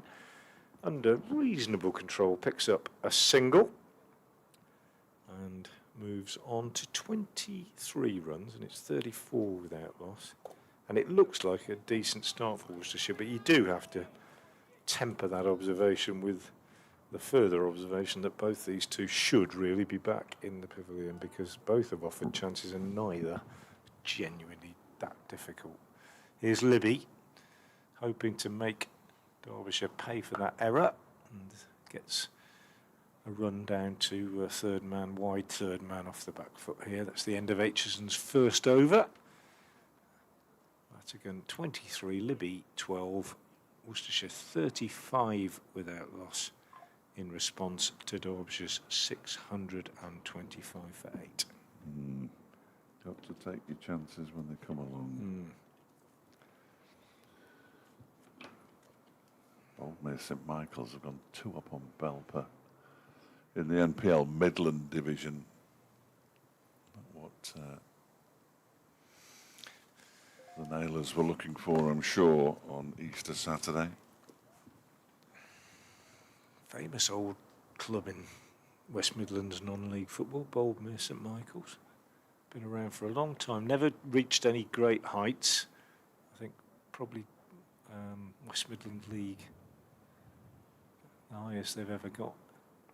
Bass bowls to Libby, who pushes this one out into the offside. Bashir fields. But been around for a long time, sort of Sutton Coldfield based, I think.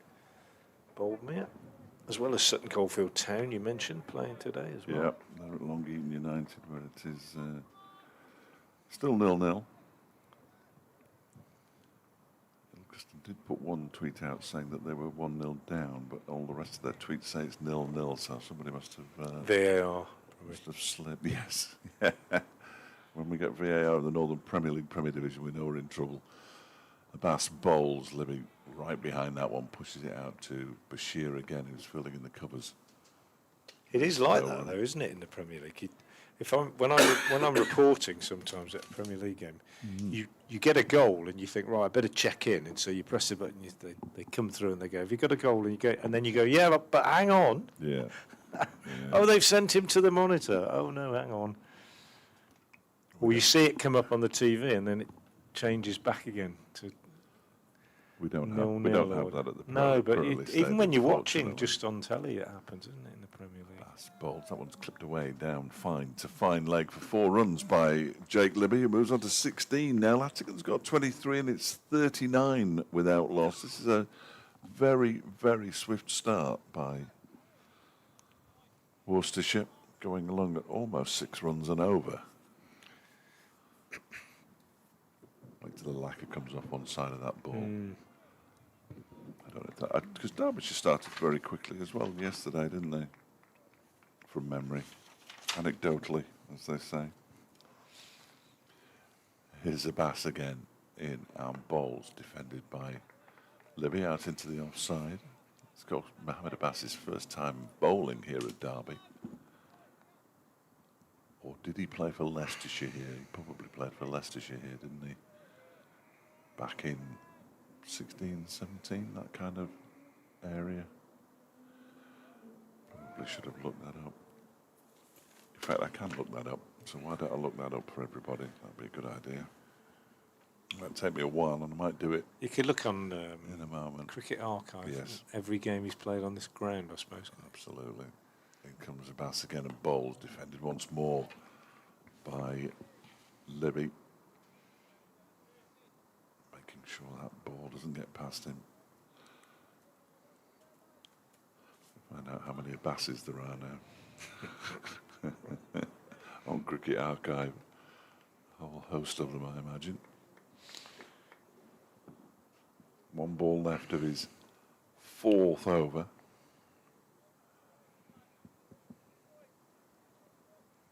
And that's definitely not him. Somebody who's played 4 matches. In he comes again, and bowls on. He tried to leave that Libby. It actually hit his bat, went into the ground. Nicely stopped there by Caleb Jewell, fielding at first slip, but the over comes to an end. 4 overs for 19 now, Mohammed Abbas. 39 without loss, Worcestershire. In reply to Derbyshire's 625 for 8 declared. Latigan has 23 and Libby has 16. Earlier today, just joining us. Derbyshire resuming on their overnight 391 for 4. Lost only 1 wicket this morning. Lewis Reese out for 114 after a partnership of 273 for that 5th wicket with Martin Anderson. Let's break off as Aitchison starts a new over, bowling to Latigan, who cuts for 4. A little bit of width. Good shot from the left-handed Latigan. Takes him on to 27 at a runner ball, and it's 43 without loss. So at lunch it was 548 for 5, and then after lunch Anderson eventually dismissed for a brilliant 228. Dahl was out for 55, Aitchison for 17.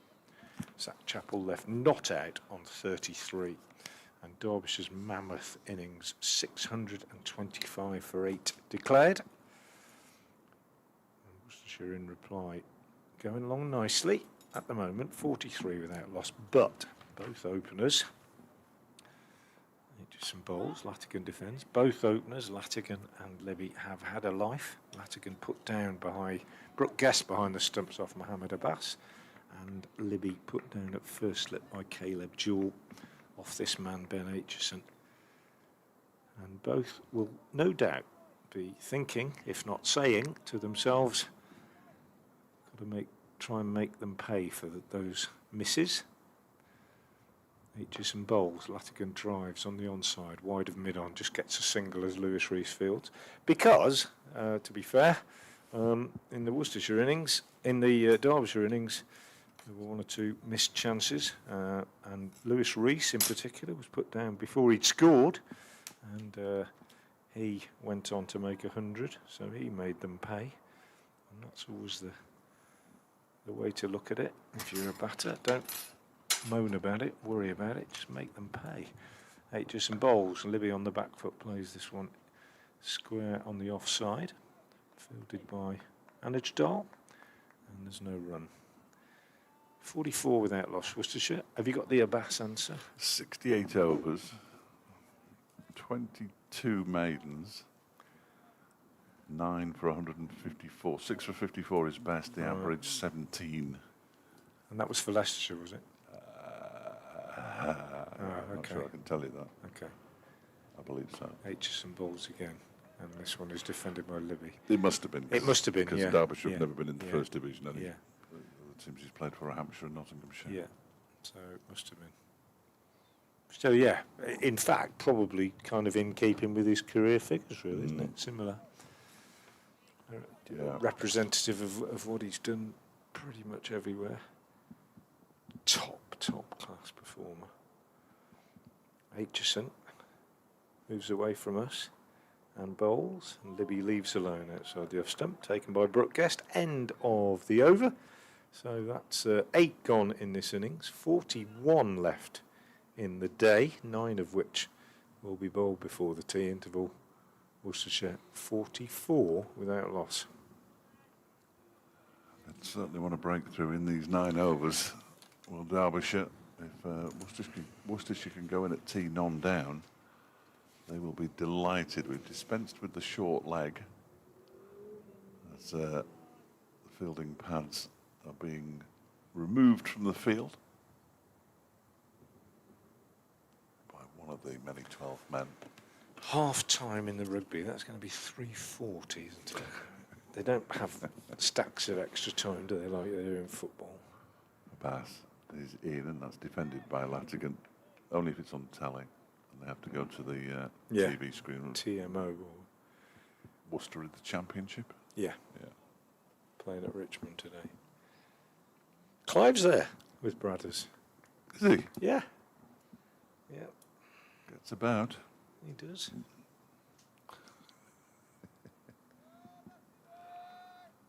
.44 without loss, Worcestershire.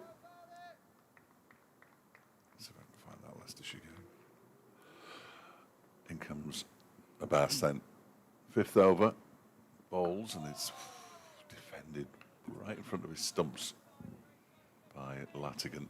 Got very front on to play that delivery, perhaps not in the best position. Certainly not ideal, I would suggest. but he kept it out, and that's the main thing. He kept it away from his, kept it off his pads and prevented it from going through to the stumps. So here he comes again, Abbas. In and bowls to Latigan, who flashes at this one. It goes in between the gully and the second slip and down to third man for 4. That's the problem, isn't it? You take a couple of slips out because it's not quite going according to plan. And when the batter flashes hard and gets an edge, it misses the fielder. Camera at that end's just a bit too straight, isn't it? Because when he's coming around the wicket, I'm just watching on the monitor that one. Look, I'm not going to get a replay, but the umpire's in the way almost. Do you know what I mean? The umpire's dead central and you can't quite see the stumps. Could do with the camera just being a few yards across. So if you could move the camera, chaps, that'd be ideal. I do often say, I'll just break off while he bowls this one. Comes in, bowls to Latigan, it goes up on his toes and it's fielded there by Bashir. I do often say to listeners that if our commentary is being used for those pictures on YouTube, I hope they realise that we're actually looking through the window and commentating on what we see, because we might say, oh, it looks as though it's going down or whatever, and they're watching and they say, what's he talking about? It's not going down. But of course, we can't, well, we can see them, but we're not commentating on the pictures that you can see. We're actually commentating with our own eyes through a window, and we're down at fine leg as Latigan faces Mohammed Abbas here. Our bare eyes. Yeah. This next delivery from Abbas is defended by Latigan up towards mid-on, where it's picked up by Lewis Reese. The game that he previously played on this ground, Mohammed Abbas, was in June 2018. He took 2 for 47 in the first innings of 14 overs, but then followed that up quite nicely with 6 for 54 off 24 in the second, as Leicestershire won by 6 wickets. And he's a much more experienced bowler now than he was then as well. So, we're going to see another half-century partnership, are we, as Mohammed Abbas comes in and bowls to Latigan, who leaves that one alone to go through to Brooke Guest. It's the end of the over. 5 overs for 23 now, Mohammed Abbas. 48 without loss. Worcestershire. Latigan has 32. Libby has 16. 8 overs to go until the interval. Yeah. 40 overs left in the day. And, well, you know, you talk to batters about partnerships and about how they go about things and what the plan was and so on. They often talk about short-term targets. Aitchison from the racecourse end, bowls to Libby, left alone outside the off stump. And the first one will have probably been 10 overs. Let's get through the first 10 overs. Well, we're nearly there. Next one might have been to say, well, if we get through that, let's get to tea. And then another few overs after that, and these two will be encouraging each other and trying to not look too far ahead. Don't look ahead to the end of the day. Don't look ahead too far, just one step at a time. Aitchison in, bowls, Libby lets it go outside the off stump. Bit of lift, bit of climb after it's gone past the batter, taken by Brooke Guest. But so far so good for these two. Both had a life, but been measured and calm. How long they can bowl Mohammed Abbas for, I was thinking whether that, to take him off now and bring him back after tea. Yeah, maybe. Wait and see. Aitchison in, bowls, Libby on the back foot drive, straight to Dahl at backward point, no run. I suspect it's one of those where he will be the man who makes that decision rather than the captain saying, have a blow now. I think they'll probably say, how do you feel? And it's a case of whether he feels he's, you know, there's a wicket coming. I'm not far off, or whether he thinks, well, maybe I will just have a little blow and come back after the break. But he's a senior man, and he'll probably decide for himself, you would think. As Aitchison again is in and bowls, and Libby again is defending out to Dahl on the offside. With all his experience, he's been captained by a first-time captain, essentially, because Harry Kane hasn't skippered in first-class cricket before. Whereas Mohammed Abbas is in his 214th first class match. And Harry's played more than that, of course, but more than one. I mean, Aitchison. In, bowls, Libby. Steers, rather than edges this behind square on the offside for a single. 49 without loss. Gosh, the scoreboard occasionally freezes, but most of the time it's super quick, isn't it? It really is. You look up and the run is already registered. that's Jane with her fast fingers. Latigan dancing, as he often does between deliveries, just to try and get his footwork right, like a boxer. Now faces as Aitchison bowls, and that's down the leg side and flicked away for 4 by Latigan, down to third man. No, it's not. Flicked away for 2 because there's a tumbling stop, and it's not flicked anyway because it's going to be leg byes, I think, signalled by umpire Lungley. Indeed it is. Good tumbling stop down there. It looked as though it was going to race away for 4, but just flicked back inside the rope. So 2 runs, 2 leg byes added, and the 50 partnership is registered by these two. First time they've opened together in Championship cricket, and they've got 50 on the board. So well done to Dan Latigan and Jake Libby. 51 without loss. 60 balls. Harry Kame and Caleb Jewell got to 50 and 88 balls, so it's a much quicker start by Worcestershire than Derbyshire made. As Mohamed Abbas to continue from the city end in the balls to Jake Libby, who pushes this one out into the offside where it's fielded by Matthew Montgomery. And there's no run. So just the 3 slips now. And as Dallop point as ever. Montgomery in at cover, mid-off. That's Harry Kane. Mid-on is Lewis Reese. Mid-wicket is Shoaib Bashir. Zach Chappell down at long leg. In comes Abbas again and balls. This one's clipped nicely into the leg side. Lewis Reese with a tumbling stop will keep them down to a single. And Libby will move on to 18, 52 without loss. Bashir races across to Lewis Reese to give him a high 5. I'm sure whether Reese is a high 5 kind of guy. He might be. But certainly Shoaib Bashir's entire kit is being buffeted by the wind out there. He's filling in the covers now to the left-handed Latigan. He's leading the rallying of his teammates, certainly. 3 slips, Anderson at third, Aitchison at second, Jewell at first, as Abbas is into Latigan, who leaves this one alone. And it goes through to the keeper. Abbas just gives Latigan a little look there over his shoulder. Doesn't like to see batters leaving the ball, clearly.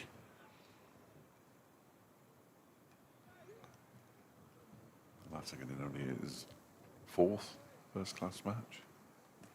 Relatively inexperienced.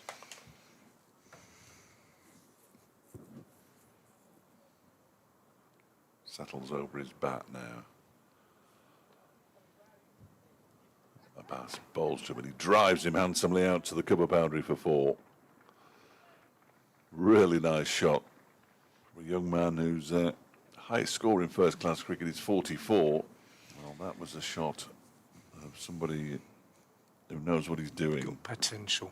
And I know we often say it, and it's easy to say, and it's a bit kind of, you know, trite really, but everybody says, oh, he's such a nice lad. He is just such a nice, genuine lad who just wants to do well, and it's got no ego or anything. He just wants to get out there and do it. It's a joy to see him. I remember him from from Repton. Yeah, of course you do. Here's Abbas in a bowl. That one is pushed into the leg side. We had a conversation. How silly of me to earlier forget today, that. Liz. You weren't with us earlier today. Latigan played at Repton in the One-Day Cup last season for Worcestershire, a game that Worcestershire won. Scored 60, and I cannot remember him, which isn't a surprise because if you asked me what I was doing yesterday, I'd struggle. Apart from the fact that I know, I could tell you that. I know I was here. Yeah. No, but yeah. Anyway, it would be lovely to see him have a good career. Let's put it that way. Final ball of Abbas is over. Is pushed into the offside by Latigan, fielded by Bashir, and that over comes to an end. 6 overs for 28. Mohammed Abbas in potentially the end of his first spell. We'll wait and see. Latigan has 36. Libby has 18. And we have 6 overs to go until tea. So they're getting through them quite nicely. Derbyshire. You would perhaps expect to see more than the 3 bowlers. Will we see Zach Chappell before tea? Well, we haven't seen him yet. I don't think we're going to see Ben Aitchison. We might see Anuj Dal. There's Aitchison into Libby. Played off the back foot. Yeah, it's interesting, isn't it? Will we see Bashir have a little roll before tea, maybe just for a couple of overs? Dal is currently stretching at point. Yeah. I'll have to nip off in a moment. Yes. Do my. Tell me he was good at Desert Springs, but Oh, what's he really? going to be at Derby? Yeah. Nicely bowled by Aitchison outside the off stump. Left alone by Libby. Decent pace, Aitchison. Could have had a wicket, should have had a wicket with his first ball. Put down at slip, Libby was by Caleb Jewell, and Aitchison still searching for that breakthrough. Turns now and moves away from us. Bowls to Libby, who's on the back foot playing defensively, and there's no run. I'll just nip off and do my latest update. Make a big difference as well if those 2 catches had been held, one by Brooke Guest, Latigan off the bowling of Mohammed Abbas, and Jake Libby by Caleb Jewell off Ben Aitchison's bowling. 2 down and tails very firmly up. As it is, 56 without loss. Zach Chappell is just told to go back towards the boundary on the leg side. It's about 10 yards in from the rope. As Aitchison is in, and that one is driven, but straight to Anuj Dal, who's fielding at point. Shoaib Bashir is down at a wide third man. 3 slips. Anderson, Montgomery, and Jewell now. Standing alongside Brooke Guest. Mohammed Abbas down at long leg. Zach Chappell out on the square leg boundary, and Lewis Reese at mid-on. Harry came at mid-off. In comes Aitchison again and bowls. That's driven, but not particularly firmly. And Aitchison fields off his own bowling. And it remains 56 without loss. 5 overs to go after this next delivery before tea. Derbyshire will want some wickets before the interval, but we'll be able to regroup ready for the final 32 overs of the day's play. After tea, a reminder on BBC Radio Derby. Wayne Manson has promised to join us. A quick chat with the Derbyshire captain, not playing in this game due to injury. As in goes Aitchison again, bowls left alone by Libby outside the off stump. Taken by Brooke Guest, and the over comes to an end. Aitchison 4 overs for 13. It is the end of Mohammed Abbas, his first spell for Derbyshire. 6 overs, 1 maiden, 0 for 28. Had a catch, dropped off his bowling as well. And Anuj Dal will come into the attack. Thank you, Jane.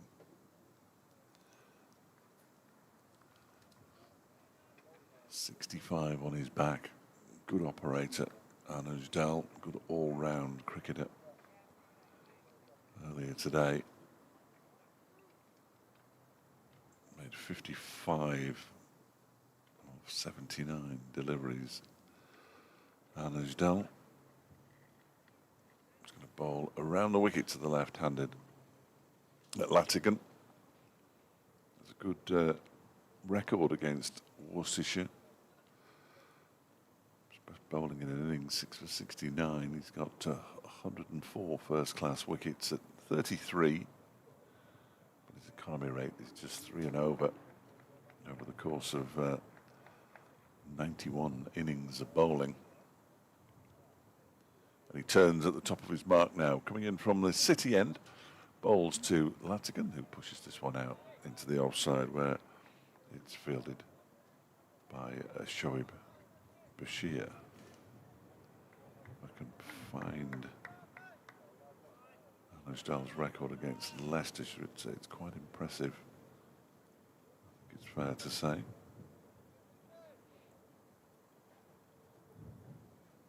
He's always batted nicely against Worcestershire, largely at New Road as he comes in again, and that one is whipped into the offside. It goes through the legs of Shoaib Bashir and they go through for a single. He looks at his hands, looking for the hole. Just got his finger end on it, and he rings out his left hand, which is important because he's, of course, an orthodox off spinner. So his first-class record bowling against Worcestershire. He's got 11 wickets at 28. Twice he's taken 5 wickets in an innings. I'm fairly sure that both of them were at New Road. We can soon find out that as this next one is pushed out into the offside by Jake Libby. So New Road in Worcester, his record is 11 wickets at 13.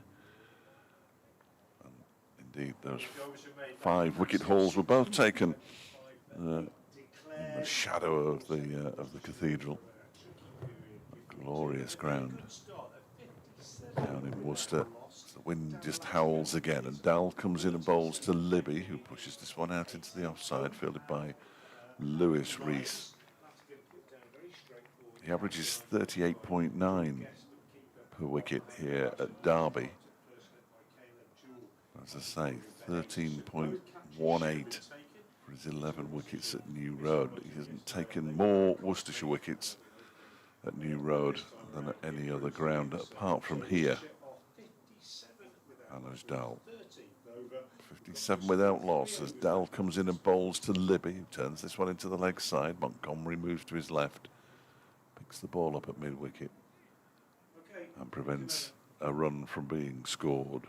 Just 1 run off the Dal over so far with 1 ball to go.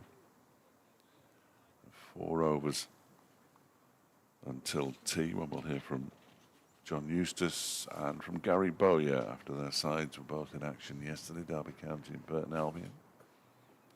Not online, sadly. You won't be able to hear the interviews as this next delivery is turned into the leg side by Libby, and Dal's first over cost just 1 run. And Worcestershire are 57 without loss, 37 to Latigan, 18 to Libby. Worcestershire trail by 568. A mere. It's almost down to the psychological 550 barrier. Brad has asked me if I'd worked out the follow-on score. I said, yeah, it's Tuesday. We can work it out, can't we? But I'm not very good at it, so I'll do it on my phone. I'm hopeless at this. Aitchison to bowl to the left-handed Latigan, and he gets a run, just sort of inadvertently fending this one on the leg side. It's around single 476-ish. So only another 420 to go. Latigan moves on to 38, 58 without loss. But if they bat well and bat long, the teams tend not to enforce follow-ons, do they? No, they don't. No. Which baffles me. Yeah. But there we are. Aitchison to bowl to the right-handed Libby. Moves away from us. Bowls, and Libby's squared up, but manages to keep his eye on the ball and drop it down in front of him defensively. It's not as cold as it was yesterday, but it's still hands in pockets for fielders out there, isn't it? Yeah. And I suspect the odd hand warmer might be in the pockets of the slip fielders. It's not fun. Just had a text a few minutes ago from a former Worcestershire player who said, I've just had a look at the stream and I'm glad I've retired. There's Aitchison again. Bowls, and that's whipped away on the leg side by Libby. Good tumbling stop by Reese. moving to his right at mid-on, gets a pat on the back from Zach Chappell. They do a lot of that these days. They got a single, by the way. They do a lot of that, don't they, fielders? They run up and give it, say well done, keep each other going. I'm sure it's once it becomes part of the way you play, you just do it. But even footballers do it now, I noticed, don't they, when they've made a good tackle or a good clearance or something. Can't help themselves, can they? Aitchison again is in and bowls, and Latigan is squared up, plays defensively up to mid-off. And the other thing that you see footballers do now that they never used to do is that they'll make a clearance or a tackle and they'll stand up and punch the air and celebrate with the crowd almost. Celebrate a clearance. Yeah, and they try and get the crowd going, don't they now? That annoys me. I don't like that. I think the players should get the crowd going by their efforts, not by their waving their arms around. We'll do a comprehensive list of everything that annoys both of us at some point. Aitchison in, bowls, Latigan drives up to mid-on, nicely fielded by Reese, moving to his left. Nicely timed by Latigan, but no runs on that occasion. I don't think we've got time, though, because there's only 2.5 days left of this game. 38 to Latigan, 19 to Libby, 59 without loss. If you're just joining us earlier today, Derbyshire closing last night on 391 for 4, going on to 625 for 8 declared. Aitchison in, bowls, and Latigan is playing up to mid-on. And there's no run. End of the over, 59 without loss, Worcestershire. So 14 overs gone, 3 left before the tea interval. And I think these two will just be saying now, let's come on, 18 more balls. 18 more balls, and we've reached our first goal, first of many. Long way to go, don't look too far ahead. Get to tea, come out after tea, another 5 overs, another 10 overs. Get to the end of the day, restrict the damage.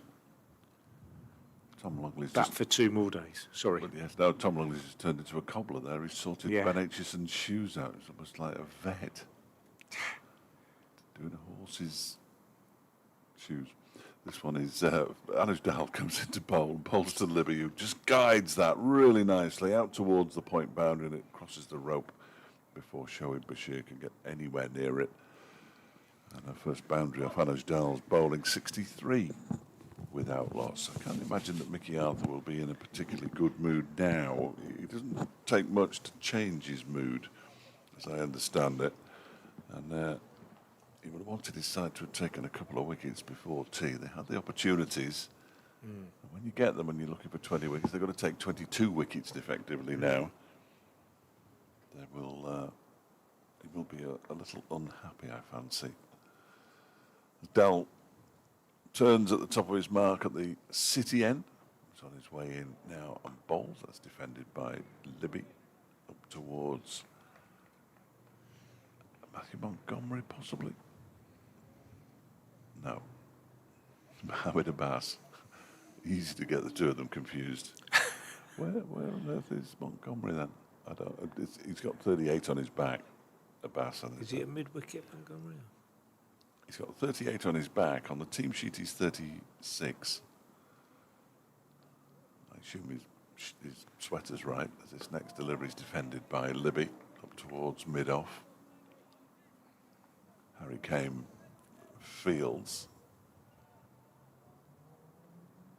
He's at mid-wicket. Yeah, 21 on his back, which tallies with the team sheet. First time we've had sight of Mohammed Abbas in this game, of course. I saw him last night briefly, but he was in his tracksuit and darting off because he had his feet up all day yesterday. 63 without loss, Worcestershire. Dal bowls to Libby, who defends this one straight back towards him. If we are going to see an over from Shoaib Bashir, he's starting to windmill his arms a little bit. We might perhaps see an over of him from the racecourse end, because Ben Aitchison has bowled 5 overs very economically for just 15 runs, and they're asking for helmets and stuff now. So yes, we are going to see England's Shoaib Bashir bowling for Derbyshire before tea. Here's Dal in again and bowls to Libby, who defends it up towards mid-off, where Harry Kame does the fielding. Anything to prolong the session, essentially, because there'll have to be helmets brought on and all sorts of stuff. Presumably he's been asked whether he wants to bowl into the wind or with the wind, because he'll be bowling into the wind from the racecourse end, if that flags anything to go by. The weather coming from the south rather than the west, as Dal is in and balls to Libby, who leaves alone, causing a slight alarm for Martin Anderson and for Ben Aitchison. But on come two helmets, presumably one for wicketkeeper Brooke Guest and one for Matthew Montgomery, who's been fielding at short leg. In fact, just the one helmet is required, and we don't need the fielding pads, which is good news. And we're going to see Shoaib Bashir for the first time as a Derbyshire bowler, bowling from the racecourse end to the left-handed Dan Latigan.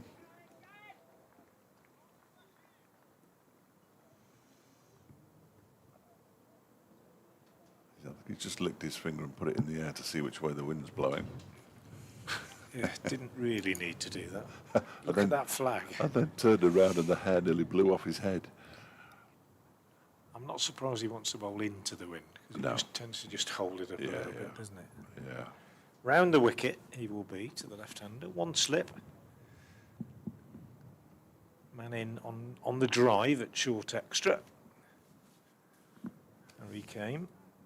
And otherwise a fairly conventional field. Backward point, sweeper out on the offside boundary, mid-off. He starts ball drifting slightly down the leg side, turned to Anuj Dal at backward square leg. Man out on the square leg boundary and a mid-on as well. Bashir is in again, bowls, and Latigan is driving this nicely away on the onside. Probably get two. Yes, he will, as the man from deep mid-wicket comes round to field. It's not the most attacking field in the world. You've got long on back and a man out on the square leg boundary and a sweeper, and he's only going to bowl a couple of overs before tea. I'm surprised. 1 over before tea. I'm surprised that he hasn't got somebody in a bit closer, actually. Yeah. And he comes again and bowls, and Latigan is on the back foot. Because I doubt that anybody's going to try and pick him up in the first over he bowls. He's changing it now. He's bringing a man in off that boundary on the offside and putting an extra man in the ring on the leg side.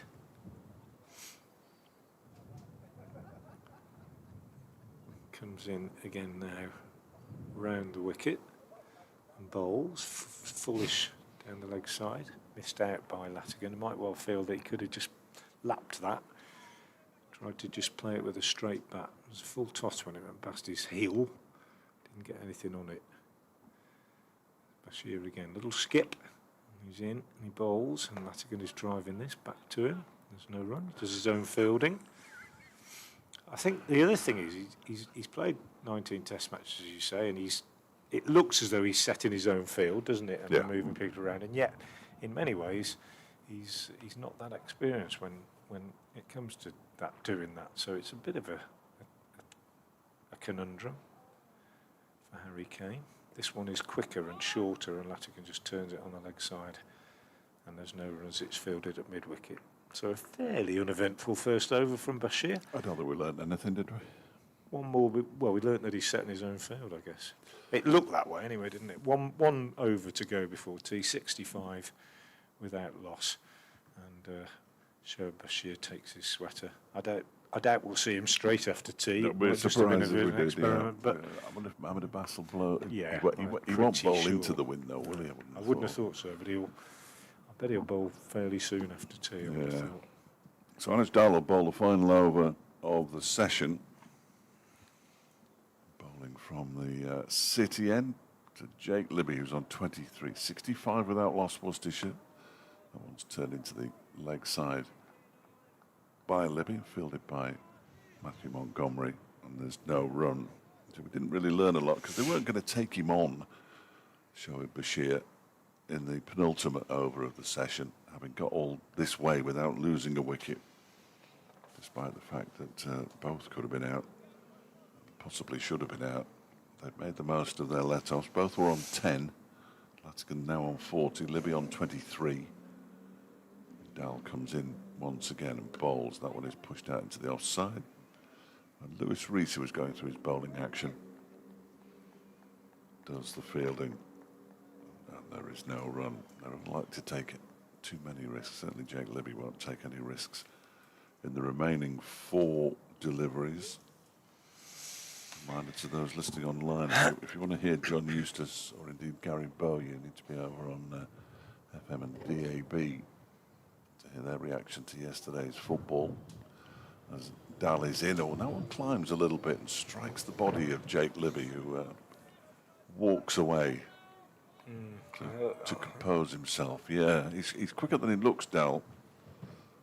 He looks quick enough to me, but I always think he's a bit quicker. But that one just bounced a bit more. We haven't seen too many bounce.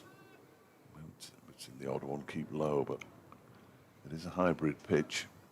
It'll hold together for 4 days, which isn't necessarily a good thing. Dal is in once again and bowls. It's pushed into the offside by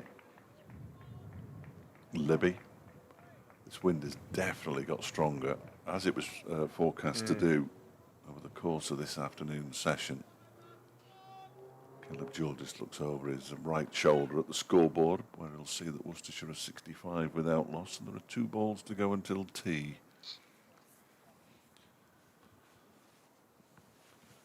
Libby settles over his bat.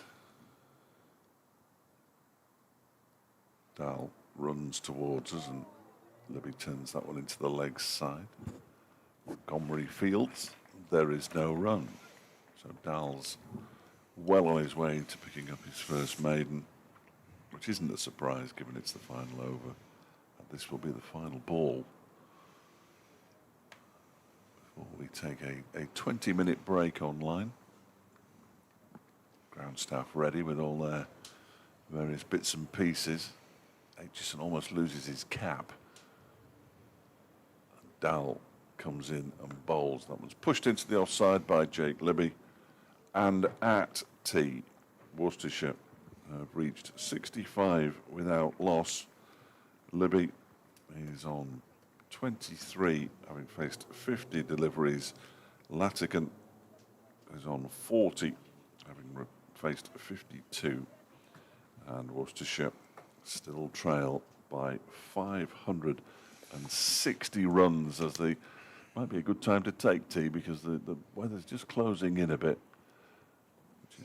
Far from pleasant conditions to be playing cricket, far from pleasant conditions to be watching cricket, but I would suggest that most of this crowd have had plenty of entertainment over the course of the first 5 sessions of this county championship match at the Central Co-op County Ground. So the ground staff come out to freshen up the pitch, the markings that is, as opposed to the pitch itself, although if they want to do that, that's more than all right by me.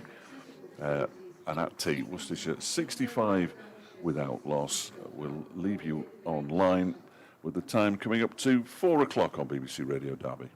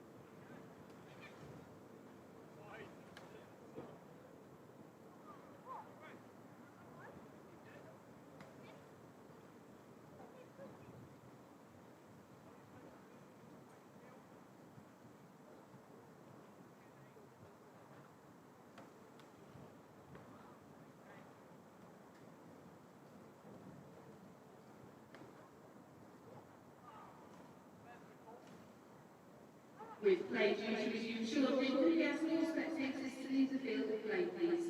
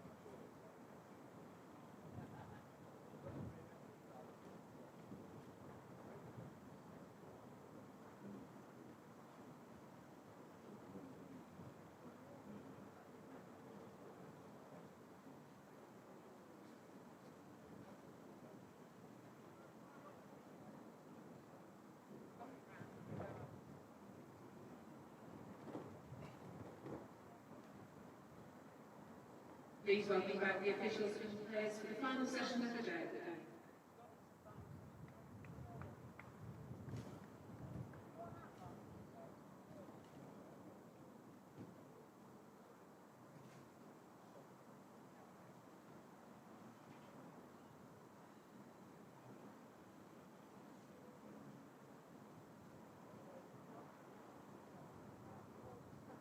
The returning batters are Jake Kelly and Dan Attigan.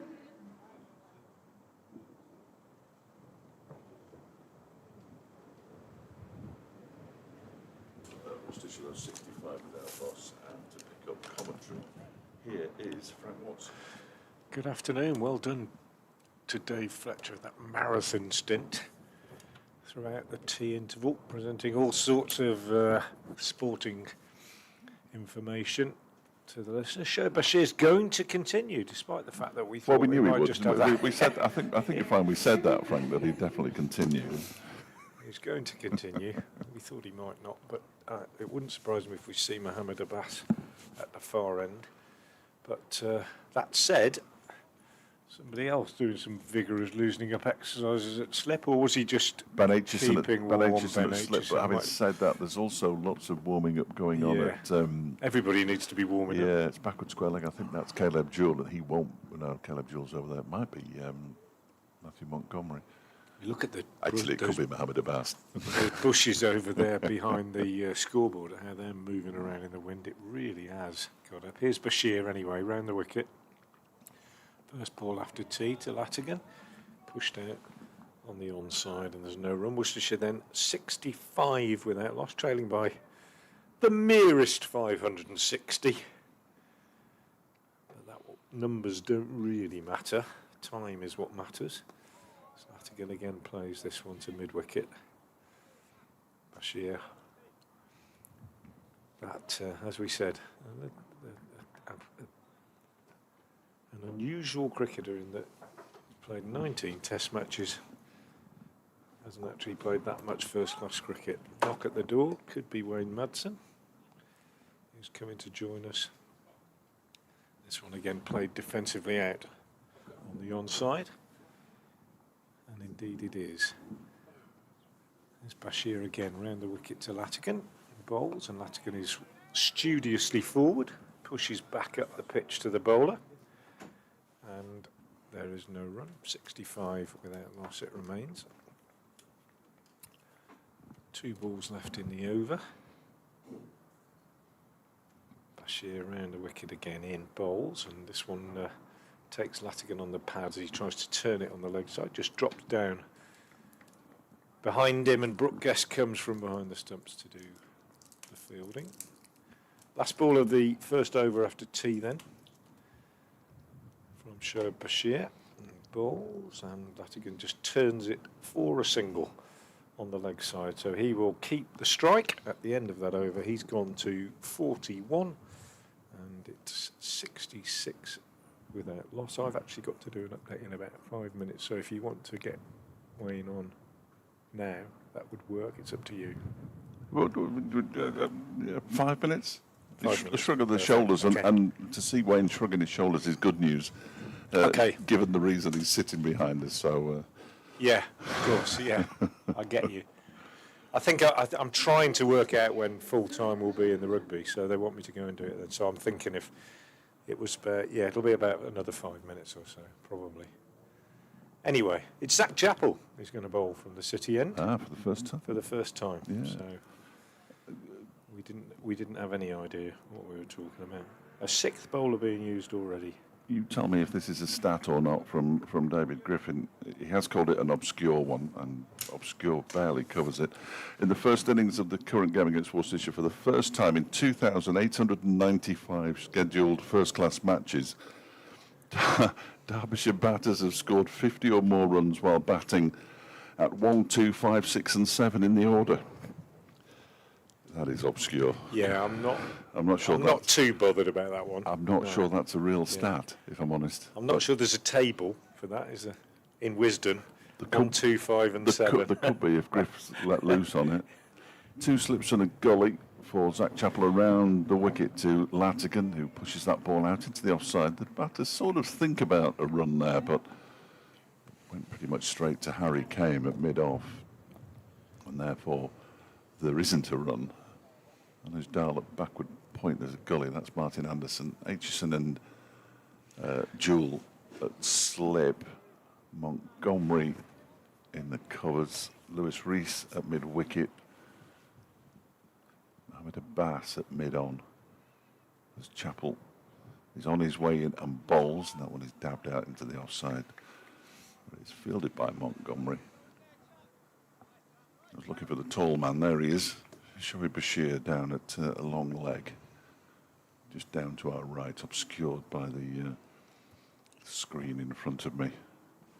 I will give you some of those scores that I thought about giving you during the interval, but didn't quite get time to do so. Northamptonshire on the brink of being bowled out in their first innings. They're 201 for 9, trailing Lancashire by 183 at Wantage Road as Chappell is in. That's turned into the leg side by Latigan. Ball goes possibly further than he thought it was Yeah, going missed to. out on a There. run there, didn't There he? was a single available there as it went past Lewis Reese and towards Mohammed Abbas, but they'd already decided not to take it. Gloucestershire 26 for 2, trailing Middlesex, who declared their first innings on 445 for 9. And Durham are already batting in their second innings, the third innings of the match, underway at Chester Street, where they've been off for rain at various times. So that one's moving on apace as Chappell bowls, and that's edged. Well, it sort of squares him up as much as edged. Goes along the ground to Anish Dal at backward point of Latigan's bat, and there's no run. Durham are 5 without loss in their second innings, leading by 143 after Kent were bowled out for 197. So you bang up to date with the second division scores.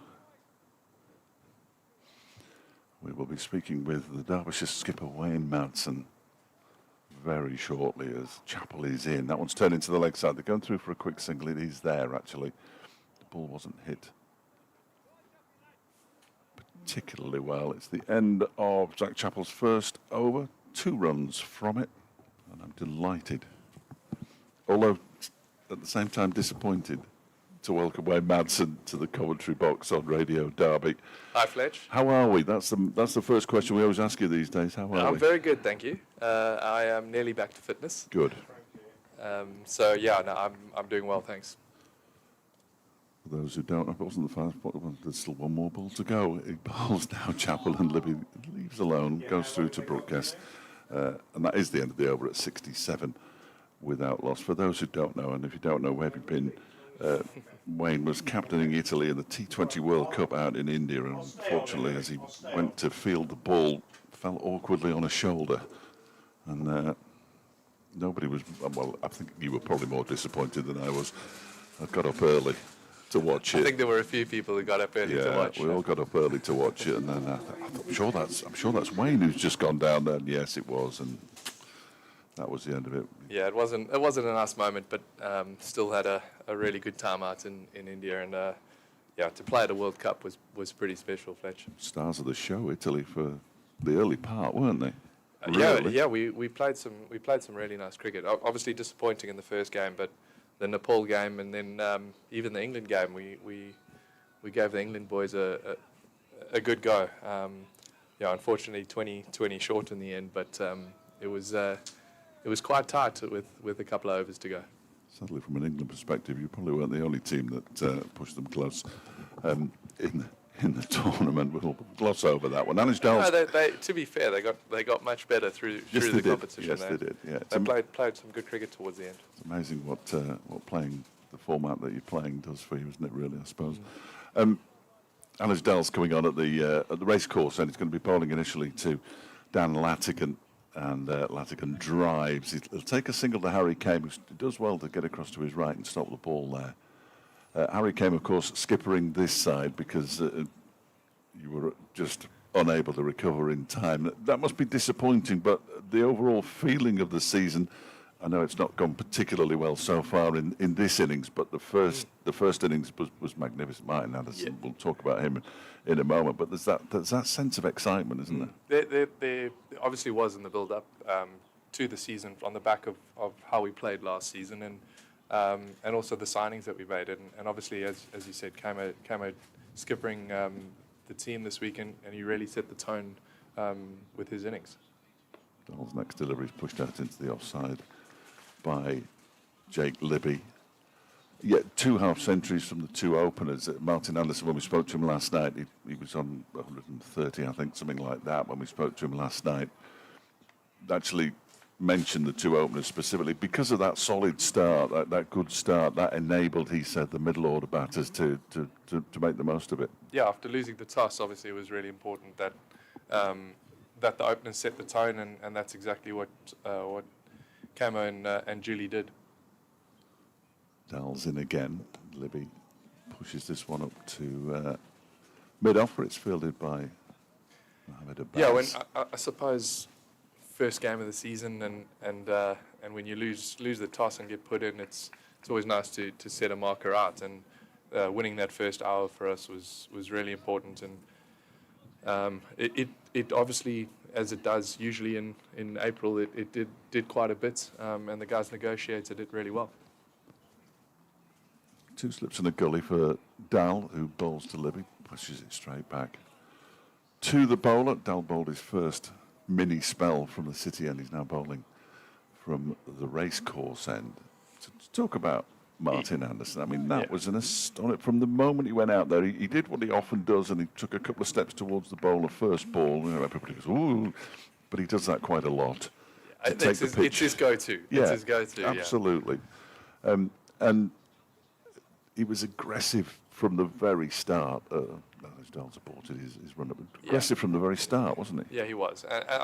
Martin plays really positively, strikes the ball impressively well, and he puts the pressure straight back on the opposition with his style of batting.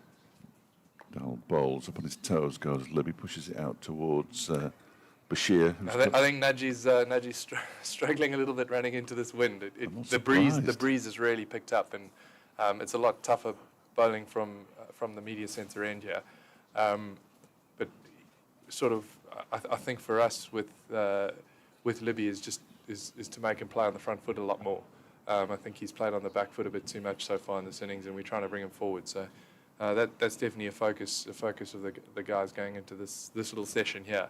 And yeah, to go back onto Martin, I think what an innings. I think the tempo at which he played, he I mean, from ball one was striking it so cleanly, and just the there's Nudge comes in. Ooh, doing a bit of ball by ball. I like that. That's sorry. flick. No, we carry on. That's flick down to fine leg for a single by Latigan, 70 without loss. Yeah, I mean, as I say, the tempo at which he played was fantastic to watch.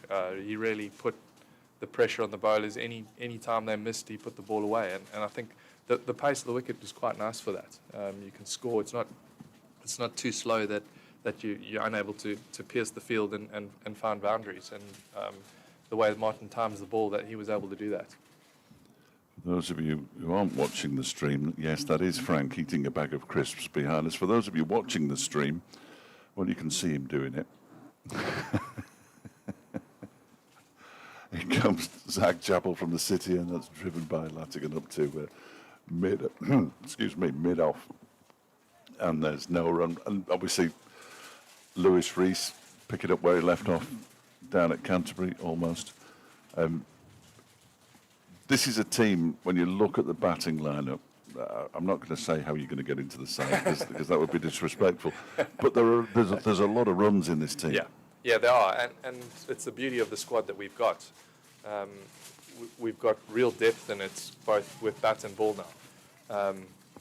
As you say, Reese played magnificently for his 100 as well, and it is. I look at it as a captain, but as a batter coming back, and it's where do I get back in? Well, I'm sure that in the run up to the next match, when we see the squad announced, we'll all be trying to work it out. I think the captain comes straight back in though. That's a smart move to regain the captaincy. As Chappell, whose previous delivery was pushed to mid on, this one's pushed to mid off. No run. Yeah, he started really well here, Zach. He's been on the money since his first ball. It's obviously a good headache for Mickey and I to have, that we've got so many guys playing well and in form. I think that's as a captain and a coach, that's a great position. It's a tough position to be in, but it's a great position to be in. It's what you want, especially early season. Slips go down as Chappell runs towards us and bowls to Latigan, who drives a little bit edgily, but he's going to get 4 runs from it out towards the cover boundary. Anuj Dal, if he can't get there, nobody can, and he can't. The outfield is actually for it's this quickened up a bit as well from yesterday, hasn't it? It's remarkably quick actually, especially for this time of year. It's usually it is still pretty soft, but it's racing away quite quickly. This time next year, you'll be walking out onto a carpet when they've replaced the outfield. That'd be magnificent. It will be. Yeah, that will make a difference. New scoreboards all around the ground. It's improvements continue at the Central Co-op County Ground as in comes Chappell again and bowls. That one's driven by Latigan but fielded by Harry Kame. So 625 for 8 declared. I mean, that is a real position of strength, and to get 600 plus in the last 2 innings as well, because obviously it happened down at Canterbury. Would have been nice, wouldn't it, to have got a wicket in that session before tea, not from a Worcestershire point of view, and I understand there are Worcestershire listeners here as well listening to us, but as Chappell comes in and bowls, that one is turned up towards Mohammed Abbas, who actually picks up and shies at the stumps, and I'm not sure that's his forte. He misses the stumps and they get through for a single. The over comes to an end. 75 without loss. Latigan 49, Libby 24. I don't know if you saw it, and I can't explain it because he's such a safe pair of hands. The Brook guest, it was in. It was. I actually did. I caught it before I nipped down and Before Brook did. No. No. I was. I've actually missed a lot of that first sort of hour. I was hitting balls myself and doing some catching, but I did manage to see that. And as you say, it's Guesty. I mean, he's probably the most hardworking guy in our team, and what he puts into his keeping, he'll obviously be disappointed with it. I think he was almost celebrating before it got into his gloves. As was the whole of the slip cordon, I think, and unfortunately, just popped out. So it's disappointing, but we'll. I think the message to the boys is making sure. We want to take our chances, but the chances will come. If we build enough pressure and we slow that scoreboard, the chances on this wicket will come. In comes Dal after an aborted attempt for the first one. That's driven nicely by Latigan. He'll move to his half-century with that shot out towards the wide, long-off boundary. Nicely played by the young man. He's very much in the early stages of his first-class career. It was his 8th 4, and he's got there off 72 deliveries as Dan Latigan. And it's 79 without loss. And we all know slip catches, they're quite often they either stick or they don't, and it was quite a sharp one, wasn't it, for Caleb to take? Yes, it was. I think that's one thing that we've done pretty well over the last couple of years. We've sort of prided ourselves on catching well. So again, a couple of chances that have gone down, obviously disappointing, and both of these batters have obviously had lives, and we want to make sure that they don't go much further than where they've gone so far. So this little period here after tea is really important for us. Dal striving for the first wicket. Oh, that's an absolute beauty. Beats Latigan, all ends up. Just took off a little bit. The odd one has. Not many have misbehaved. No, and I think that's why the message is to really try and hold the scoreboard, because there's enough in the wicket if we can be patient and hold the scoreboard for periods of time. With it being a hybrid wicket, the odd ball sort of just stands up and bounces through like that. I think we saw with Hannon Dolby at Martin when he was on 200 and plenty that the ball was still beating the outside edge. As Dal bowls, this one's turned into the leg side by Latigan. They'll get back for a couple of runs here, comfortably enough. 81 without loss, and a couple seem to have stuck in it as well. The one that Martin Anderson got out to, I think Harry came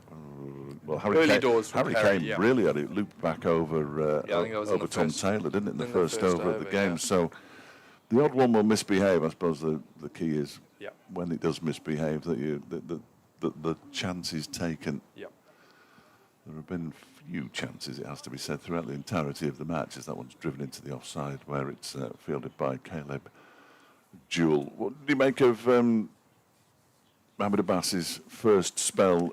He's bowled here once before. I think it was pre-COVID, so I mean... I remember him bowling in a pink ball game here. And that was the pink ball game, was it? Yes. Leicestershire. Yeah, it was him and Ben Rain bowled here, and it went round corners in that game. Of course. That one's left alone. I actually only caught his first 2 overs, and he had a couple of that went sort of outside edge down to third man, and he looked like he had it on a string. I didn't see the back end of his spell, but I mean, by all accounts, he's on the money, and he was on. What a signing! And Huge. Shoaib Bashir, I mean, obviously Yeah. Matthew Montgomery, who we knew about because of what he did in the One Day Cup last season. But those two, to sign 2 Test cricketers.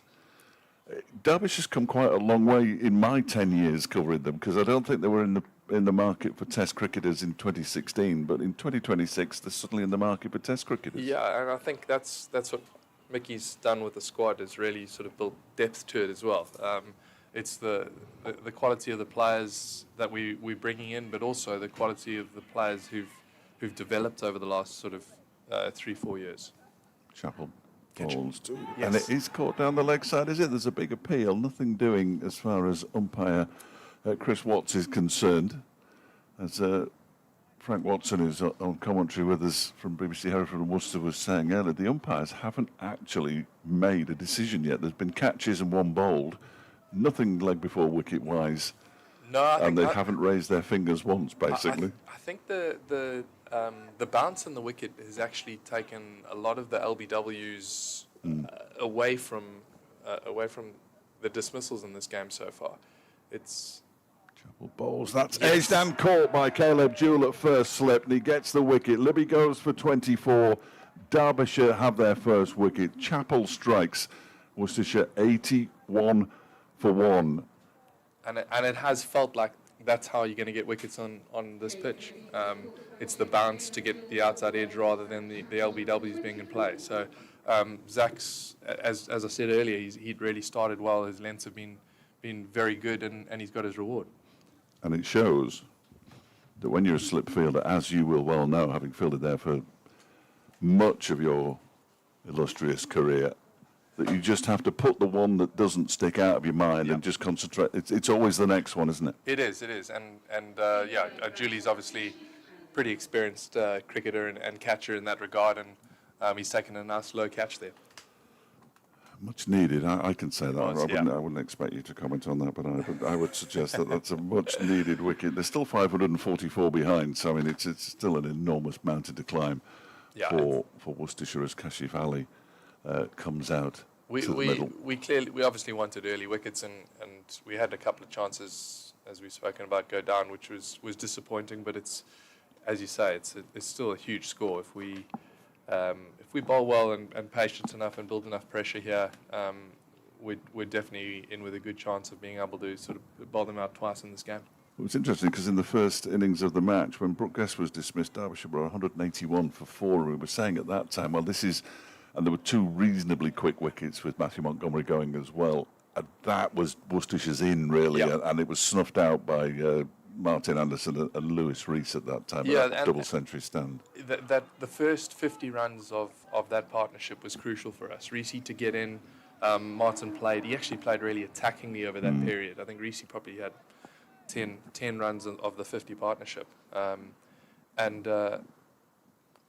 Chapel comes in with his tail up and he pushes it, Kashif Ali up and towards as mid-on. soon as we got through that period and we had spin bowling from both ends, the whole game changed. The tempo of the game changed, and we were able to sort of tick over the next 60, 70 runs without much trouble.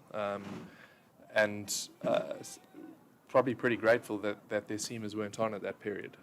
And it gave us that momentum in the innings that allowed us to get to the total that we did. Still a relatively new ball, just 22 and a half overs old as Chapel bowls. Fullish, that is driven down the ground for Kashif Ali's first runs. Lewis Reese giving chase, but can't quite get there before it reaches the rope at the far end of the ground. And Worcestershire move on to 85 for 1. Of course, the opposition is allowed to play well. Yeah.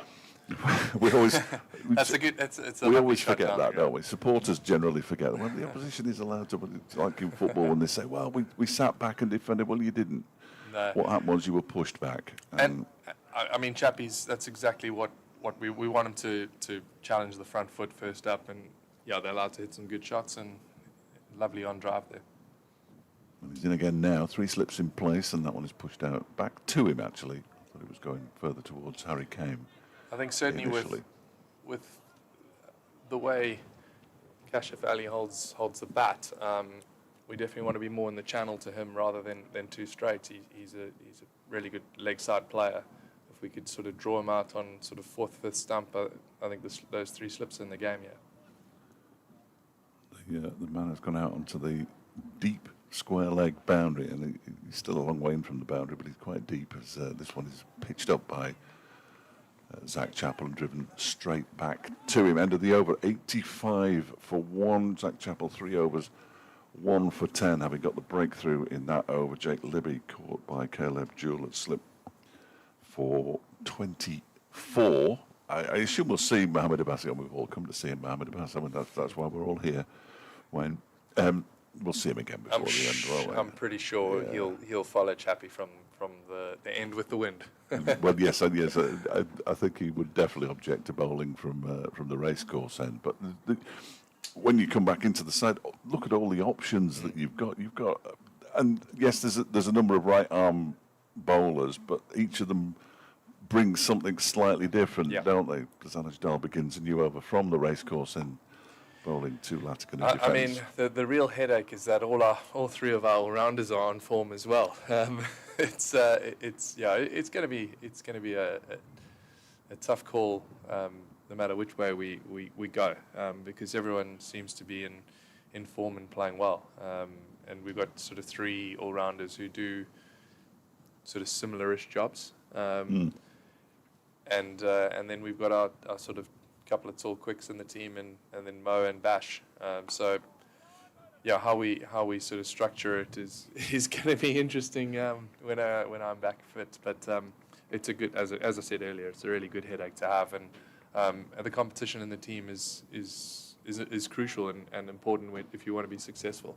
There's going to be times at the season where we do have injuries, and it's important that we've got guys firing and ready to step up and perform, who are waiting in the wings. Here's Dal again in slip in the gully, and Latigan just pushes it out into the offside. A couple of things I was really pleased about yesterday for the individuals concerned were the 2 openers. Harry Kame, you wondered if the added pressure might take away from his batting. It didn't. He got his half century. And Caleb Jewell, everybody in us, all the batters in Australia have had tough times this winter because the averages have dropped, they've plummeted. Yeah. I think he was still 16th. The wickets look pretty spicy. Yeah, don't they just? Yeah. But I think Caleb Jewell, despite having a lower average than you might expect, was still 16th, something like that, in the Sheffield Shield. Yeah, he was. As Dal bowls, and that's pushed out into the offside. They're going to go through for a quick single as the ever-enthusiastic Shoaib Bashir runs across to do the fielding. So it was nice for both of them to get the seasons up and running with half centuries, despite everything that what Harry was going through with so much on his mind, I imagine, and Caleb coming back to the country thinking, well, I've had a really good season last season. He's just hit the ground running. I think in fairness, Caleb probably had a better season this season than he had the previous season before he came out. Well, so yes, I think really for him it's sort of good memories and of his time here last season and how he did. It's that always for some reason as a batter, it's you have grounds where you play it where just familiarity. It just feels right, and you find your rhythm and you find your form. Really pleased for Caleb to start and as you say, and Camo to start as they have. Then comes Dal again and bowls. That one is played away from his body really by Kashif Ali. There's further evidence to what you were saying about just put it on 4th stump possibly. And Caleb's brought, I assume he's got a number of bats, but my word, whatever Wood's used for his bats is just ridiculous. He left one. I don't know if you I did see it, yeah. It was a leave, and I described it as a leave, and the next thing I'm watching the ball, and it's racing over the boundary at cover, and he barely tapped it. As balls, it's no run. Commonly called a cleave, as he played it through point. Yeah. I mean, it was remarkable. It was our shot of the day actually in the change room. It was a ridiculous shot. Fooled me. But that takes an awful lot. He's obviously committed and gone to play the shot, and then last minute decided he wanted to leave it, but he didn't have time to pull the bat away, and thankfully came off the middle of the bat and raced away. Just talk to me a little bit as well. I don't want to keep you more than you need to be here, Wayne. But just Shoaib Bashir, we spoke to him on Thursday. Yeah. a 22-year-old who's had so much scrutiny. He's got a really mature head on his shoulders, hasn't he? He does, and I think when you see that he's played Test cricket and you speak to him, you don't actually realise how young he is, and especially as a spinner. I mean, most people talk about spinners only sort of coming into their own at sort of 27, 28, and he's 22, and as you say, he's got a great head on his shoulders. Really thinks about the game in a good way when he's bowling, and what an action! It's such a beautiful action. The shape he gets on the ball, the bounce that he gets as an off spinner. I think we'll see through the season that first flip gets a lot of catches off him against right-handers because of the bounce he gets, and especially here at Derby. So I'm really excited about seeing how he gets on, but also just for him, it's the opportunity to bowl a lot of overs, and that's what he needs. Part of his developments and growing his game for Test cricket is to make sure that he's bowling lots of overs, and certainly we're going to give him the opportunity to do that. Absolutely. We all know how old he is because he almost started every answer on Thursday, both to us and in the press conference that he did with, I'm only 22, just to make sure that everybody knew, as Chappell bowls. That's the third ball of the over. Each one of them has been driven, but straight to field. So yet to concede a run in this over, Zach Chappell, as he sends Lewis Reese out towards the square leg boundary. And again, Zach won't be disappointed by the fact that he's going hard and driving at that length, as we've been speaking about, the extra little bit of bounce. If he just hangs in there, one ball that bounces a bit more, and those grabbers will be in play. He's on his way in now, Zach Chappell again running towards as a bouncer. Latigan ducks underneath it. I was fortunate I was at Leicester for the friendly on the day that he took the wicket with the second ball that he bowled in the Derbyshire shirt. I was really, really happy to see him do that. And he already seems to be a firm favourite with his teammates. He did a bit of fielding at Leicester and everybody's up and cheering, and he's almost leading the cheerleading out there, if you like. He has got a lot of energy. He's a great guy, and he's fitted in so well to the group. Chappell bowls. That's driven.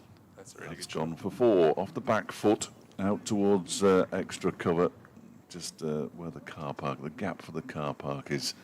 For those of you listening who know the Central Co-op County Ground, the wind is still howling. How difficult is footballers? The one thing footballers, why do in the winter, they hate the wind. They don't mind the rain or anything, heavy pitches, but the wind is the one thing they all tell me that they hate. Is it the same with cricketers?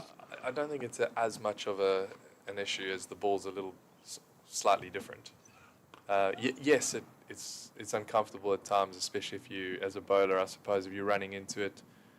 I don't really, as a batter, necessarily feel there's much difference if the wind's blowing into your face or behind you. Maybe a slight balance thing, but nothing too serious. But definitely for bowlers, we've got a few guys on the team who really take the wind factor into play when they want to choose or decide which side they want to bowl during a game. So when it's blowing as hard as it is, it does have an impact, but not like football where the ball gets affected by it. I know, they absolutely detest it. Final ball of Zach Chappell's over went for a single, and Latigan also pinched the strike. He'd moved on to 61, Kashif Ali on 4, 91 for 1 now as Anuj Dal begins a new over. He takes the top hand, bottom hand, it's left-hander. I get horribly confused. But he takes one of his hands off the bat handle as he plays that one into the leg side. I had a fantastic question lined up, and it's completely gone. It might come back. Okay, yeah. It's an age thing. So you'll get there in about 25 years' time. No, it's going to. I know what it is. Yeah. Yes, pertinent possibly. Here's Dal around the wicket. That one leaps at Latigan, and he does well actually to keep it down. It's fielded by Bashir. was going to ask you about the ends, because David Griffin was very keen to know which end Mohamed Abbas was going to bowl from. I think with the wind it was fairly obvious, but I have a recollection of Tony Palladino bowling a lot from the racecourse end. Yeah. Throughout his career, the part of his career that I saw, which was at the beginning of my time covering Derbyshire, as Dal goes in again and bowls to Latigan, who pushes this one out into the offside. He did. Tony really enjoyed bowling from this Yeah. end. We used to. There's no slope or anything to speak of, is No, there? not really. I mean, if a bowler tells you there's a slope here, there's something in his head. There's no real slope on the wicket. Well, there's a little bit of runoff from where the old square used to be, but a lot of the time, I think the wind used to come over the travel lodge, and Tony used to like using the breeze to bowl from this end. Right, yeah, because the weather does come from the west, doesn't it? Generally, I know this is coming from the south largely, but I wondered what it was. I just thought the style of bowlers that they both are and were, as Dal comes in around the wicket balls to Latigan. Oh, it's well, there's an appeal for leg before wicket after it went through everything. I don't know how it missed the stumps, in all honesty. And I'm sure that Phoebe will be showing us a replay of that. It looked pretty close. Maybe outside. There we go. Well done, maybe Phoebe. outside the line on watching it live. Trying to work out exactly how it went through everything. Oof. Wow. I think. That's at his back leg, I think. I think Nudge thought it had Bowled him. Bowled him, yeah, I think he absolutely. I just think he was just going in with the arm up and thanks very much. But Looked pretty. It looked close. Maybe outside the umpire's call or outside the line. Latigan's still there on 61. Dal bowls to him, and that's defended. Yeah. It's really Nudge is starting to hit a really good length here at him. And that was the ball. Probably was it 3 balls ago? That one that bounced. I think that was. As soon as you get a ball to do that as a batter, you start. It kind of gets in your head, and you maybe don't commit as far forward the next ball, and that looked like what happened. The ball that Nudgy had the appeal. He's waiting for the breeze. He'll do well. He might be till 6 o'clock waiting for the breeze to die down. He turns around. He's summoned the energy. He's only a small guy, Nudge. He's summoned the energy to run into it. Bowls to Latigan, who turns that one. Lovely length again. He's right on the money there. So before I let you go, you've had nets with the bat. You've done some fielding practice. This all sounds very promising. Yeah, the batting is no problem. I could have batted in this game. It's trusting being able to dive and land on it at the moment, and I'm probably a little bit off that. Hopefully in the next week it builds up, and I'm ready to go for next weekend. That's where we sort of aiming for. But again, depending on how the week goes in terms of sort of challenging landing on the shoulder. Did a bit today, and I would say I was probably tentative. Understandable. Which is, you want to be safe with it all. That's a really good area there. Yeah, first ball of a new over was pushed into the offside by Kashif Ali, and of course the way the fixtures have fallen, if you're not 100% certain that it's ready to go at Old Trafford, it's not like you've only got a week till the next. There's a decent gap then. Yeah, then we have the bye week, so I'd be able to have a couple more weeks to get the strength into it. So we'll see how how the shoulder progresses over the next week. Obviously, I want to try and be ready for Old Trafford, and that's at the moment that's my focus. Here comes Chappell and bowls. That's nicely driven by Kashif Ali out into the offside. Good stop there by Harry Kane, sliding away to his left, picks up a single, does Kashif, and he moves on to 592 for one. But it's been brilliant having you in here, Wayne. I've never known any co-commentator attract as much attention. They even tweeted that you were on commentary, remarkably. They never tweet that I'm on commentary, and I've got Stevie next to us taking photos. I'm always on commentary, but they've never tweeted once that I'm on commentary. It's remarkable. Listen, thanks very much for coming in, Wayne. Appreciate Great it. to speak to you as ever, and we'll hopefully see you out on the pitch soon. Thank you. Yeah, looking forward to getting back out there. Chappell's next delivery is a short ball that he ducks underneath, does Latigan. And it goes through to Brooke Guest. Always good to get a player's insight when that player is the captain of the team, even though we want to see him out there playing. Just carries that little bit more weight, doesn't it, really? So thanks once again to Wayne Madsen for popping in and giving some of his valuable time. It was a good insight, isn't it, from players? Yeah. Always a good Yeah, insight. very Here's good. Chappell again, and that one is played slightly edgishly down towards backward point, especially when it coincides with somebody leaving to do an update, and they can fill a few minutes. And having to wait for about 15 minutes And of added time, even though it was a rugby match. Opportunity to make me a cup of tea and everything. That's very, very kind. Well, I thought you hadn't had a kind break of for a your long friend. time. Yeah, really good. And the other thing is, it's quite reassuring when you hear it, someone like Wayne, with all his experience of it, talking about it, and it's not rocket science, is it? You know, No. hit the right length, bowl in the right Yeah, areas, etc., etc. He speaks a lot Pretty of, simple. lot of sense, yeah, Wayne very Madsen. much so. Oh, there's a full delivery, and the first leg before wicket of the match is given by umpire Chris Watts. A full delivery from Zach Chappell, and Kashif Ali goes for 5, and this is exactly what Derbyshire wanted. They probably wanted it before tea, but certainly they needed it after tea. Worcestershire now 93 for 2 with Kashif Ali out for 5. Yeah, It looked good. It looked good. Yeah, he fell over, didn't he? Fell over. It was full. Do you know, if there's one thing that I would, I mean, it was interesting hearing Wayne say that he thought Zach Chappell was just hitting good lengths. If there's one thing that I think both sides have not done enough, it's pitch it up a little bit more. You know, they've tended to go back of a length, and we were saying this morning when those late Derbyshire batters were trying to give it a real whack. Get it up there, get it in the block hole. If it was a white ball game, you'd be trying to bowl Yorkers, and nobody did. And that really, I mean, that's as full as we've had, I would say, in the whole game, really. I And he would fell say over so. it a little bit, hit on the foot, really, on the shin. And, it looked a good shout, didn't it? Really did. Yeah, he's played some good-looking shots, Kashif, but unfortunately, he's on his way.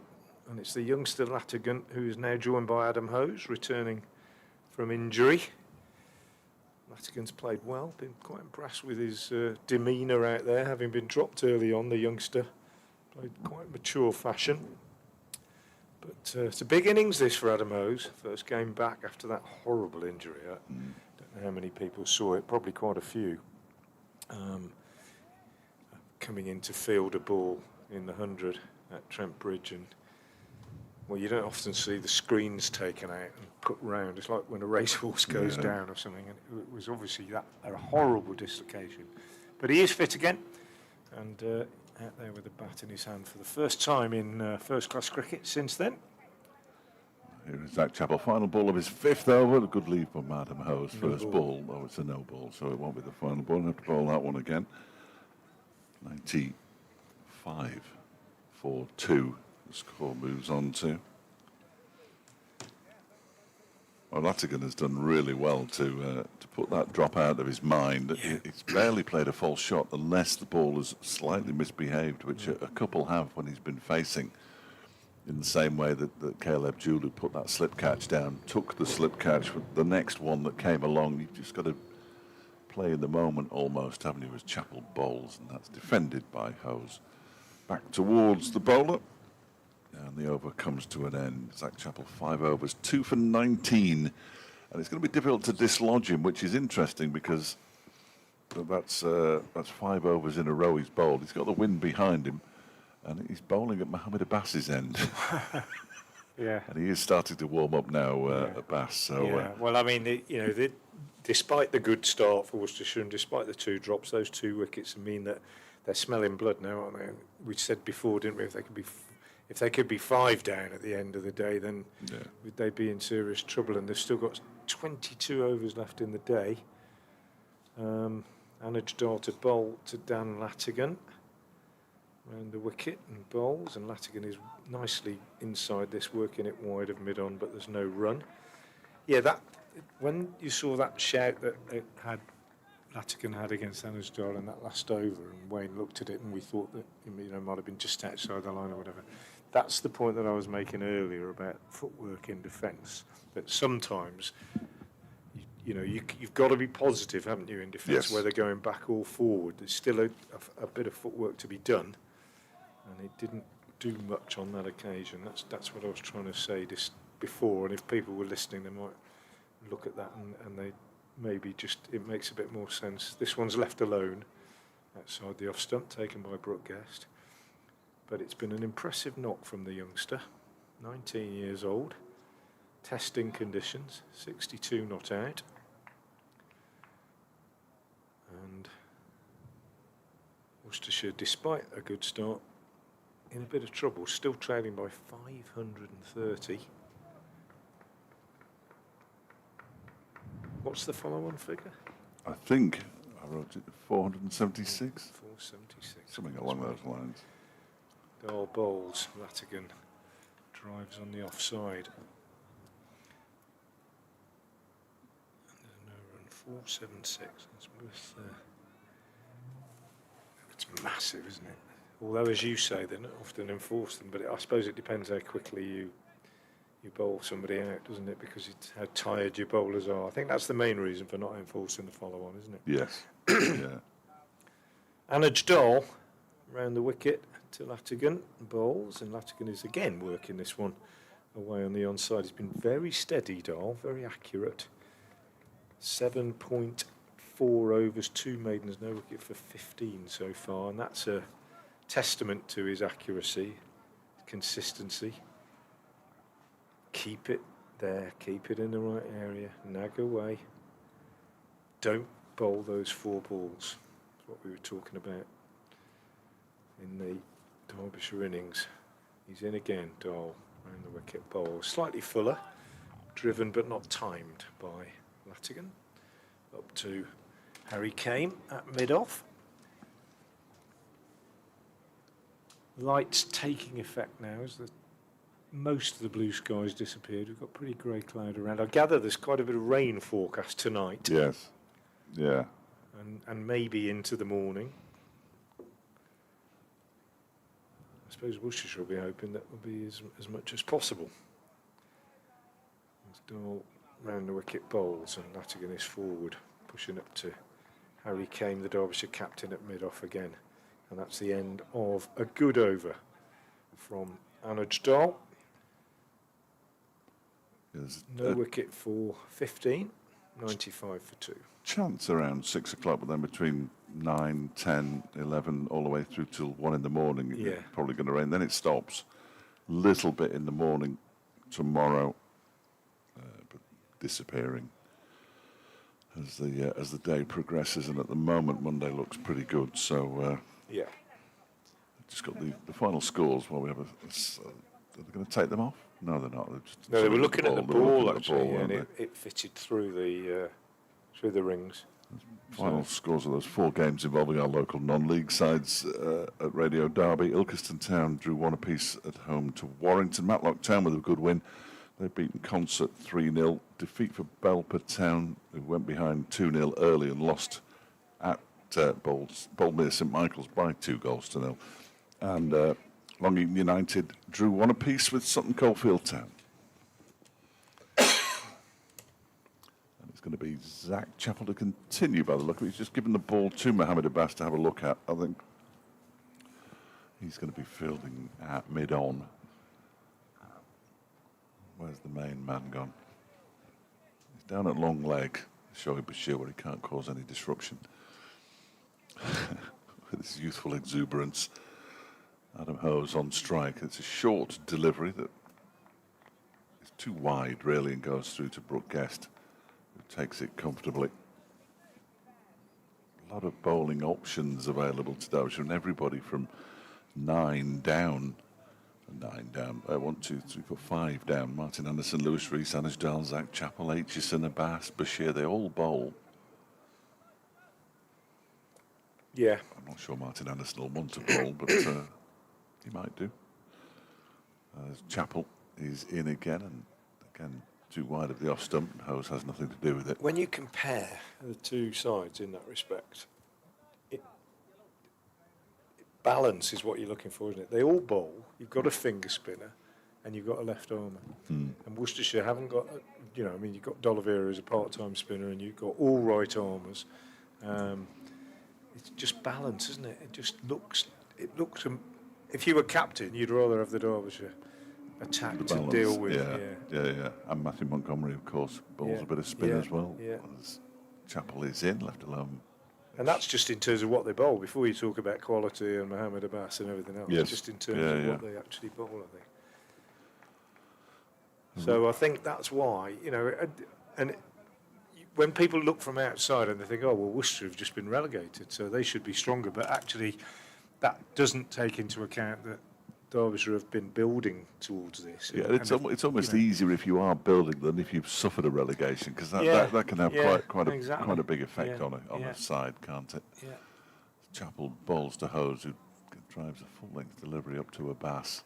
And, I know it's been said before, and it's not an excuse, just a fact of life, but you look at, Dylan Pennington's picked up 5 this morning, Ed Barnard's now captain of Warwickshire, Josh Tongue done well in the Ashes, and you think, these are all people that were, in recent history, were members of the Worcestershire attack, so just got to be realistic about it, I suppose. Yes, absolutely.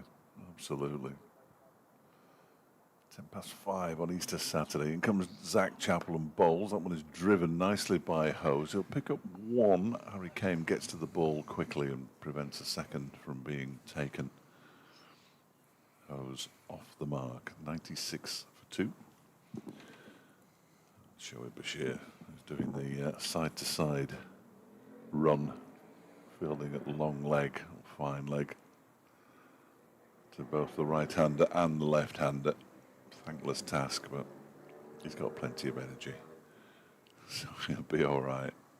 5:29. That's the deficit, not the time. As in comes Chappell, and that one's clipped into the leg side. For a single, fielded there by Montgomery, and the happiest man on the ground is Bashir, because it was the final ball of the over. He doesn't have to go all the way back again. 6 overs, 2 for 21, Zach Chappell. Worcestershire 97 for 2, Latigan on 63, and Hose on 1. And Ben Aitchison coming back into the attack to replace Anish Dahl at the racecourse end. Interesting for Latigan now, I think. He got to his 50 fairly quickly. Since then, he's been becalmed a little bit by some good tight bowling, and it's a good exercise for him now in terms of managing his innings, whether he can cope with that without getting frustrated and just work through a trickier time until he gets a little bit of opportunity to score more quickly again. But it's all part of learning to build innings, play long innings, stay focused. You've got to be fit. Bear in mind he's been on the field for the whole game as well. He's only 19 years old, hasn't played that much first-class cricket. So he's going into uncharted territory. It's his highest score. I think you said it was 44 before, wasn't it? Aitchison is into him now. And he's squared up, and just as well he got a bat on that one. He was standing right in front and slid off the face to gully where it was fielded. Jack Morley's Matthew Montgomery. Jack Morley's on the field out in front of the new scoreboard, because Zach Chappell has clearly completed his spell. 6 overs, 2 for 21. He has left the field momentarily. Hopefully not to get a flight to South Africa. Ben Aitchison is in bowls and pushed out at the offside by Latigan. I didn't see him say goodbye to anybody. No. And fielded by Bashir in the covers. Still don't know the outcome of that. The bias Swanepoel mystery. Agatha Christie at her best. Whether he will ever get that paperwork sorted, which will allow him to play for Worcestershire. Aitchison is in and bowls, and Latigan is, it gets a run behind square on the leg side. Didn't know much about it. A lot of excitement behind the stumps, inside edge, I think. And, that's what I mean. Just got to put that out of his mind. Cuts up the other end. He goes to 64, 98 for 2. Yeah, I mean, conceivably, Swanepoel could be in the Worcestershire side at Lord's on Friday, but conceivably also, he could be on a plane back to South Africa, having been told that he's not going to get that NOC. It's a tricky one, Watch isn't this it? space. Because if he doesn't get it and he plays, then he gives up his right to play in South Africa for the rest. And he's only in his late 20s, as I understand it. So I don't think that'll happen. I don't think He he'd can't go down afford that route. possibly to No. do that as a professional athlete. No. You wouldn't have thought. Adam Howe's on strike for the first time against Aitchison. 3 slips, third man, cover, point, wideish mid-off, mid-on, mid-wicket, long leg the field. Aitchison, 14 on his back, right arm over the wicket, bustles in, bowls, and Hose is beaten outside the off stump by a beauty, because he's played at that along the line of about 5th stump, and Brookcast's taken it in front of first slip. That's moved away quite appreciably, I would say. Good bowling from Aitchison. Gets a little low 5 from Lewis Reese. Moves across from mid-on. Turns again. A few walking paces and then breaks into his run-up. And bowls and Hose drives sweetly, handsomely, but straight to Harry Kame at mid-off. 98 for 2 it remains. 5.27 the deficit. Decent start by Worcestershire, but those 2 wickets have pegged them back. Libby out for 24 and Kashif for 5. There's Aitchison once more. Bowls. Hose turns it on the leg side up to Lewis Reese at mid-on. And there's no run, end of the over, 98 for 2, and we have 19 overs left in the day, so it's going to be quite a late finish. I would suggest another, what would be about 6:30, wouldn't it, probably? It's a good hour and 10, Yeah. isn't it? Yeah, you're Yeah. right. You're right, 6:30, that kind of area. And now we are going to see the main man. Well, I'm just looking at the figures. And if you look at the figures on the scoreboard, but if you look at the figures on the scoreboard and lob in the economy rates, and the bowler with the worst economy rate is Lewis Reese, followed immediately by Mohammed Abbas, and nobody expected that. Yeah, Poor- but it was early on, and, he had a catch drop, didn't he? The man who got the most runs off him was the one who was put down as well. So it could have been different. But my feeling is that, thinking back to when we were discussing scenarios in early afternoon, he comes back now and picks up a couple, and they get another one, and Worcester are 5 down at the end of the day. And, Yes. And Yeah, the game's yeah. moved on at pace, hasn't it, really? Yeah, absolutely. That'll be what Derbyshire are hoping. And as Wayne Madsen was saying when he was on air, we know we're going to make chances here. We know they're going to come along. So that'll be the plan. Derbyshire will be fairly happy with the situation at the moment. I'm sure of that. Yeah. And Sam Worcestershire will feel they've done okay, but they don't really want to lose more than another one tonight, I wouldn't have thought. Here he comes then around the wicket to the left-handed Latigan. Mohammed Abbas, and that one is clipped into the leg side. Kept a bit low, didn't Did it a little bit. And there's a throw there from... it's Jack Morley, that's why I didn't recognise him. It's Jack Morley, it was an absolute shocker. He's not quite got to the pace of the game yet. He's on the field for Zach Chappell at the moment. Not in the starting 11, but there's always time. Like for like. There's only one person he can really replace, and he's not really that similar to him. Here comes Abbas again. Latigan turns this into the leg side, but again, straight to Morley. That's a better throw. He's at mid-wicket. Lewis Reese is at mid-on. Harry Kame, as skipper, is standing at mid-off. Matthew Montgomery in the covers. Then 2 slips and a gully. The slips are Aitchison and Jewell at first and second. Anderson in the gully. And as Darley's over on the boundary in front of the players' pavilion, which means that Shoaib Bashir is down below us at long leg, and he is. Here comes Abbas in and bowls, and that one is just guided out into the offside by Latigan for a single. And no, it doesn't. 99 for 2. Latigan moves on to 65. House has 1 from 10. Just working his way into his innings at the moment. Getting a bit of advice from Latigan. That's an interesting conversation. The man with the experience taking some advice from the youngster. What the difference is, Hose has been around for what seems like forever. And I know he hasn't. Only made 2 Red Bull hundreds. Has he really? Yeah. One for Warwickshire, one for Worcestershire, which was a double. In comes Abbas and bowls to Hose, who leaves that one alone. This is his 53rd first-class match. He's got a high score of 266. Which was at Hampshire Yeah. last year. I've said it on quite a few occasions. I mean, he's played franchise cricket all over the world and become a really dangerous white ball player. And perhaps he's moved on even from that now. But, you know, played Big Bash and all that kind of stuff. But I was impressed by the fact that he still wanted to crack the red ball game. You know, I didn't probably, you know, done okay financially, etc., but still believes that the red ball game is really what it's all about. Bass bowls to him wide of the off stump, and that one is left alone to go through to Brooke Guest. Which is refreshing. Well, Isn't it? Pat Brown's desperate to play red ball cricket, Yeah. but it hasn't worked for him at all, No.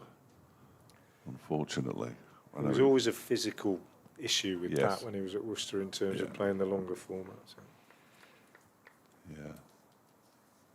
He's around today. He's been doing some 12-man duties along with Jack Morley and Nye Donald. Morley's got the short straw or the long straw. He's out there fielding at backward point as Abbas comes in and bowls to Hose, and it goes past the edge of his bat. Beauty. Into the hands of Brooke Guest. Over comes to an end. 7 overs for 29 now. He's clawing it back. Mohammed Abbas, 99 for 2. Who's the gentleman next door? Dave? Second team scorer, Oh, right, okay. I think. I just wondered, because he was in the full kit. I thought he might be part of the coaching No, setup. no, goodness me, no. 99 for 2 then at the end of the over. 18 left in the day.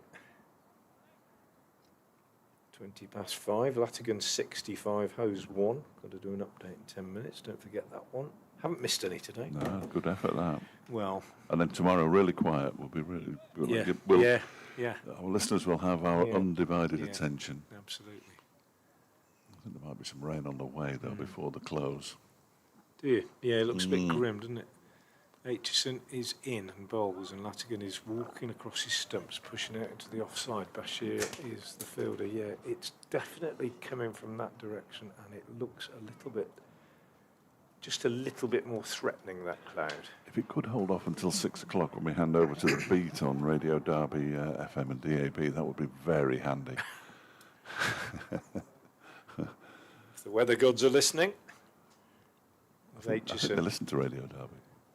bowls, and on the back foot, Latigan forcing out on the offside. Tumbling stop by Bashir. No addition to the score. The crowd have all stayed, haven't they? Nearly all, anyway. Yeah. No, it's Yeah, apart from on that in that stand that I questioned before, just one person has decided. I think they've probably fallen asleep. got the hood up and the cap on and Yeah. everything, haven't they, over there? Looks cold. Does look cold. Aitchison again is in. And bowls, and that's left alone by Latigan. He's left well, actually, to be Yes. fair to him. He's early on left a couple that were really close to off stump, but showed good judgment. Goes for a little walk. Probably come back in, do his little run up and down on the spot now. Yeah, there we go. Pre-batting routine. Couple of bat twiddles. And settles and waits. Bat raised. Hands tightly in by his box. Pushes this one away on the leg side. Anuj Dahl fields at square leg, and there's no run. Yeah, those bushes over there now by the school are really disturbed by that stiff breeze. The flag in front of the old players' pavilion, pointing directly towards us, suggests that maybe the wind is a little bit further round than it was earlier. As Aitchison is in again and bowls, and this one is turned on the leg side, behind square this time, thickish inside edge, single, taken by Latigan, brings up the 100 for Worcestershire. Bit of a flyer they got, but they've been pegged back by some tidy bowling by Aitchison and Dahl, Zach Chappell, who's picked up both the wickets to fall. And Latigan has now faced 113 balls for his 66.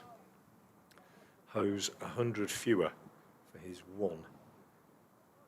But they've struggled. They've only put 7 on since the fall of that Kashif Ali wicket. There's Aitchison in bowls, and hoses very, very watchfully forward. Plays that under his eyes, back up the pitch, and completes the over. 100 for 2. Yeah, Derbyshire, you said, have been slightly pegged back. The first 50 came up after 10 overs, and the second 50 took them 21 overs and 5 balls. So they've halved the run rate, Derbyshire, which is a good effort. Taking a couple of wickets as well, which always helps. There was a Jake Libby for 24 and Kashif Ali for 5, both falling to Zach Chappell, who's back out on the field again now, and will be delighted to be fielding at mid-wicket, I imagine, rather than grazing at third man. As Mohammed Abbas begins his 8th over around the wicket to Latigan, who just about manages to fiddle that one out into the offside.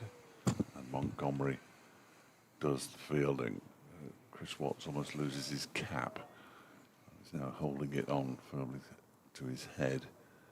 Both umpires wearing caps, and now umpire Lungley has a look behind him and above him.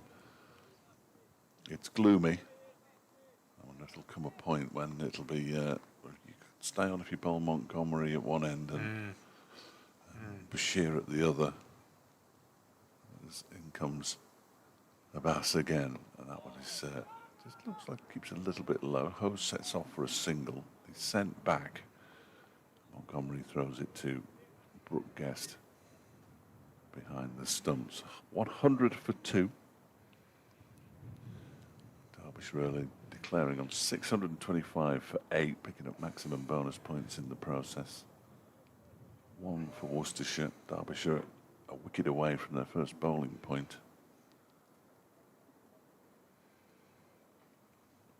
As if overall superiority needed noting down in number form. They'd like a couple more before the close, so they've got 16 overs after this one, 4 balls left of Mohammed Abbas's 8th over. He's just moving Shoaib Bashir a little squarer down at long leg.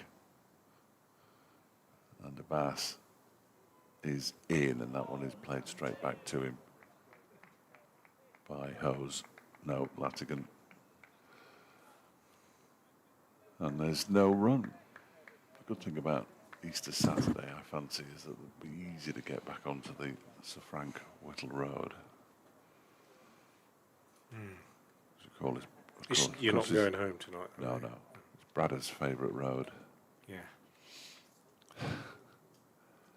One of his most famous spoonerisms. In comes Abbas. Deliberate, you know. Potentially. We still hear it quite regularly. David Griffin has it on his laptop. It's fielded there by Montgomery, no run. Posh car arrives in the car park. Silver motor with a convertible roof. Won't be using that today. Not if you value your hair. Your wig. Yeah. Latigan settles over his bat. 66 off 117. As Abbas around the wicket to him. Bowls, and it's flashed out and goes down to third man for 4 runs. Just diving to his right. Martin Anderson stuck out a right hand, but got nowhere near it, I don't think.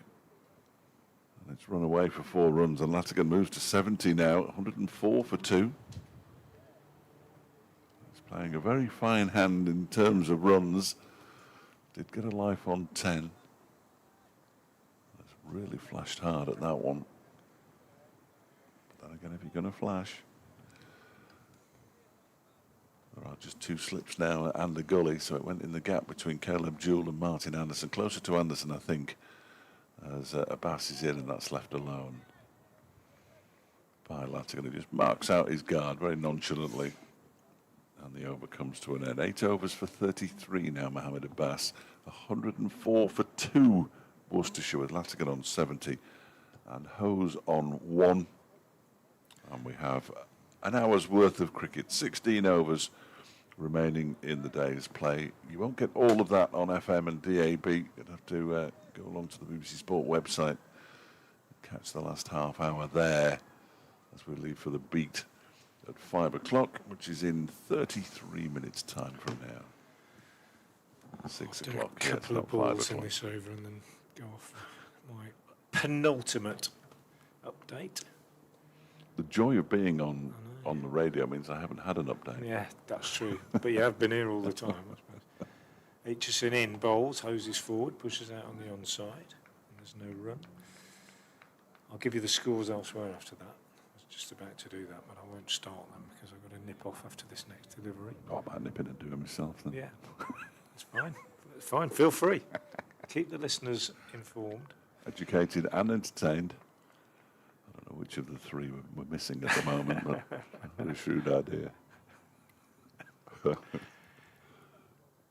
Aitchison bowls and Hose gets a run off the edge down to third man. Takes him on to 2 and it's 105 for 2 and I will just, as I say, nip off to update BBC Hove and Worcester.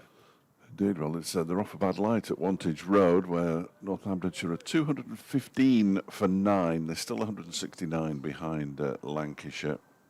Lewis McManus is doing his bit. 54 not out. Harry Conway is with him. And said earlier, Jimmy Anderson has got 4 wickets.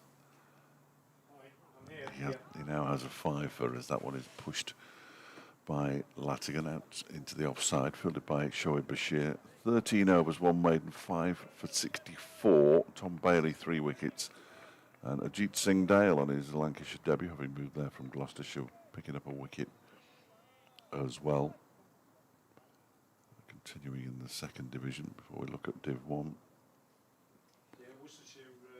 Durham are 62 for 2 in their second innings as this one is driven into the ground back towards Ben Aitchison, who stops it with his right hand. Durham have a 200-run lead, 2 down in their second innings at Chesterler Street. So, despite the bad weather, that game is really moving forward. And Gloucestershire are 62 for 3 in reply to Middlesex's 445 for 9 declared, still trailing by 383 runs as Aitchison is on his way in again and bowls. Latigan leaves that one alone outside the off stump.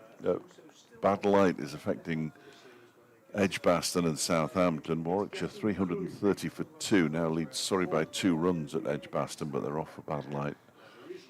Essex 461 for 7 and they've just declared.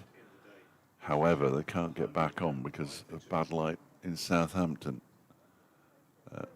Playing the other 3 games though, as Aitchison is on his way in again and bowls. That's way down the leg side. That was the first ill-directed ball really from Aitchison.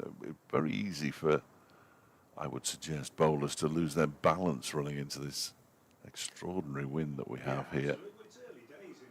At Glamorgan, 294 for 8 against Yorkshire at Sophia Gardens. That's a good fight back from the Welshmen, if indeed there are any Welshmen. At one stage, they were 28 for 4 and then 129 for 5. They're now 294 for 8. Mason Crane unbeaten on 43. Tim Van Houten made 40, a century from Colin Ingram. And 50 for Ben Kellaway, helping Glamorgan to get a bit of respectability against the Yorkies as Mohammed Abbas is on his way in and bowls. It's left alone by Adam Hose to go through to Brooke Guest. Sussex, they're 72 for 1 in their second innings. Having bowled Leicestershire out for 245, it means that Sussex lead by 188. Not too far away from here at Grace Road. Nottinghamshire 182 for 3, trailing Somerset by 165 down in Taunton. The home side having made 347. Nobody else has made in excess of 600 other than Derbyshire. And they made it in pretty good time as well, it has to be said. So that's why they're in the position they are at the moment, leading by 520. But Worcestershire just 2 down at the moment, 105 on the board, as in comes Mohammed Abbas, and that's an inside edge onto pad. Adam Hose on strike, and the ball dribbles out into the offside, where skipper Harry Kame does the fielding. If you didn't hear Wayne Matson earlier, if you go to BBC Sounds, Desperately trying to remember what time. Between 4:30 and 5, you'll be able to listen to the Derbyshire skipper when he came up to join us a little bit earlier. You can listen at your leisure. It'll be there for 30 days. As Mohammed Abbas is in, and that's left alone by Hose to go through to Brooke Guest. If you want to see him, of course, you go onto the club stream and you can rewind and relive the glorious interview.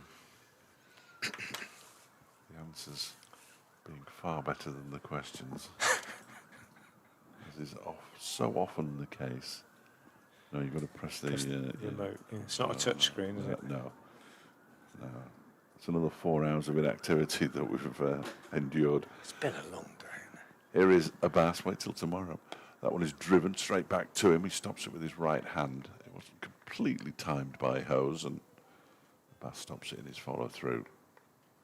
And there's no run. A couple of games really well advanced. Have you been through the scores? Well, I've been through them, just having a look at them. Sussex in the first division are in the third innings. Durham are already 2 down in the third innings of the match. It's remarkable. See runs at knots for both, Pennington 5 for this morning, and now Clark and Haynes both in the runs. Happy days. Here's Abbas. That's another lead from Hose. The ex-Lancashire Hamid making 30. The ex-Derbyshire Slater making 30. They're a repository for big money signings, really, aren't they? It's such a touching story. How a plucky little county like that can win the championship. Yeah, it's a fairy tale. It's a bit like Wrexham, really. Yeah, it is. It's a fairy tale. Yeah, the Wrexham story does. It does my head in. That's what it does. Mine. Yeah, it does me as well. Here's Abbas in and bowls. That's defended by Hose up towards mid-off, where Zach Chappell 2-3. 3 keeping up straight into his hand. Beautiful work from Zach Chappell, who's trying to get on the Wrexham documentary by the look of that footwork. End of the over. 105. It's the second maiden, incidentally, for Mohammed Abbas. 9 overs. 2 maidens, 0 for 33, 105 for 2. Worcestershire Latigan has 70. Hose has 2. I had an absolute strip torn off me by one of the local journos up there last season at the racecourse, as I still like to call it, because I don't speak Welsh. When I called it a circus on air, and after we'd finished, he said, "Oh, by the way, it's not a circus." I said, "Well, I couldn't see the match half the time because there was a camera facing me." Yeah. That's a circus. Ben Aitchison in bowls, and Latigan clips this very nicely off his toes down to long leg, and he'll get 2. There's Abbas. Is it Abbas then? Yeah. I think it is. Comes round to do the fielding. Good running. Latigan moves to 72. Yeah, I mean, I covered Wrexham in the FA Cup against Coventry. 4-3 they won. It doesn't seem that long ago, and it was when they were still non-league. And now that it looks like they're going to be in the playoffs, could even be in the Premier League next year. But it's they've still got the same manager, to be fair, which is one thing. Aitchison bowls and Latigan defends back to the bowler, but it is hard to get excited about it when you're not a Wrexham fan, because they've bought it, haven't they? Yeah. And sadly, that's the nature of the game, really, and it's creeping into the Championship, and it was same in the Premier League. It's only the same as Manchester City buying it, isn't it? Yeah, exactly. Only the Chelsea, same. as they did under the oligarch. This one steered by Latigan behind square on the offside for a single. And if you support those clubs, you don't complain about it, do you? But it's not. It's a shame, isn't it? And that's why everybody really, or most people, enjoyed the Leicester City story so much, didn't they? Because it's unlikely ever to happen again, and it was a genuine. Not so much in Derby, but yes, I know. But you know what I mean. I know what you're saying. Yeah, I know what you're it was a saying. genuine sort of a minnow mixing it with the big boys, and You get other clubs who are taken over by multi-millionaires, as Burton Albion were, and lose £8 million in the first season they're in charge. It's not an exact science. No. Aitchison in, bowls down the leg side. Hose looking to flick it away. down the leg side, moved across his stumps. There's an appeal for LBW, which was optimistic to say the least, I think. Although he did move across his stumps, it was clearly angled down the leg side, and umpire Lungley's response to the appeal is to signal leg bye. Well, he immediately said no, didn't he? Yeah, just walked away. Immediately turned it down. It was the most half-hearted appeal for leg before wicket you're ever likely to see as well, which sort of means the umpire has got carte blanche to just shake his head. Latigan on strike then, 109 for 2. He's getting really gloomy now, despite the floodlights. Aitchison bowls an absolute beauty. That's nipped off the seam, and Latigan is turned round, looking to play it on the leg side, gone past the outside edge. As good a ball as he's bowled. Still be cross that he had a catch drop to the very first ball he bowled, Ben Aitchison. Here he is, nearing the end of his 9th over. He's only conceded 21. Been tidy. Very good effort. Solid. He's letting his hair grow as well, is Ben. Which is something that you approve of. Well, presumably. that's something I'm exceptionally jealous of, but yes, I approve of it. Absolutely. In he comes. And bowls, and Latigan whips this one through mid-wicket. It's a nice shot. Might go all the way. Probably going to be pulled up. Just no, it's gone all the way. I thought it was going to be pulled up inside the rope, but no. Lovely shot from Latigan. Takes him on to 77. And at the end of the over, Worcestershire, with 13 overs remaining in the day, are 113 for 2. Tom Lungley's walked across to Chris Watts. I don't like the look of that, I've got to say. Cause, I think it's pretty dark. I think it's as dark as it has been in the entirety of this game. Certainly. Look at the scoreboard lights as well. They're really bright, aren't they they? need to turn those down a bit, don't they? Just dim the lights on the scoreboard, please, chaps. That'd be useful. It's always a sign. I think it's really gloomy, I think. We certainly don't want them to go off with 20 minutes to go. And you wouldn't be wanting to face Mohammed Abbas, would you? It's interesting, if you look through the binoculars, which I'm doing now, looking at the umpires, it looks even darker. Yeah, they're asking, I think. Are they asking? Yeah, I think they're going. They're going. They are, and I don't think they'll come back, will they? I'd be very surprised. I'd be surprised as well. If they come back. So there we are. Quick story of the day, if I can do it quickly. Worcestershire against Derbyshire, I should say, resuming this morning on 391 for 4. 1 wicket falling in the morning session. Lewis Reese out for 114 after a partnership of 273 for the 5th wicket with Martin Anderson. In the afternoon, Anderson out for 228 off 271 balls. Dahl for 55, Aitchison for 17, Zach Chappell 33 not out, and Derbyshire finishing on 625 for 8. 3 wickets for Tom Taylor, expensively. 1 for Hannon Dolby, 1 for Finch, 1 for Waite, the pick of the bowlers. No wicket for Brooks, and 2 for D'Oliveira. So Worcestershire beginning their innings 625 runs behind. Good start by Jake Libby and Dan Latigan. They were 65 without loss at tea, but since tea, Libby out for 24, caught by Caleb Jewell slip off Zach Chappell, and the same bowler trapping Kashif LBW for 5 with the score on 93. Since then, a further 20 runs have been added for the 3rd wicket by Latigan and Hose. Latigan is 77 not out, Hose is 2 not out. Worcestershire trail by 512. Nominally we have 13 overs left in the day, but bad light has stopped play, and even with the floodlights on, it is unlikely, I would suggest, that we'll get back out there. Excellent. Thank you very much. But what we'll do here is, for those listeners online, if we get back on, it's a big if, we will return to the Central Co-op County Ground as soon as there is some action.